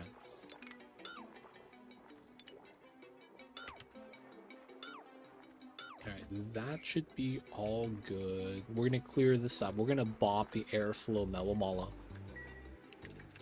And then we're gonna start getting our spawn built. Okay.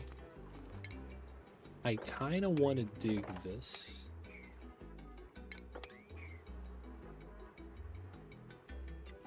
Just to create a little bit more space for the waters. Because I need to be able to go here, right? They keep going to bed up here. Someone's going to get stuck one of these days. Oh, they can't go up through that tile. From here to here. Maybe we'll allow them, so we just bop this setup.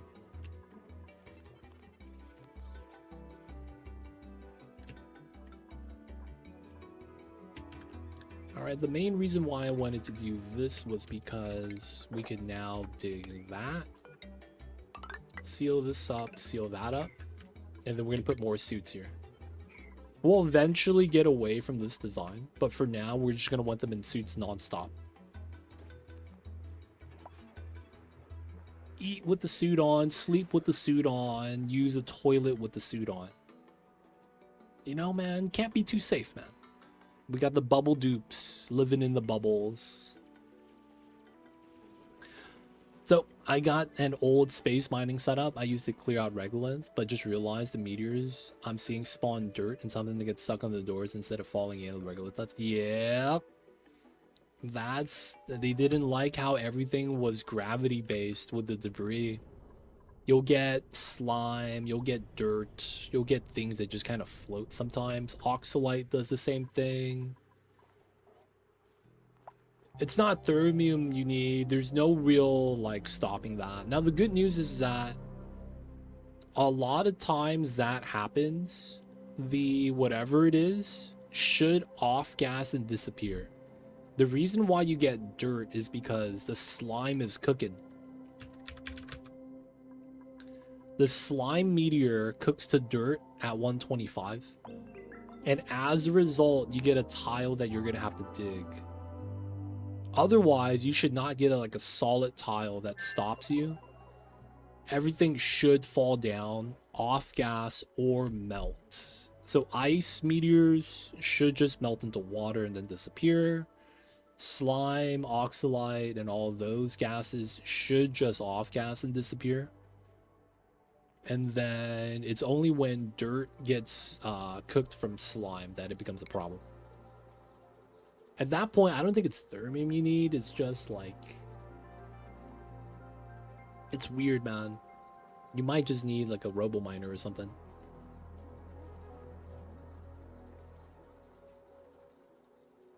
You know the cleaning bottles that say... Do you actually know why they say 99.9?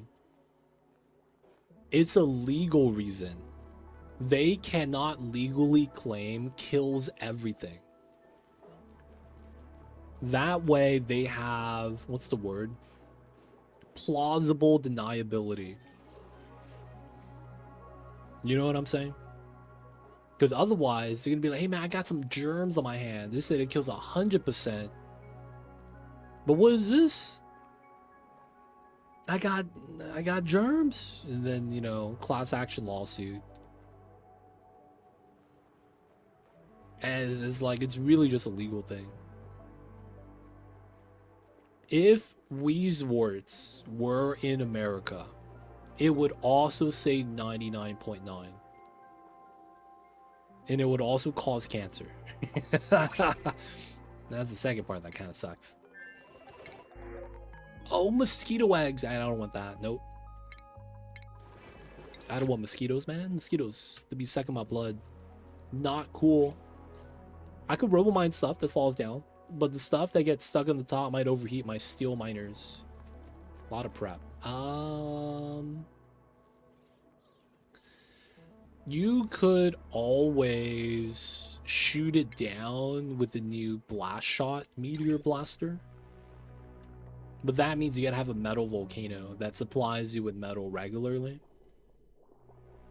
That's the only thing about that.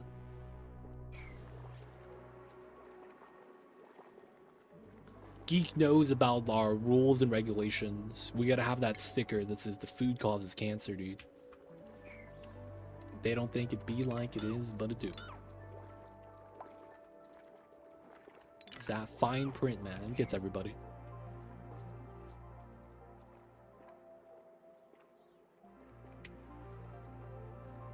Alright, so the big thing here is going to be making sure I don't have to sweep that much.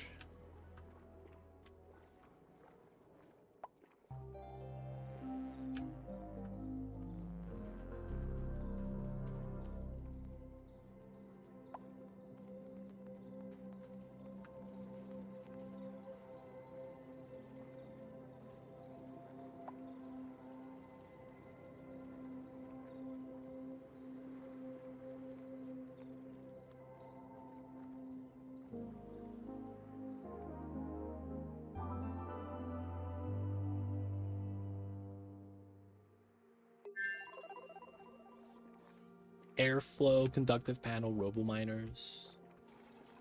The classic design.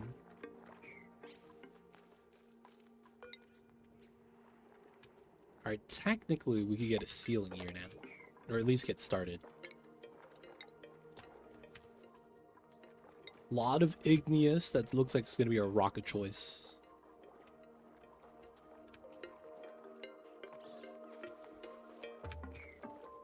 So I just want to make sure. 4 tiles, 4 tiles, 4 tiles. Yep.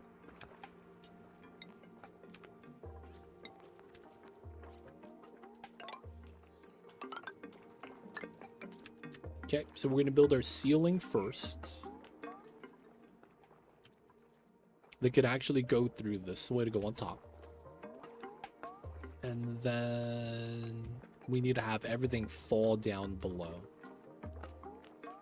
Miners are hanging off mesh and covering each other. They could probably just mine top and bottom safely. I think I figured out why my spawn is whack. Why? Are you having some sort of heat / temperature leak so your aqua tuner is chilling the entire map and not just the spawn? That's the classic problem. You end up realizing that you didn't insulate properly. And then you find out that you're just working so much harder because you're cooling down the map instead of the box. That's big thing, man. Yep, that's right. Oof. Yep. Classic. That's a classic right there, man. That's a lesson in heat transfer and thermodynamics. Sponsored by Oni. Teaching you science one step at a time.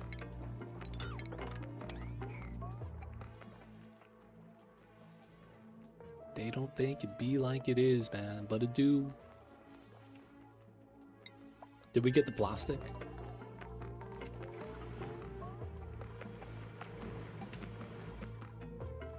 Yes, we did. Uncheck.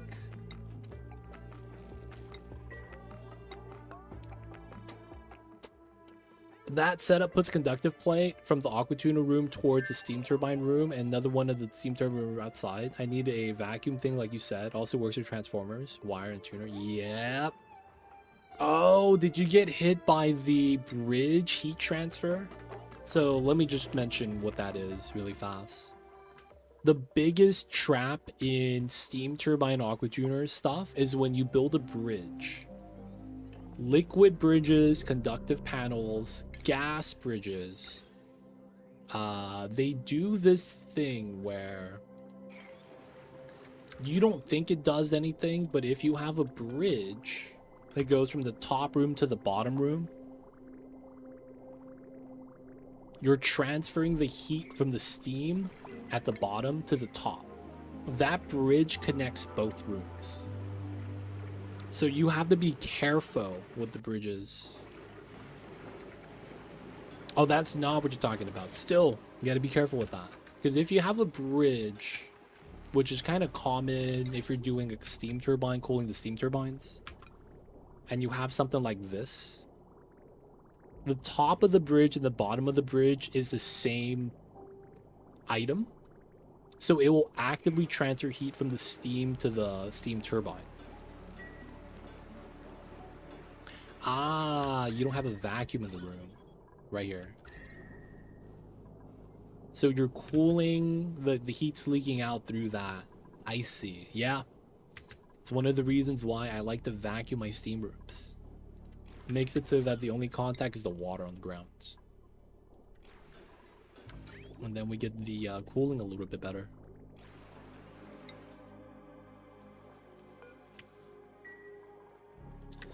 Okay, this is pretty good. Decon, build, getting this built. I think we could trim at least another tile. Alright, back at here, there was something with the pea water I was running out of. So I may actually have to start powering this. So first things first. 21, 19, 19. AQ this pump, which we realistically don't really need anymore. Nice. Pump at the bottom. This is this pump and then that setup. And then this pump. Okay. So it's going to be weird bridge. And then we run this. Let's cut this line.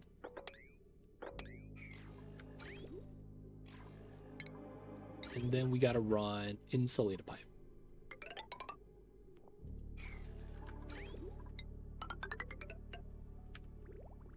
And we're gonna run that through this way. Because we're gonna start needing this pea water. Running out of waters.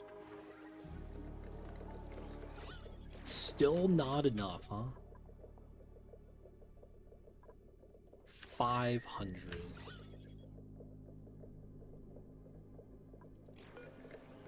Still just salt water.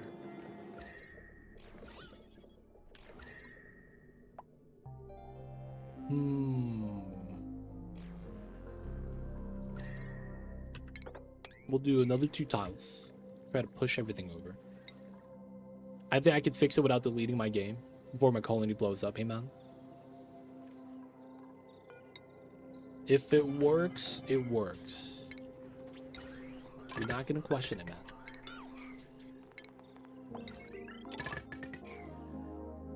But it's always worth to give it a try, man. As long as the pop-up doesn't pop up, you're good.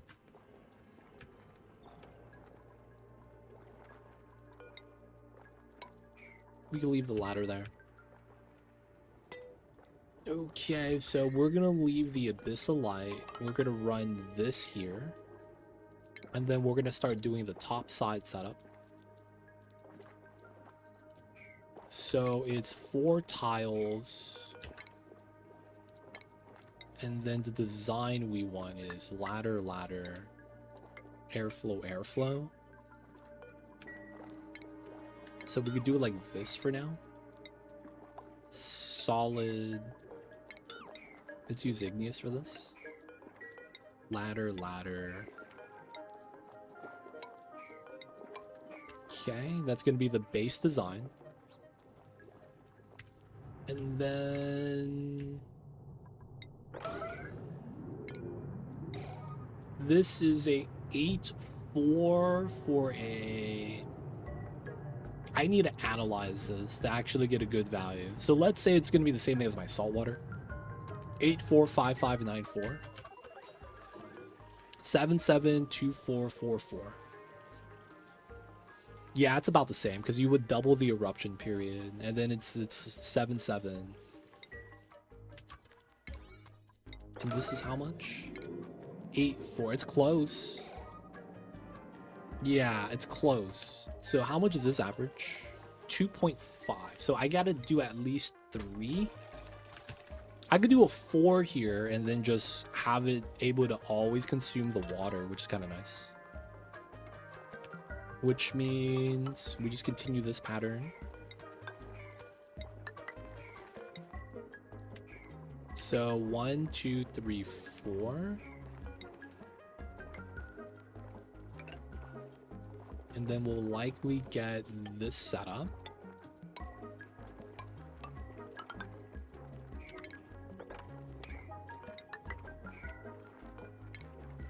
Yeah.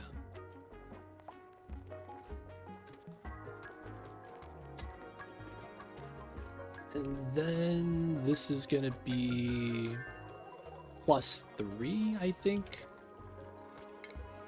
We do a 4 off of the lock, and then that's the connection. Okay. So that means it's here and then here. 1, 2, 3, 4. So we gotta go down a little bit.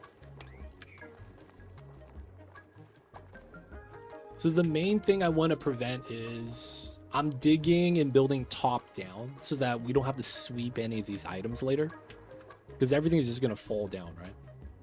Which is why I would always pre-dig before building a floating tile.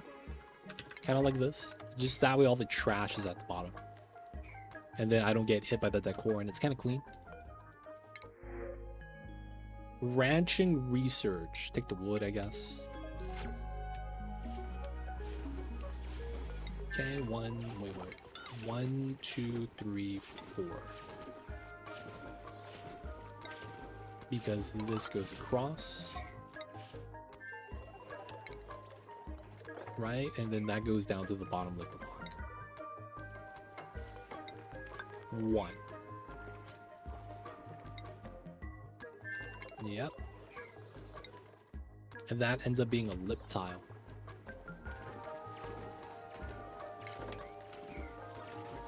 Cool. Okay, that means we'll end up having a ladder here. And then we could do this to do everything up top. How do they usually leave space for rocket to get through? Not important. My solar panels are the thing I need. Automation. Ah, solar panel automation.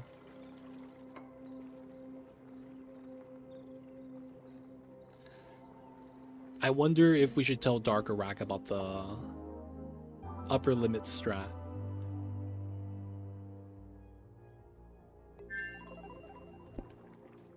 I don't know if this still works. I actually haven't tried it with the solid ones. There is a upper limit to the star map right here. If you build your meteor line here, I believe solid tiles. No, never mind. I got dirt stuck in my upper limit. Don't ask me how. Okay, so you did this. And then you allowed it to pile up.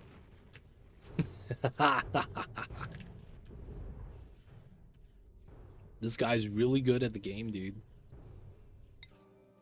Don't ask me how he's really good. He's just really good.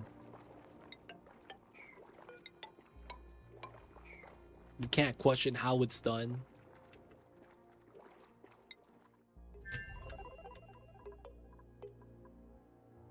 No, I messed up my build. No.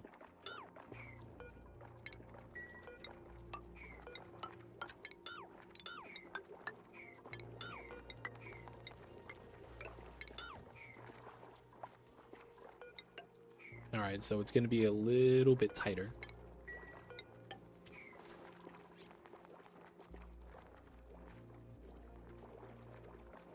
And you're not close enough to dig the dirt. I put my steel bunker tiles really close to the top. Yeah, I was going to say, it shouldn't allow solidification solid tiles that high up past the upper limit. It shouldn't. Yo, man. Dark is really good at the game. Alright. Is it just dirt that's the problem? I have a counter strategy. If you heat up the dirt hot enough, it becomes sand. And then it just falls down. I'm saying that at 326, dirt becomes sand. You know what I'm saying? So, you know, that way it just follows the rules of gravity and falls down. They don't think it be like it is, but it do. Now, there's another thing you do. I believe if you launch a rocket and those tiles are in the way, you just kind of bust through, no? Am I crazy? Couldn't you just launch a rocket and have that get mined through?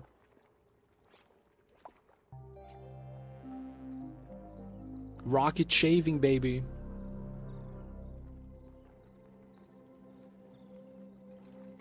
Do you have anything that you can show in terms of rocket automation? Rocket landing, dropping off resources, and then get it back out again, that type of thing?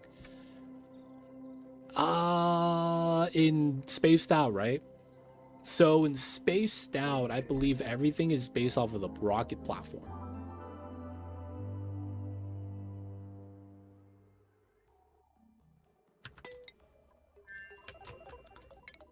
So what that means is the automation connects to the base. Yeah, it does. And basically, I'm assuming this is going to be for Mind the Gap.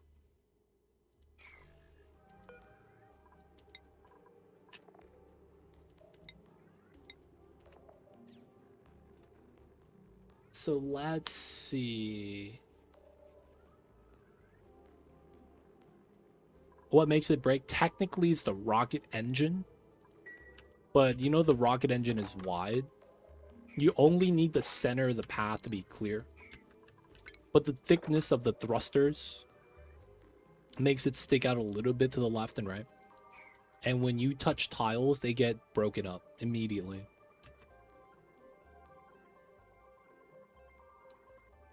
I've tinkered around with it many times. I couldn't find a reliable one. You know what, Corgi? I don't have a go-to build for that.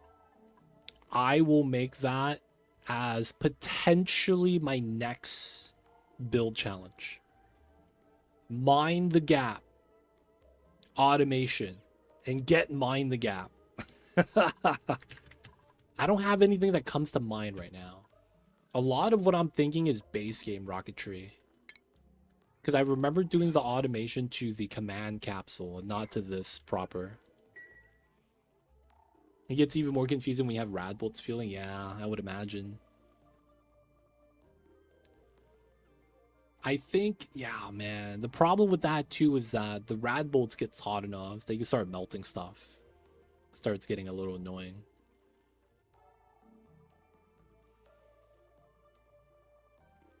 Probably just combine a lot of and conditions to make sure the rocket's ready to launch. The problem is fueling. I'm not sure if the engines have an output.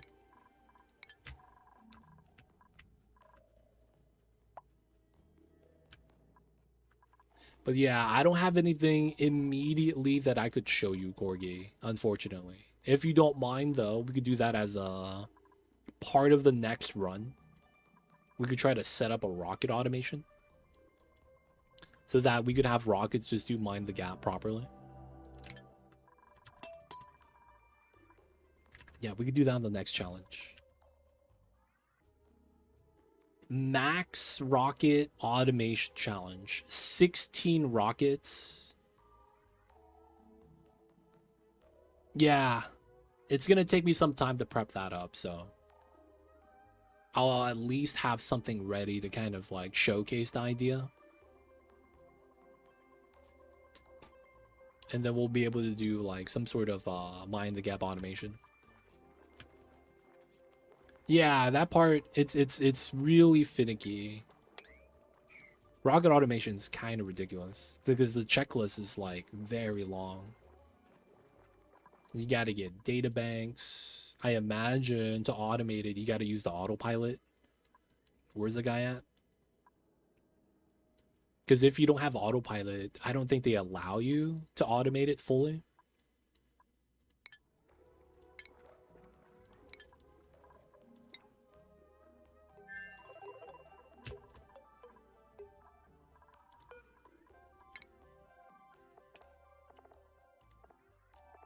Yeah, RoboPilot module.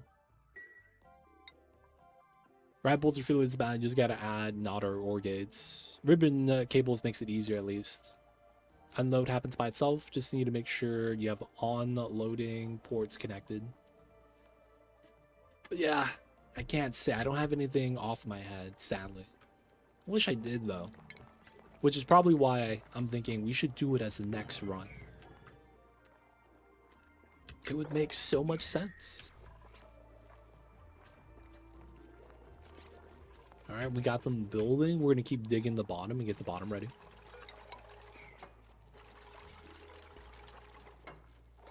Oh, don't get stuck, dude. Oh, nice. Alright, let's ladder down. We'll probably want that. I could probably dig this now because we just hop down and walk. Yeah.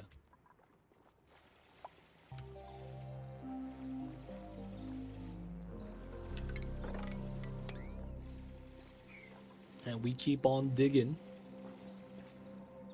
Digging all the way into the sulfur biome.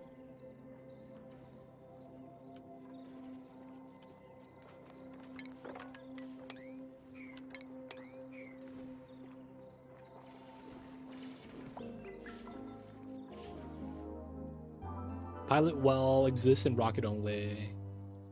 Other dupes restock food. Dang. I guess you make him a boop. That way he doesn't need food. You just got to give him oxygen. Make it so that you could have pipeline in, deliver batteries inside, oxygen line going inside. Maybe even a combination of gas cargo. so that he's able to just take the oxygen from 2 pipelines. Just put 1 billion wild critters in a rocket. This guy. Put the voles in there, dude. They're gonna break out and be at the other side of the wall. And then you're gonna lose all your food. I had this crazy build where there was a giant building on top of the middle part of the map where the left side was full of Radbolt rockets. Right side was full of hydrogen. And I gradually upgraded with refined carbon. Bottom and everything. Automation port, mess. But it was so tough. Wow, you went all in space. Not steel, but you know, you melt the steel and you gotta rebuild the tiles. If you don't build something with a hard enough hardness value, that's a stat, by the way, right here. Click on item, cobalt ores, hardness 25. They need to have something 150 or harder. So steel is refined metal, technically already hard. And then you have neutronium, abyssalite, obsidian, diamonds, and then refined metal as a category. And then those are the things that the shovels cannot dig through. If you forget one section, they're just going to be like, I'm on the outside. I don't know how to get back in. It's like that fish trap. It's like the fishes fly in and then they get stuck somehow. I actually like the rocket side of this game. I'm not going to lie, man. I kind of wish there was a middle ground of the base game rocketry with spaced out rocketry. I kind of want to not have to. Ooh, we get a good dude for the second plan. I kind of want to not have to manage the interior of the Spacefarer sometimes. And then focus on automating the rocket. So it's like I launched him, he's good to go. Right? Like maybe make it so that to launch a rocket, you gotta have a food requirement or something. But like I want to not have to manage the Spacefarer through the journey. And then that way we just focus on building rockets and launching them. Sometimes I wish that was a possibility. Because I don't want to do that in base game rockets. I want to do it in spaced out. So it's like you have a little bit more control of the pathing. And it's not just a straight line. I think I wanted this guy. You know what? Freya's looking kind of nice, man.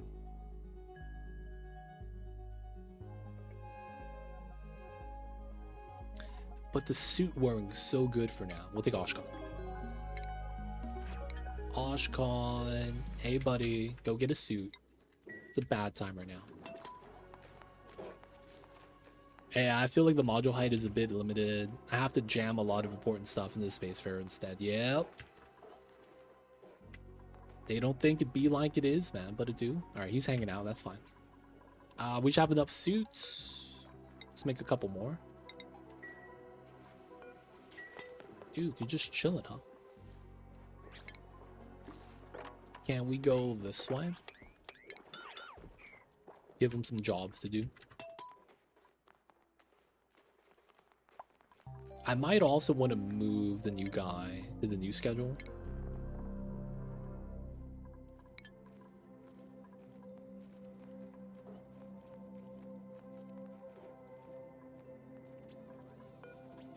Do 1, 2. We are making 2 suits. So one person running the wheel runs our entire colony right now. Bare minimum. Bare minimum, dude. Gotta have the bare minimums.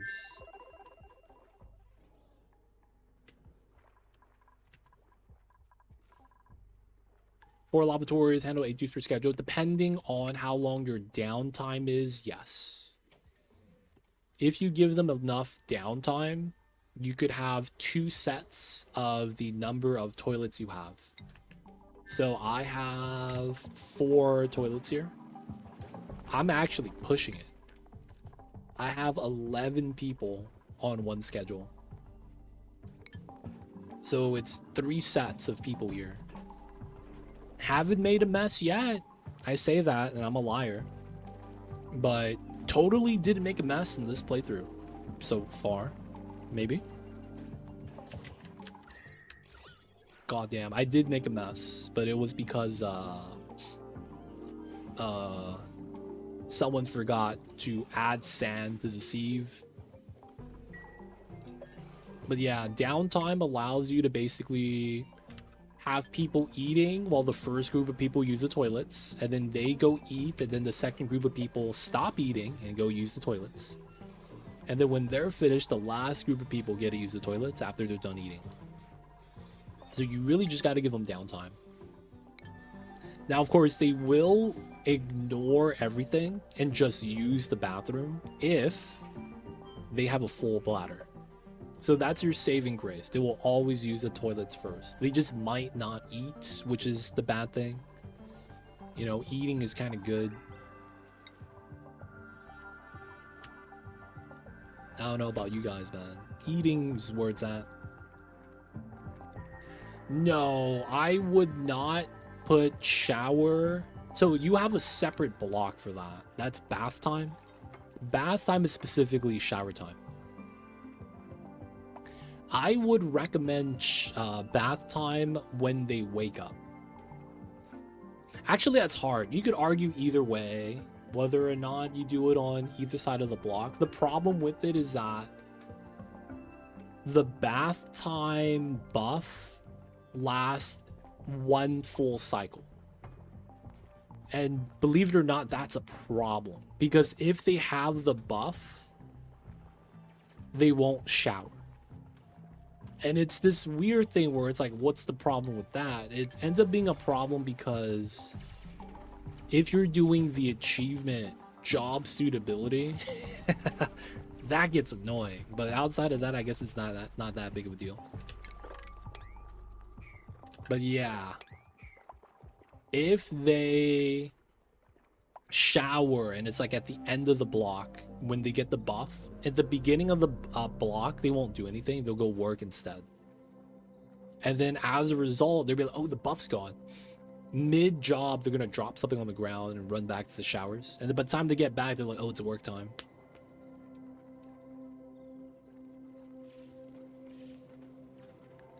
Yep, it's the thing with that, man. The shower shenanigans is jank. I wish it was like 0.9 of a cycle or something. There are times where that would be like kind of nice to have as an option.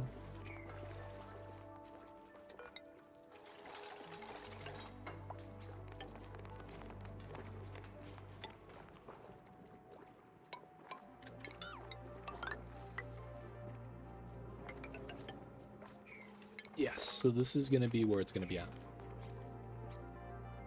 I just want a setting where you could force them to shower at a certain frequency, a certain duration. Just make them ignore the buff. Honestly, that would be so much better for the game. If they could just straight up ignore the buff. And just shower when they need to. Like, if they were wet and you force them to shower, that should be an option. Because it's like when dupes get wet, you could shower so that they're no longer wet, but you can't force them to shower. And that's the problem in and of itself. So it's like if you just allowed them to do it, that fixed a lot of problems. I see. I'm trying to make the shower time after waking up, and I'm doing 4 downtime, 1 shower, then 1 sleep. You got to do, I mean, realistically, you don't need more than 1 sleep block because they will sleep as long as they need to. In which case, if you do it that way, doing the bath time before bedtime makes more sense. Because then they're always going to sleep through the alarm. Because of how that works with work time. But yeah. That should be fine. If you do downtime then bath time. That should work relatively well.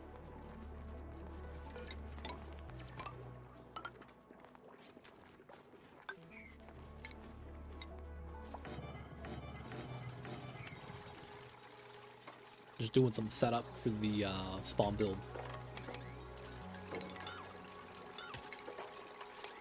You need to be able to walk underneath the build. And then we will break into the sulfur biome. That's fine.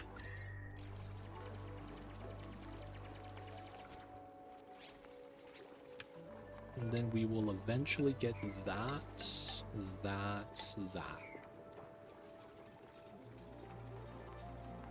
We're waiting to build this tile because when we build this side, all the items are going to get pushed to the left and it's going to fall down. So I just want to make sure I don't have to sweep that.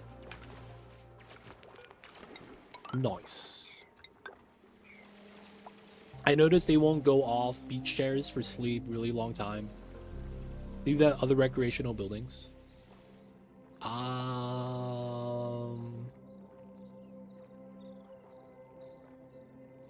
That's a great question. I don't actually know if that's beach chair specific. Because beach chairs are weird. They have tiered morale breaks depending on how long you sit in the beach chair and how high the sunlight is. I think there's 3 tiers. And the lower the tier, the faster they're gonna, like, the less amount of time they'll spend on it. I might be wrong. It's been a while, man, since I've played around with rec buildings. But, yeah, I'm not sure if there's any other rec building that interacts the same way.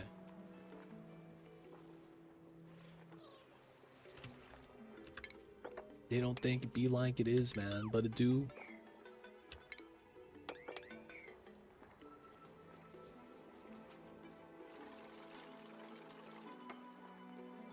I guess we could start filling some with water. Oh, we don't have any other water source here. Alright, we're just gonna do regular water.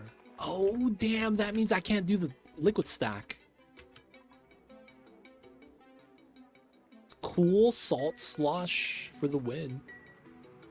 Maybe we crack this open, get a cold one. I mean, that works pretty well.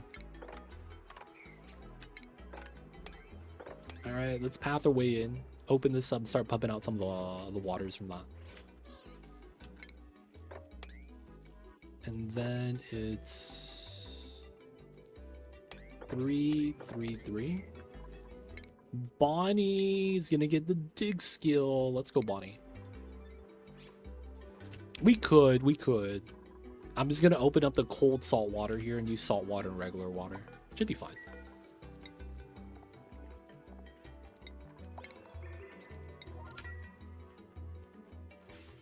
Probably do want to start pitcher pumping this.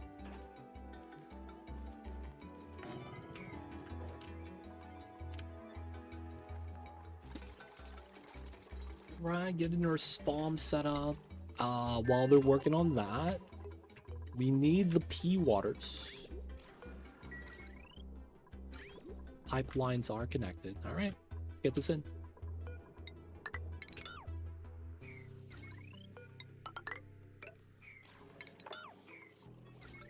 Let's go. So we're doing above 500. This is dormant for another 20 cycles, but we're just going to be moving the water inside for now. This is finally able to pitcher pump pea water. Let's go. Let's go.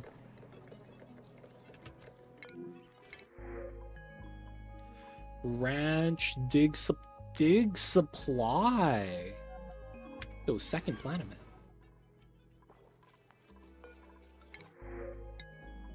Oh, can't build? That's fine. Yo, man, go get a suit. First thing you gotta do. Alright, you do the dig supply store. Oshcon is... What do you do, Oshcon? Build suit wearing. Alright, so you're gonna help out. Build supply. Timo's doing Timo stuff. Hassan and Bonnie are tidying. That's fine. We're not farming here. It shouldn't be a thing. Should be good. So the big thing is going to be giving them skill.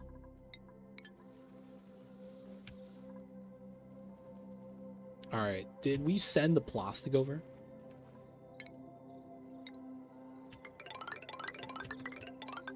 All of the plastic ladders, we need that move speed buff.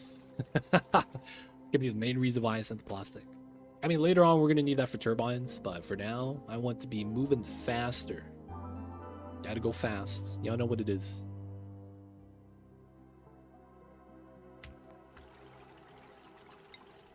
Okay, how much regular water have we chilled in that time span?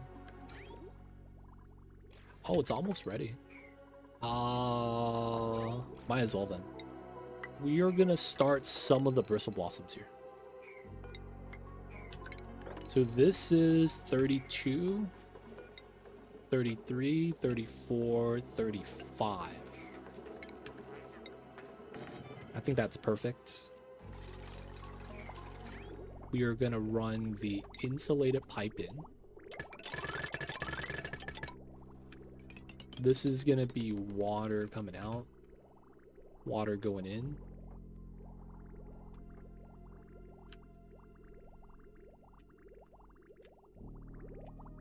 We probably don't need this. And then we probably just do zigzag. Boop, boop, boop, boop. How much water is it for the blossoms? They are going to be doing 20 kgs per tile.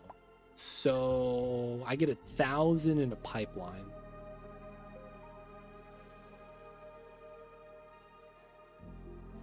$50 plants.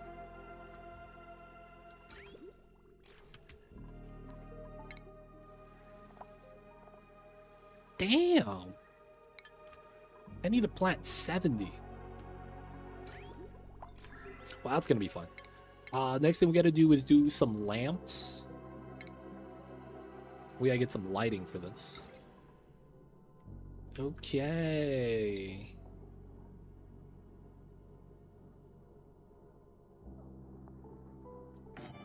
This one. That one.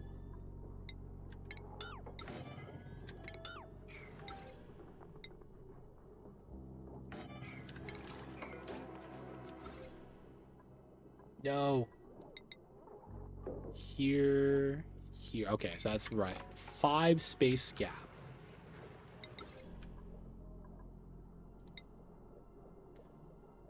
Five space gap. Please don't overload. 1, 2, 3, 4, 5. 5. 5. This is going to be so that our blossoms could get the waters. I feel like this kind of makes sense. And then we'll add water down that one.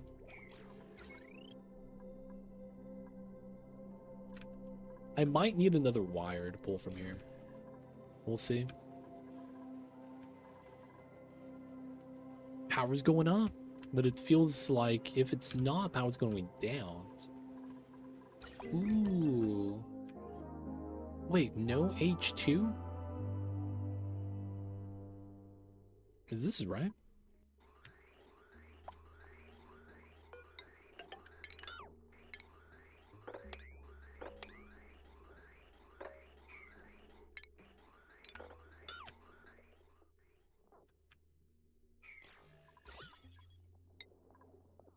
Oh, it's just dormant. Okay. I was gonna say, man, something's wrong. There's a lot of hydrogen here. I probably don't need to do anything with that. Iron's at 127 because they're eating it.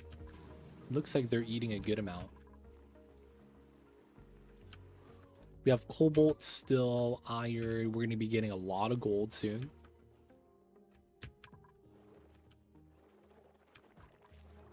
Overpressure. This is mad hot, but it shouldn't matter anymore. Alright, we'll work on that next time. What? What in the illegal is this? What was that animation?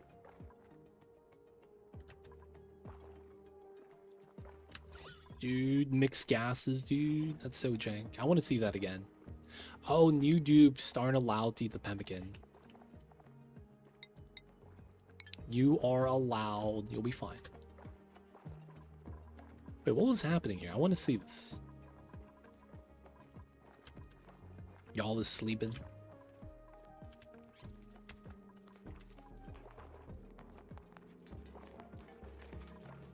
You see that weird water drip animation? Like, what's going on here? That looks so jank. Alright, let's mop it up. This is CO2. We could do two things here. We could build the tile to delete the CO2. Or we could have a dupe breathe out CO2 here. That's going to cause this to move up and merge. We'll just build it. Should be fine. Let's also get the copy paste down here. They're not going to get wet, so this is going to be perfectly safe. Toilets are fine. A lot of suits. This needs to be priority 9. I forgot to set that.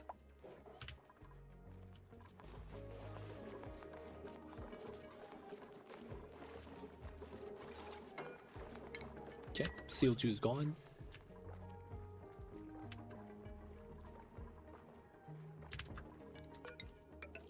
Technically, we work on that. I guess we do both of these now. And then we just line this up.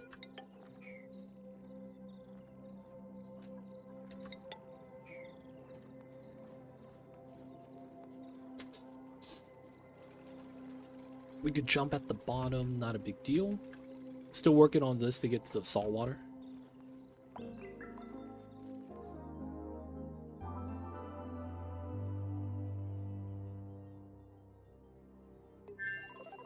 This is good enough for a liquid lock.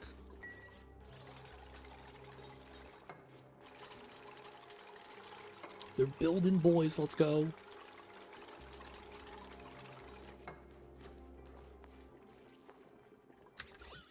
Then after we're done and we push everything out, we'd start pumping. I guess we get started with this.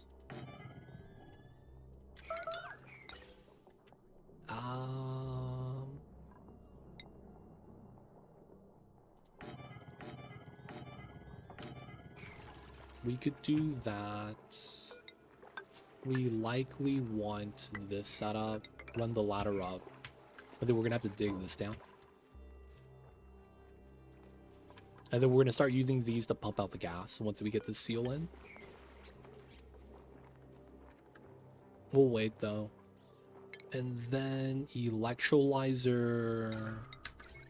Oh, the socket is on the right side. Okay, so that means I gotta replace that joint plate.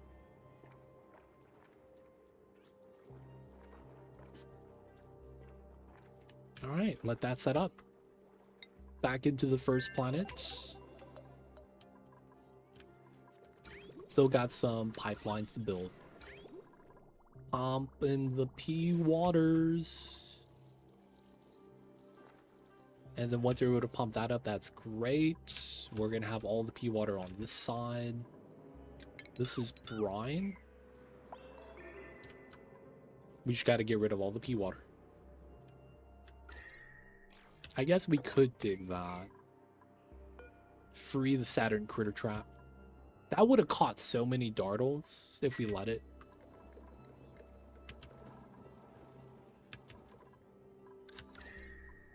All right, so we was asked to do a molten slickster, huh?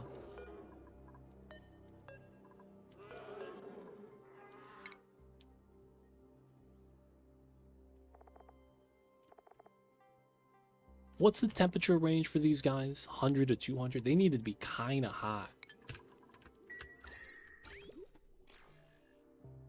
Molten slicksters feel like they were designed for dirty bricks. They really do feel like they were part of that.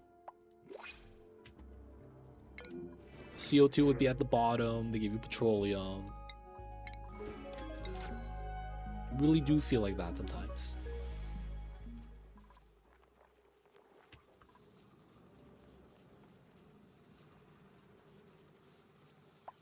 Alright, so far so good. Oh wait, baby slug, take him out, boys. He's gonna eat all the metal. This hydrogen's because of him. Gotta take him out, boys. Alright, man. Having peace of mind with steel ceiling is really sweet. And now we're gonna be working on the second planet. Sucks that we found that the sulfurs in the magma, because I was trying to tame that first. And then we found the sulfurs right there. God damn it, dude. Never lucky, dude. Never lucky. So not only do we have one, we have a chlorine vent here too. We have 2 geysers in the magma, dude. Fun times. So once we get the spawn ready, I think the next thing we're going to do is trying to get power from the magma. Not because we need the power, because we don't. We really just want to start cooling down the magma so that we could go through and start taming the geysers inside. Ah, the classic.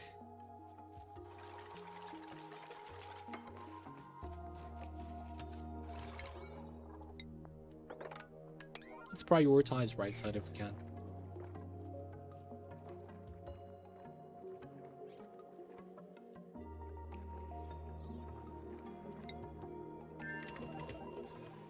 Okay, back to this side. It's about done. Potentially overloading, kind of scary.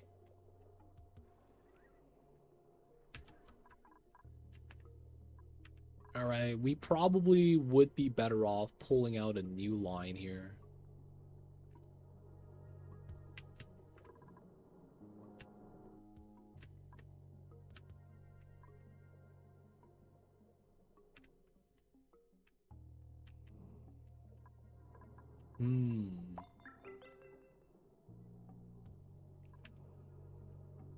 Okay. Pull that down. Get another one of these. Pull that in. Get the lead line. And then we just run a new line here.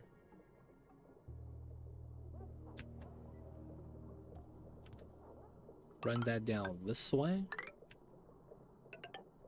We could take over some of the lines here. Have this run all the way down. We will need some ladders.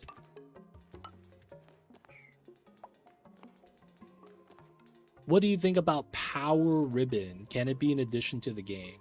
How would that work though? Power ribbon?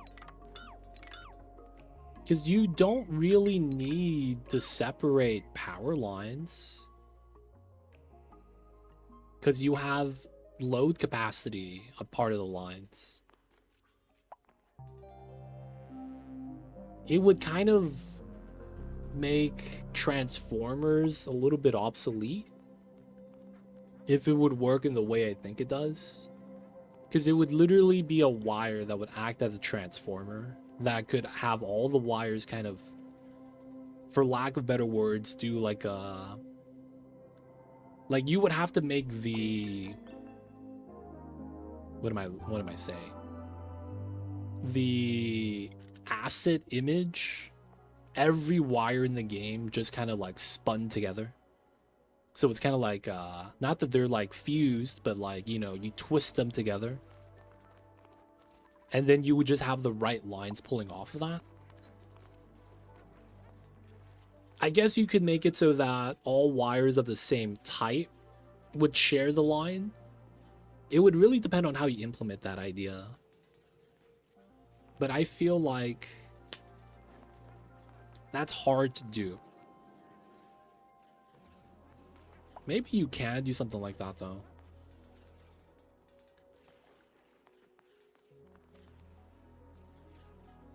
Well, you wouldn't want power wires to have read and write capacity.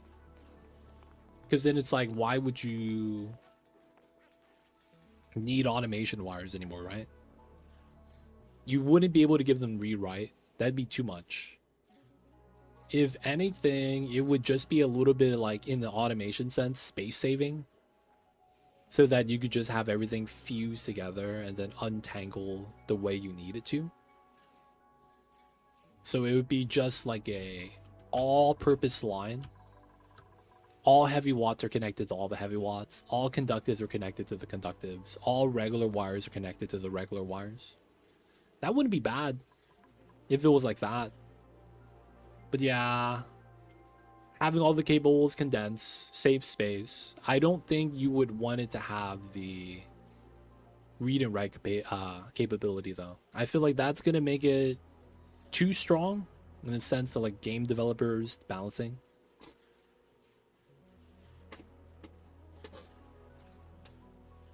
But it really depends, man, on how you want that to work.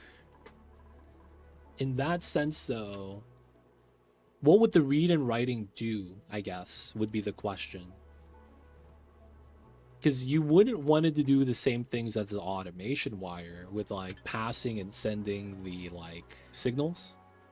Because then that would make it obsolete, and you would have a, you know, metal ore version. Doesn't need refined metal. Add a coaxial cable with the option to connect 4 to 5 channels. Just make a surge protector item that you could allow the wires to overload, but then it will shut off the buildings so that they will always balance. Have it make it like a tier system, power storage cable. You could plug in like one conductive wire is 2K, and you plug in regular wires into that power surge, and then you put 4 individual wires that's 4K. I could see something like that. It'd be kind of interesting. Help out the new players with power balancing. Problem is that it's like having something like in the game kind of trivializes having to build like a power spine and transform stuff. Maybe that's what they want though. Make it a little bit more approachable and easier, but it kind of depends.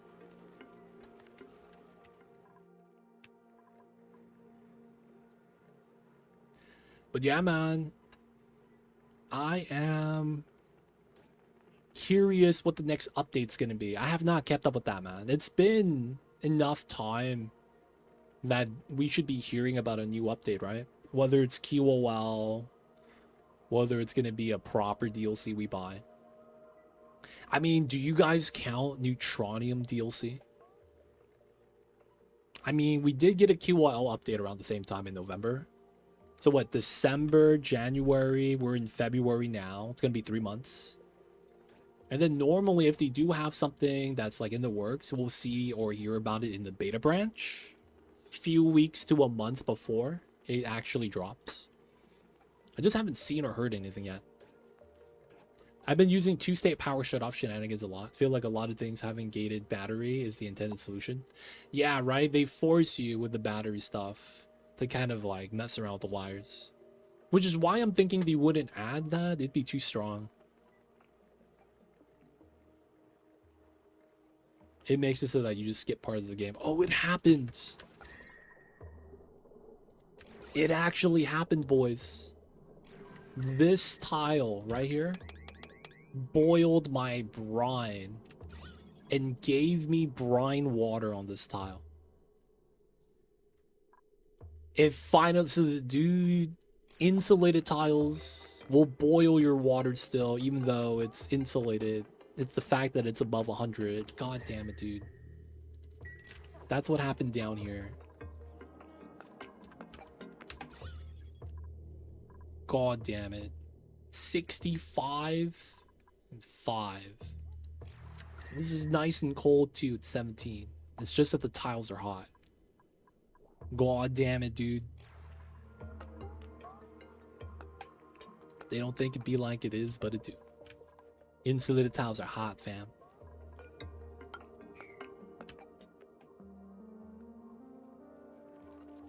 I almost exclusively use pure water or petroleum. I had no idea. Dude, man. I should have just used regular water for that. That would have been better. That sucks. That sucks, fam.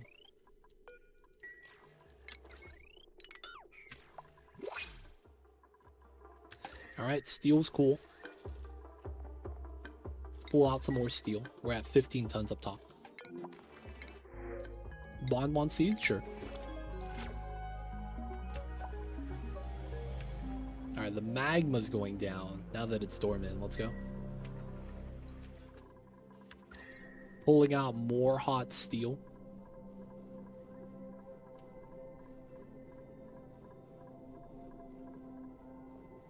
Man, we go through the steel a lot.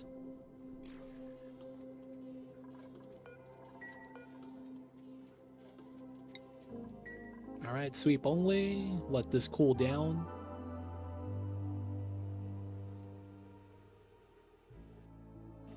Okay, and then we're gonna do this new power wire.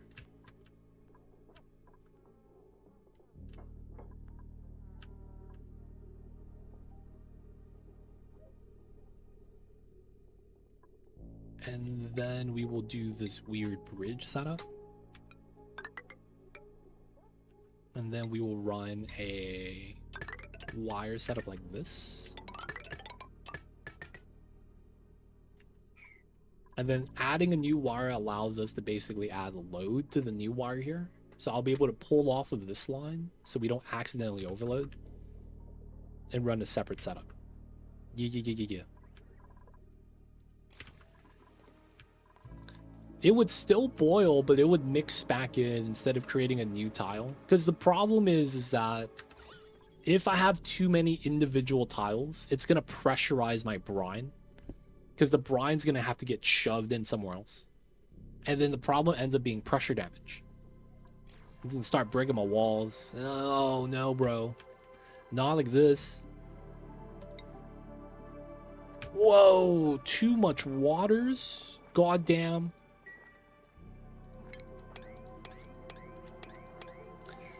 I do wish sometimes that you had the ability of, like, putting in a figure. I want to add 1,000 kilograms through the bottle emptier. And the dupes, you know how to read. Actually, I don't know if dupes know how to read, now that I think about it. Dupes will be like, sign says only add 1,000. I wish I understood these words. And then just keep adding water. Honestly, I feel like dupes might be like that, man.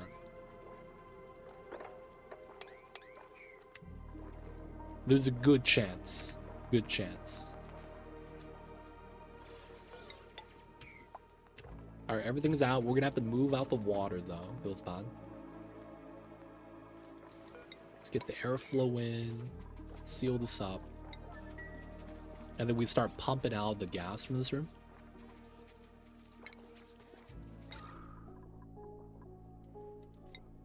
We're going to be running cobalt because we're going to pre-chill the room. Not really going to be too worried about it.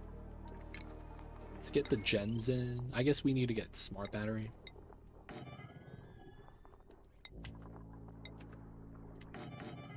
Oops. Let's get the automation. Let's get the heavy watt.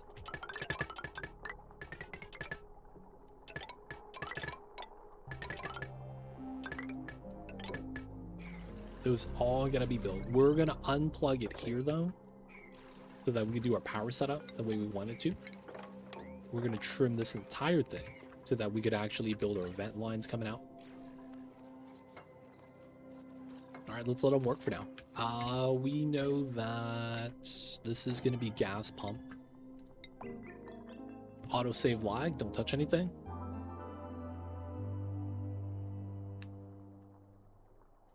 And then we'll use sandstone.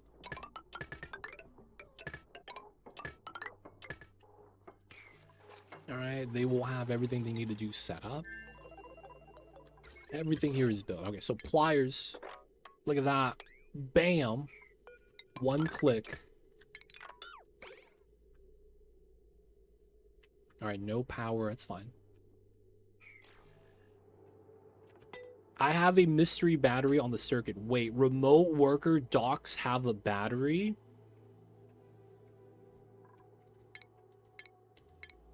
Yeah, it totally always had it. I did not know because I've never built that building before, dude. What the hell?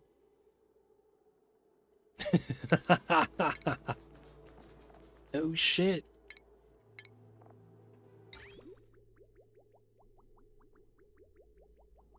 It doesn't actually say what the capacity is.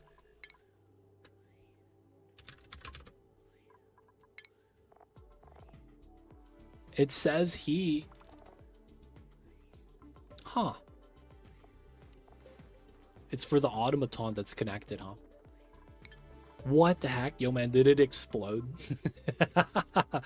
Did you have water in it and it exploded or something?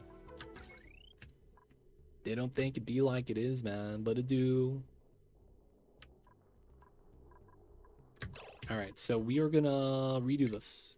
Here, here, here, here, here. Here as well.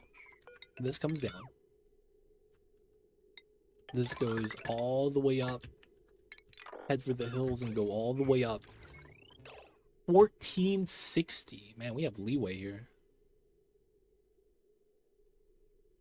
Reading it wrong. Mystery battery. I wish they had that in the game. Like a tracker for my my biobots. If they're running loose, causing havoc, and I didn't even know. Wish there was an option for that. Alright, so now this is free at 490. I think we could take this bridge and bop it. And instead we just run a connection. So bop the bridge. Alright, so now this line here is free. We could technically run this line up off of that line. This looks mad jank for now. And then this is on its own line. This is a little bit freer now. And then we have the top line here. We could not use that top line. Run this across. And then this is no chance of overloading. This is at 15. Not bad. So now nothing overloads and we get lighting. Good stuff. Alright, it will get hot because of how that works. So we're going to build some ice temp shift plates. And then run that up down. Thoughts on whether tune-up makes Aqua Tuner cool turbines better than self-cooling turbines?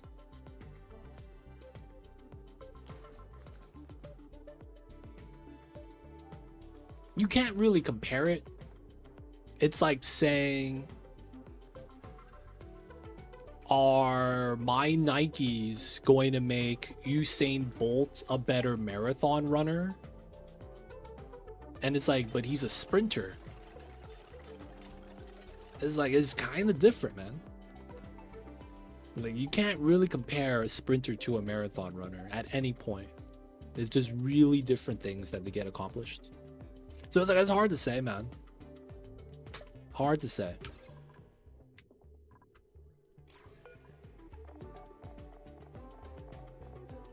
Wait, do we have blossom seeds? 6 seeds only? Oh, what a travesty.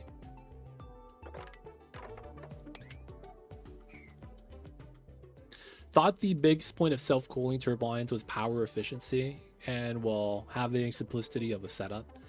The self-cooling turbines, that's correct. It's power efficiency. No. not power efficiency, more so that you don't have to deal with cooling. I wouldn't call that power efficiency more than turbine efficiency, because it literally allows you to skip the radiant pipe over the turbine step, which means you don't need a coolant of any kind, and then it kind of just runs by itself. So it skips the need of having to have, whether it's an Aquatune or Wheeze Ward regulator, right? Thermal regulator right here. It skips that step. So as a result, I don't think you could compare it, right? Because the thing is that this is kind of like ease of not having to have coolant / a cooling building to be powered. And it's not power efficient, right? Because it's, if anything, you have to make sure that you're not really generating power from this. Just because it's not supposed to run that hot, which means you're getting very little power, and usually not that often, right? So it's like, this isn't really a turbine setup for power anyways. It's a turbine setup for kind of ease of not needing to build a coolant. Now that being said, self-cooling turbines and the Aquatuner cooled but tuned up turbines, very different. Because the tuned up turbines that have an Aquatuner allows you to hit full capacity, right? You'll be able to have this bar filled up, you'll get the max wattage, and then you're going to get the tune-up benefit on top of that. Versus the self-cooling, you're barely going to have a little bit of the bar filled up because it's never going to go full bar.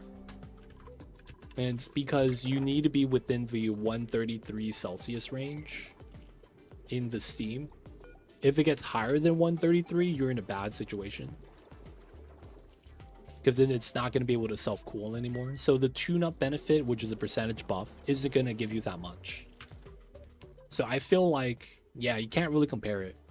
And the Aquatune cooled one is always going to be better for tuning up.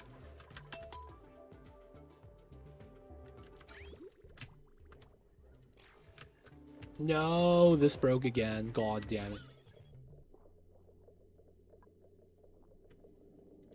It's always the other liquids, and then we're gonna need to pump this up somehow.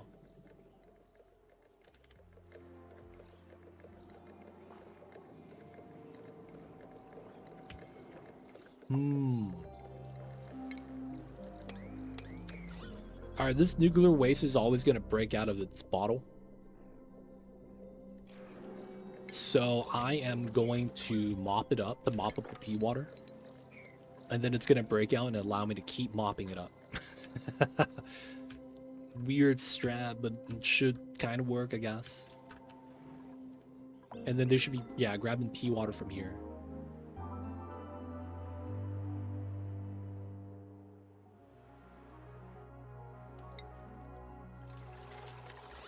All right, nice. So we have stuff up top. Can't really be mad about that. Let's clean it up. Let's mop this up. Gas is probably thin because it's just off-gassing. So I'm probably okay to just put a vent line. And then we are gonna do the pattern.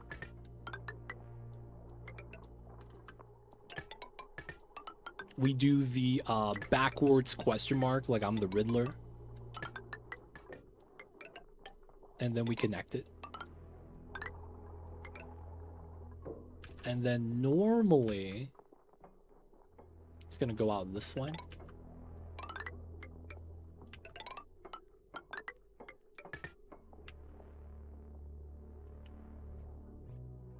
And then we're gonna have these connect to dump out there.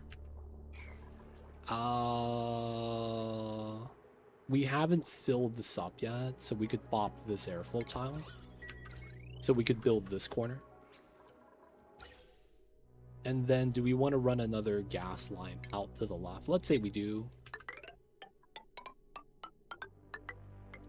And then we just bridge this.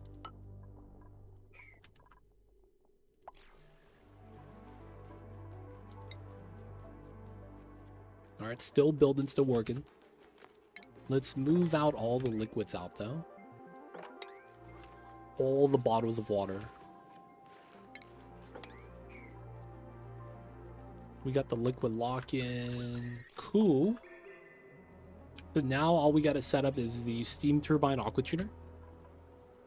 I probably should have made that right here. I mean, we could still build it there, though. No real problem. We'll just have to get into the ice biome, which we will have to get into at some point.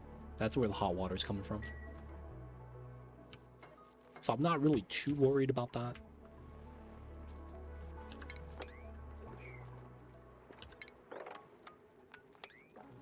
All right, let's dig this so that the water bodies are connected. We could dig... Nah, we'll leave that alone. I guess we could trim this part. And I kind of want to go here. I ran my entire steam box, 2 volcanoes, and an aqua tuner off 6 self-cooling turbines, and I don't know if it was worth the pain. Damn! Have you seen my video on self-cooling turbines?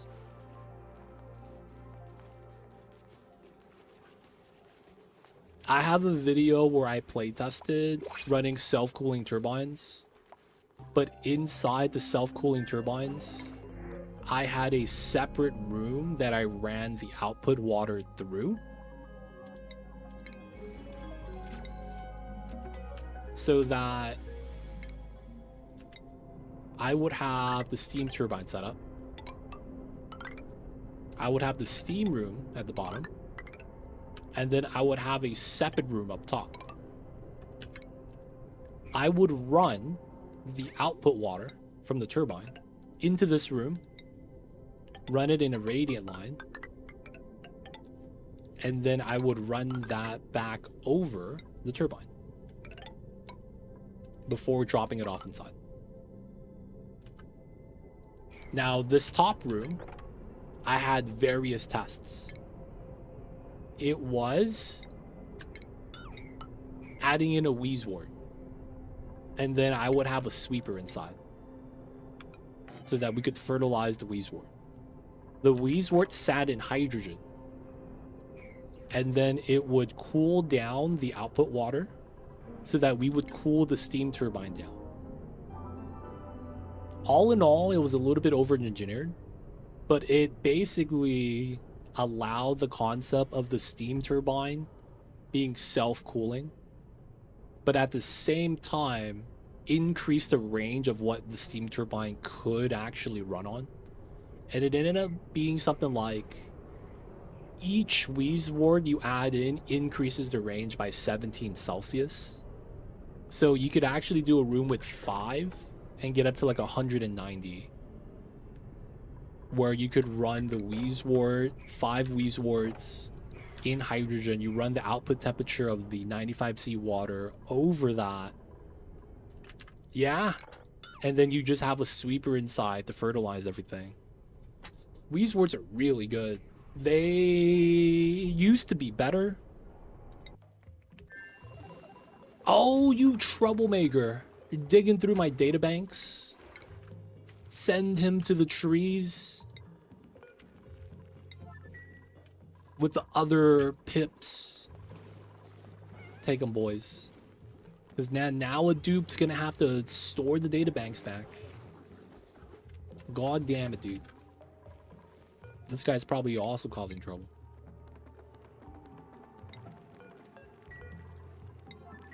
These pips.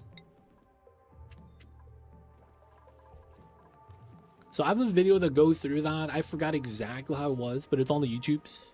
I break down how you could improve the self-cooling capabilities of the steam turbine by adding in a wheezewort. And I basically broke it down so you could see the temperature range that it gets increased by. And it's really just upper limit. But yeah, if you need to do something like that, man, we got that broken down already.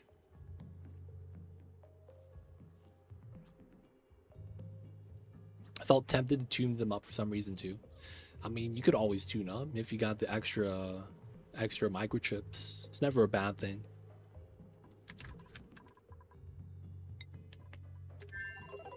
Alright, man. What the heck? How come they're not planting the seeds? Let's bump this up to a 7.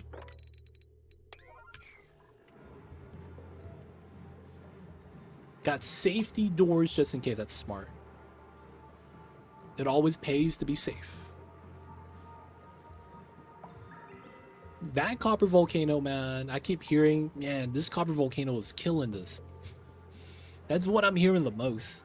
First, it was your super jank Wheezewort cooling polypress steam condenser. It's like, yeah, this was working for a while, and then it just lost to the copper volcano. It's always the copper volcano, man. Can't trust it.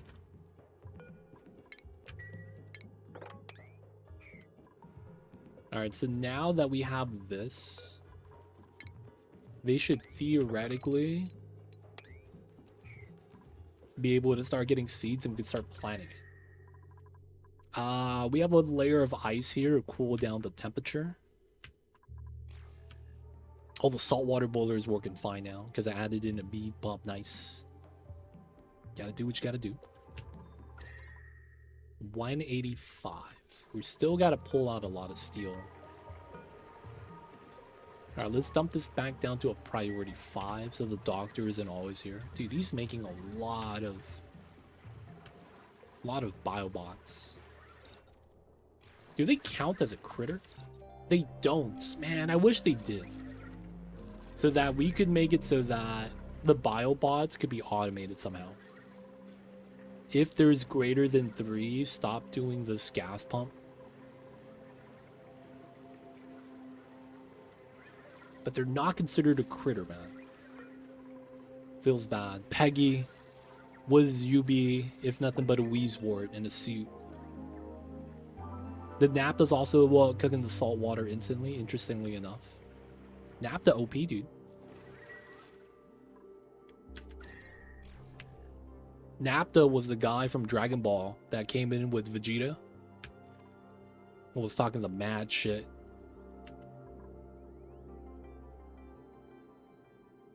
And then, you know, Piccolo had to come out and whoop his ass with a special beam cannon. It'd be like that sometimes, man.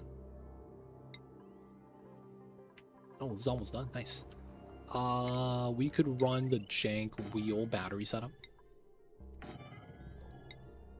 Boop, boop. This is not connected to the bottom. We're also going to disconnect this from the electrolyzers.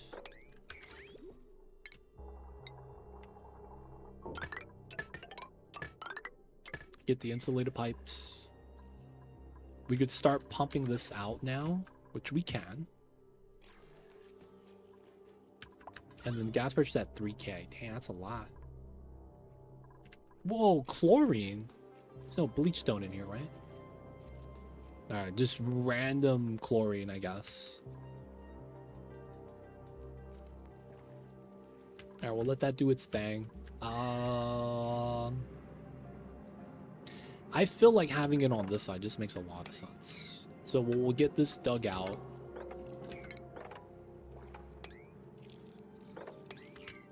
Let's get that in.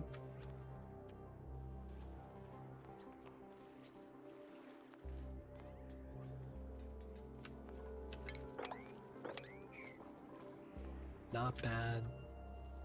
Oh, the plastic ladder is done. No bedrooms still. They're using up the water. Okay. Ooh, gotta leave those two there. Jump to here. Dig that. And then we could dig that and climb up that way and just remove all this. That's fine. Alright, 5, 6. We could buy more seeds. We're just gonna wait for that. Dude, we're not gonna use up all the water by then, huh? The pea water is getting consumed. I guess that's a good thing, because that means this geyser is done. We tamed this geyser, technically. Go up 250. The only thing that kind of sucks is now we have polluted oxygen inside. which means we're not going to be able to fill it up as high because we're going to have a layer of gas. Hopefully that's fine, though. And then we just got the pea water here to dump out. It's looking pretty good. Still waiting for more of this water to cool down. 27 degrees, yep. Generating some power, not bad. Using up the salt water here, that's actually pretty nice.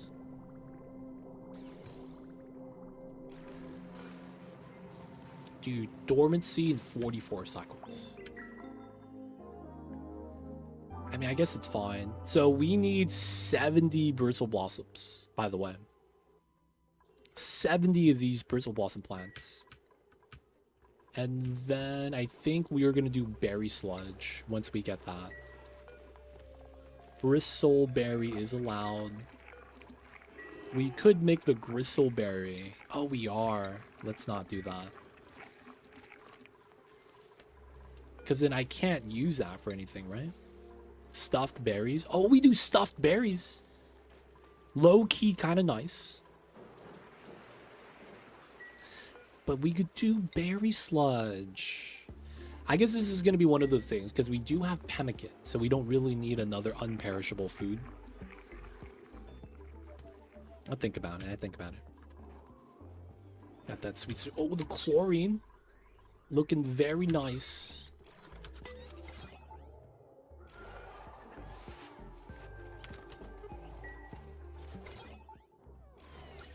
Dude, if we're dumping chlorine, let me fill it in.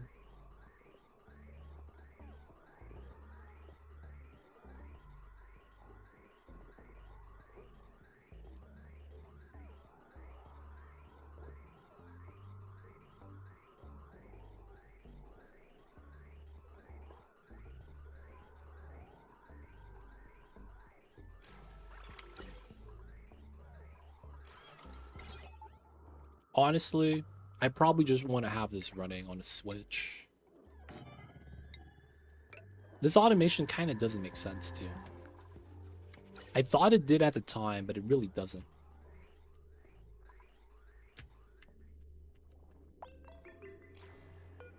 Yeah, it's going to erupt again soon. I want to stockpile with more chlorine. Maybe we just need more chlorine. We have a lot of space that we could just put in more reservoirs in. It's not really a bad thing.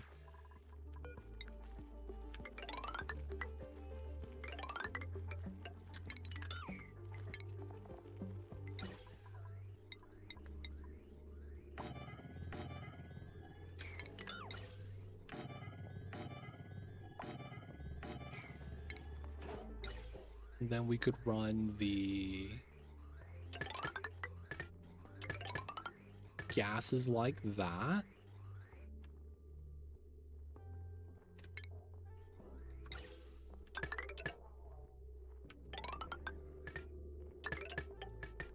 Run the gases like that. Simple set, and then we just cut the pipe there.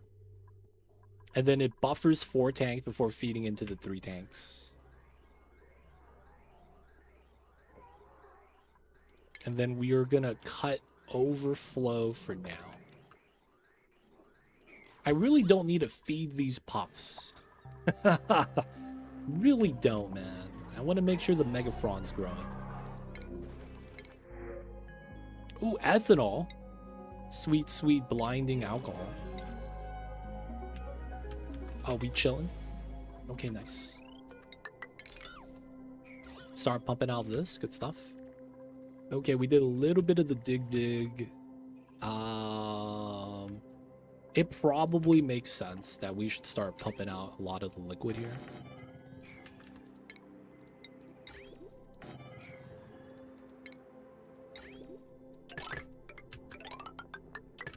Okay, there's one spot. That's one ladder. Should be good. We are going to want to ladder up here as well. We're going to dig down this way. There's going to be some ice. This biome's going to get wrecked, but it's fine. Let's get that done. We're probably just going to do a wheel battery combo here as well.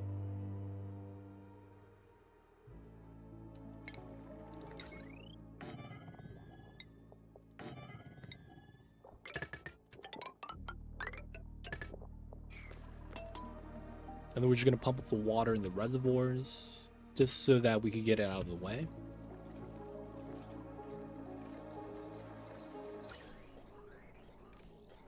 This is trying to pump, but it can. It's fine.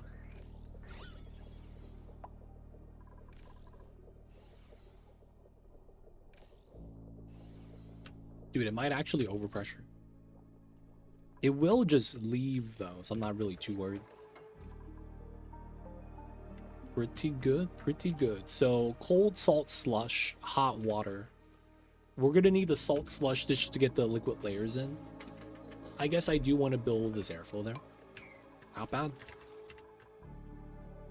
Guys, looking good, looking great.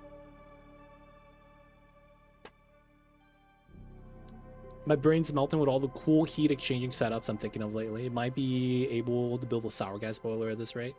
Sour gas boiler comes down to one concept that you gotta understand. And if you could do that, you're good. That is the funniest thing. Once you build sour gas boilers, there's literally just one concept you really need. And if you could get that one concept, sour gas boiling is easy.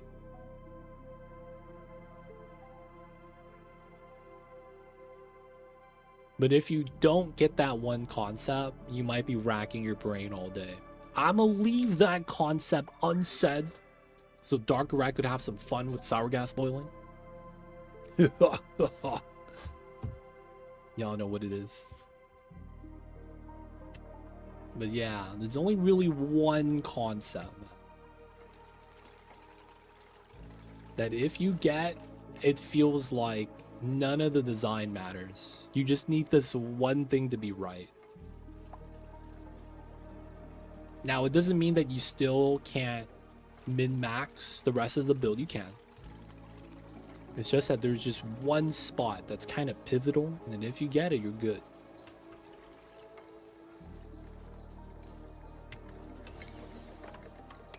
Now, we gotta dig this. Bead pumping is a thing IRL. I wouldn't be surprised if they took the idea from real life. Kind of how they took the counterflow design from real life. A lot of designs from real life work in Oni. Makes it feel like this really is an engineering game. You know what I'm saying, man? It's part of the reason why sometimes it's like, yeah, man. Oni is a game for engineers.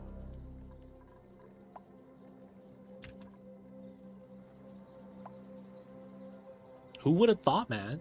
Gravity is unbeat. That's why as you grow older, you get shorter. Your spine can't hold that up, dude. Gravity. Even the U-shaped liquid lock is IRL, under the water toilet works like that. Yep. The devs introduced it to us, man. We didn't make that up because we wanted to. We saw it from the dev video. They call it the P-trap. Classic naming scheme, too.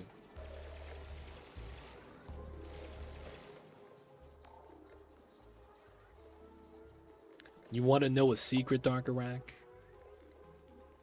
Ice makers are stronger than I thought they were. Me too. I used to discount ice makers. Then I saw Aricia's video talking about the magic of ice makers. I was like, okay. I give it a little bit more respect now. Just a little. I'm still not a fan of the manual labor. I wonder now only if aqua tuners are real. They are real. They're on the back of your fridge. I hate to say it. This is the back of your fridge, dude. Your AC has one too, probably.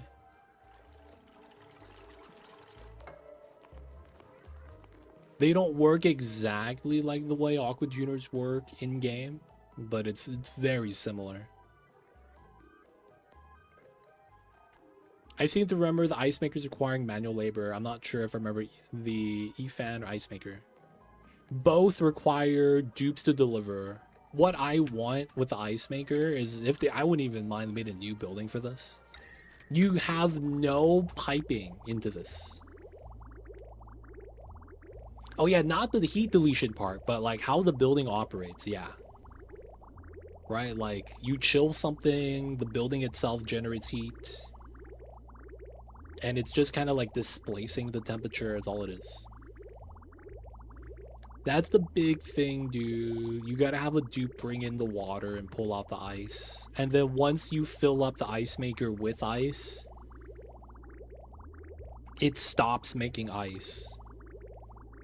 And it's like, dude, god damn it, why is the limit so low? Feels bad, man. That's what the game's about, moving the heat around. Yeah. When you look at Oni, this game is really just a thermodynamic simulator and gives you a playground to play with that. And that's because there's no other game that does it this well. 100%. This game is a thermodynamic simulator that's probably the best one out there. It's not even close. I feel like when it comes down to video games, not that people take the easy way out, but it's very easy to just make a building do all the work and then mask everything up so that you could get to what you want the game to be about. It's very easy to do that. I hate to say that, but it is what it is. It's like, look at this building. It gives you nuclear power. And you might have to deal with some waste that pops out on the back. But it's like, well, isn't the building hot? Yeah, it doesn't matter. Just give it water. It's like, oh, okay. Don't you have to dump the water too? Nope. Oh, okay. This is how it works in real life? Not really. Oh, okay. I don't think it be like it is, but it do. Nuclear DLC? Really? Hey man, I'm just saying.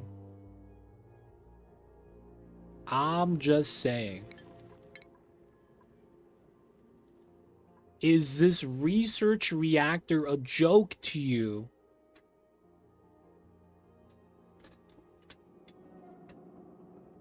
Enrich uranium. Rumor has it they wanted to call this the nuclear reactor, and then they got a call from the FBI, and it's like, you can't do that. And they're like, okay. Rumor has it. The police was on them, dude. A lot of games, you could optimize the fun out of it. Oni just lets you. I feel like Oni lets you to a degree that no other game does, though. It's like, it's like the difference between getting one of those pop dolls that you could buy accessories for and actually like buying plastic and shaping the figure yourself. You know what I'm saying? Like a lot of games, you have like a base stock doll that you could buy clothes for. Whereas Oni, you could literally piece and shape together every piece. In terms of like level of detail, I guess. You just get so much more with like heat transfer rules, everything in this game, how everything kind of interacts. I mean, that's the appeal of Oni though, right? That's the main thing. Not the only thing, but it's the main thing. The other half is watching these Sweetles climb up and down with their go-go gadget legs. They're so good. Come on, Sweetles, walk. Look at those extendo legs, dude. So good. Oh my god. Look at those Sweetles. Sweetles, best critter in game, dude. Just because of that that freaking animation. And then the evolved one, the Grub, it's so funny. They face plant into the ground. It's like, ugh. Let me just use my face as feet. Land on my face. And they just crawl around like little earthworms. But the go-go gadget legs, man. So good. Come on, little sweeto, one time. Do what Hassan's doing. There we go. Good stuff. Good stuff, good stuff. People of chat. This is going to be a good spot for us to wrap things up for the night. And we've made some progress on the second planet today. So we're getting ready to tame everything. We haven't really touched any of the geysers here yet. We're just setting up shop. Spawn, toiletries, some suits. Started doing some digging. We got a perimeter set up.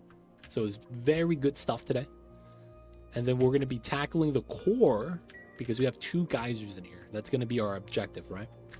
While we're waiting for that to cool, we'll probably tackle the other geysers as a result. But we're probably going to do the spawn first. So the water. We have a 95C regular water here that we're going to probably want to tap into. But yeah, guys, people of chat. It is going to be time for me to wrap things up for the night.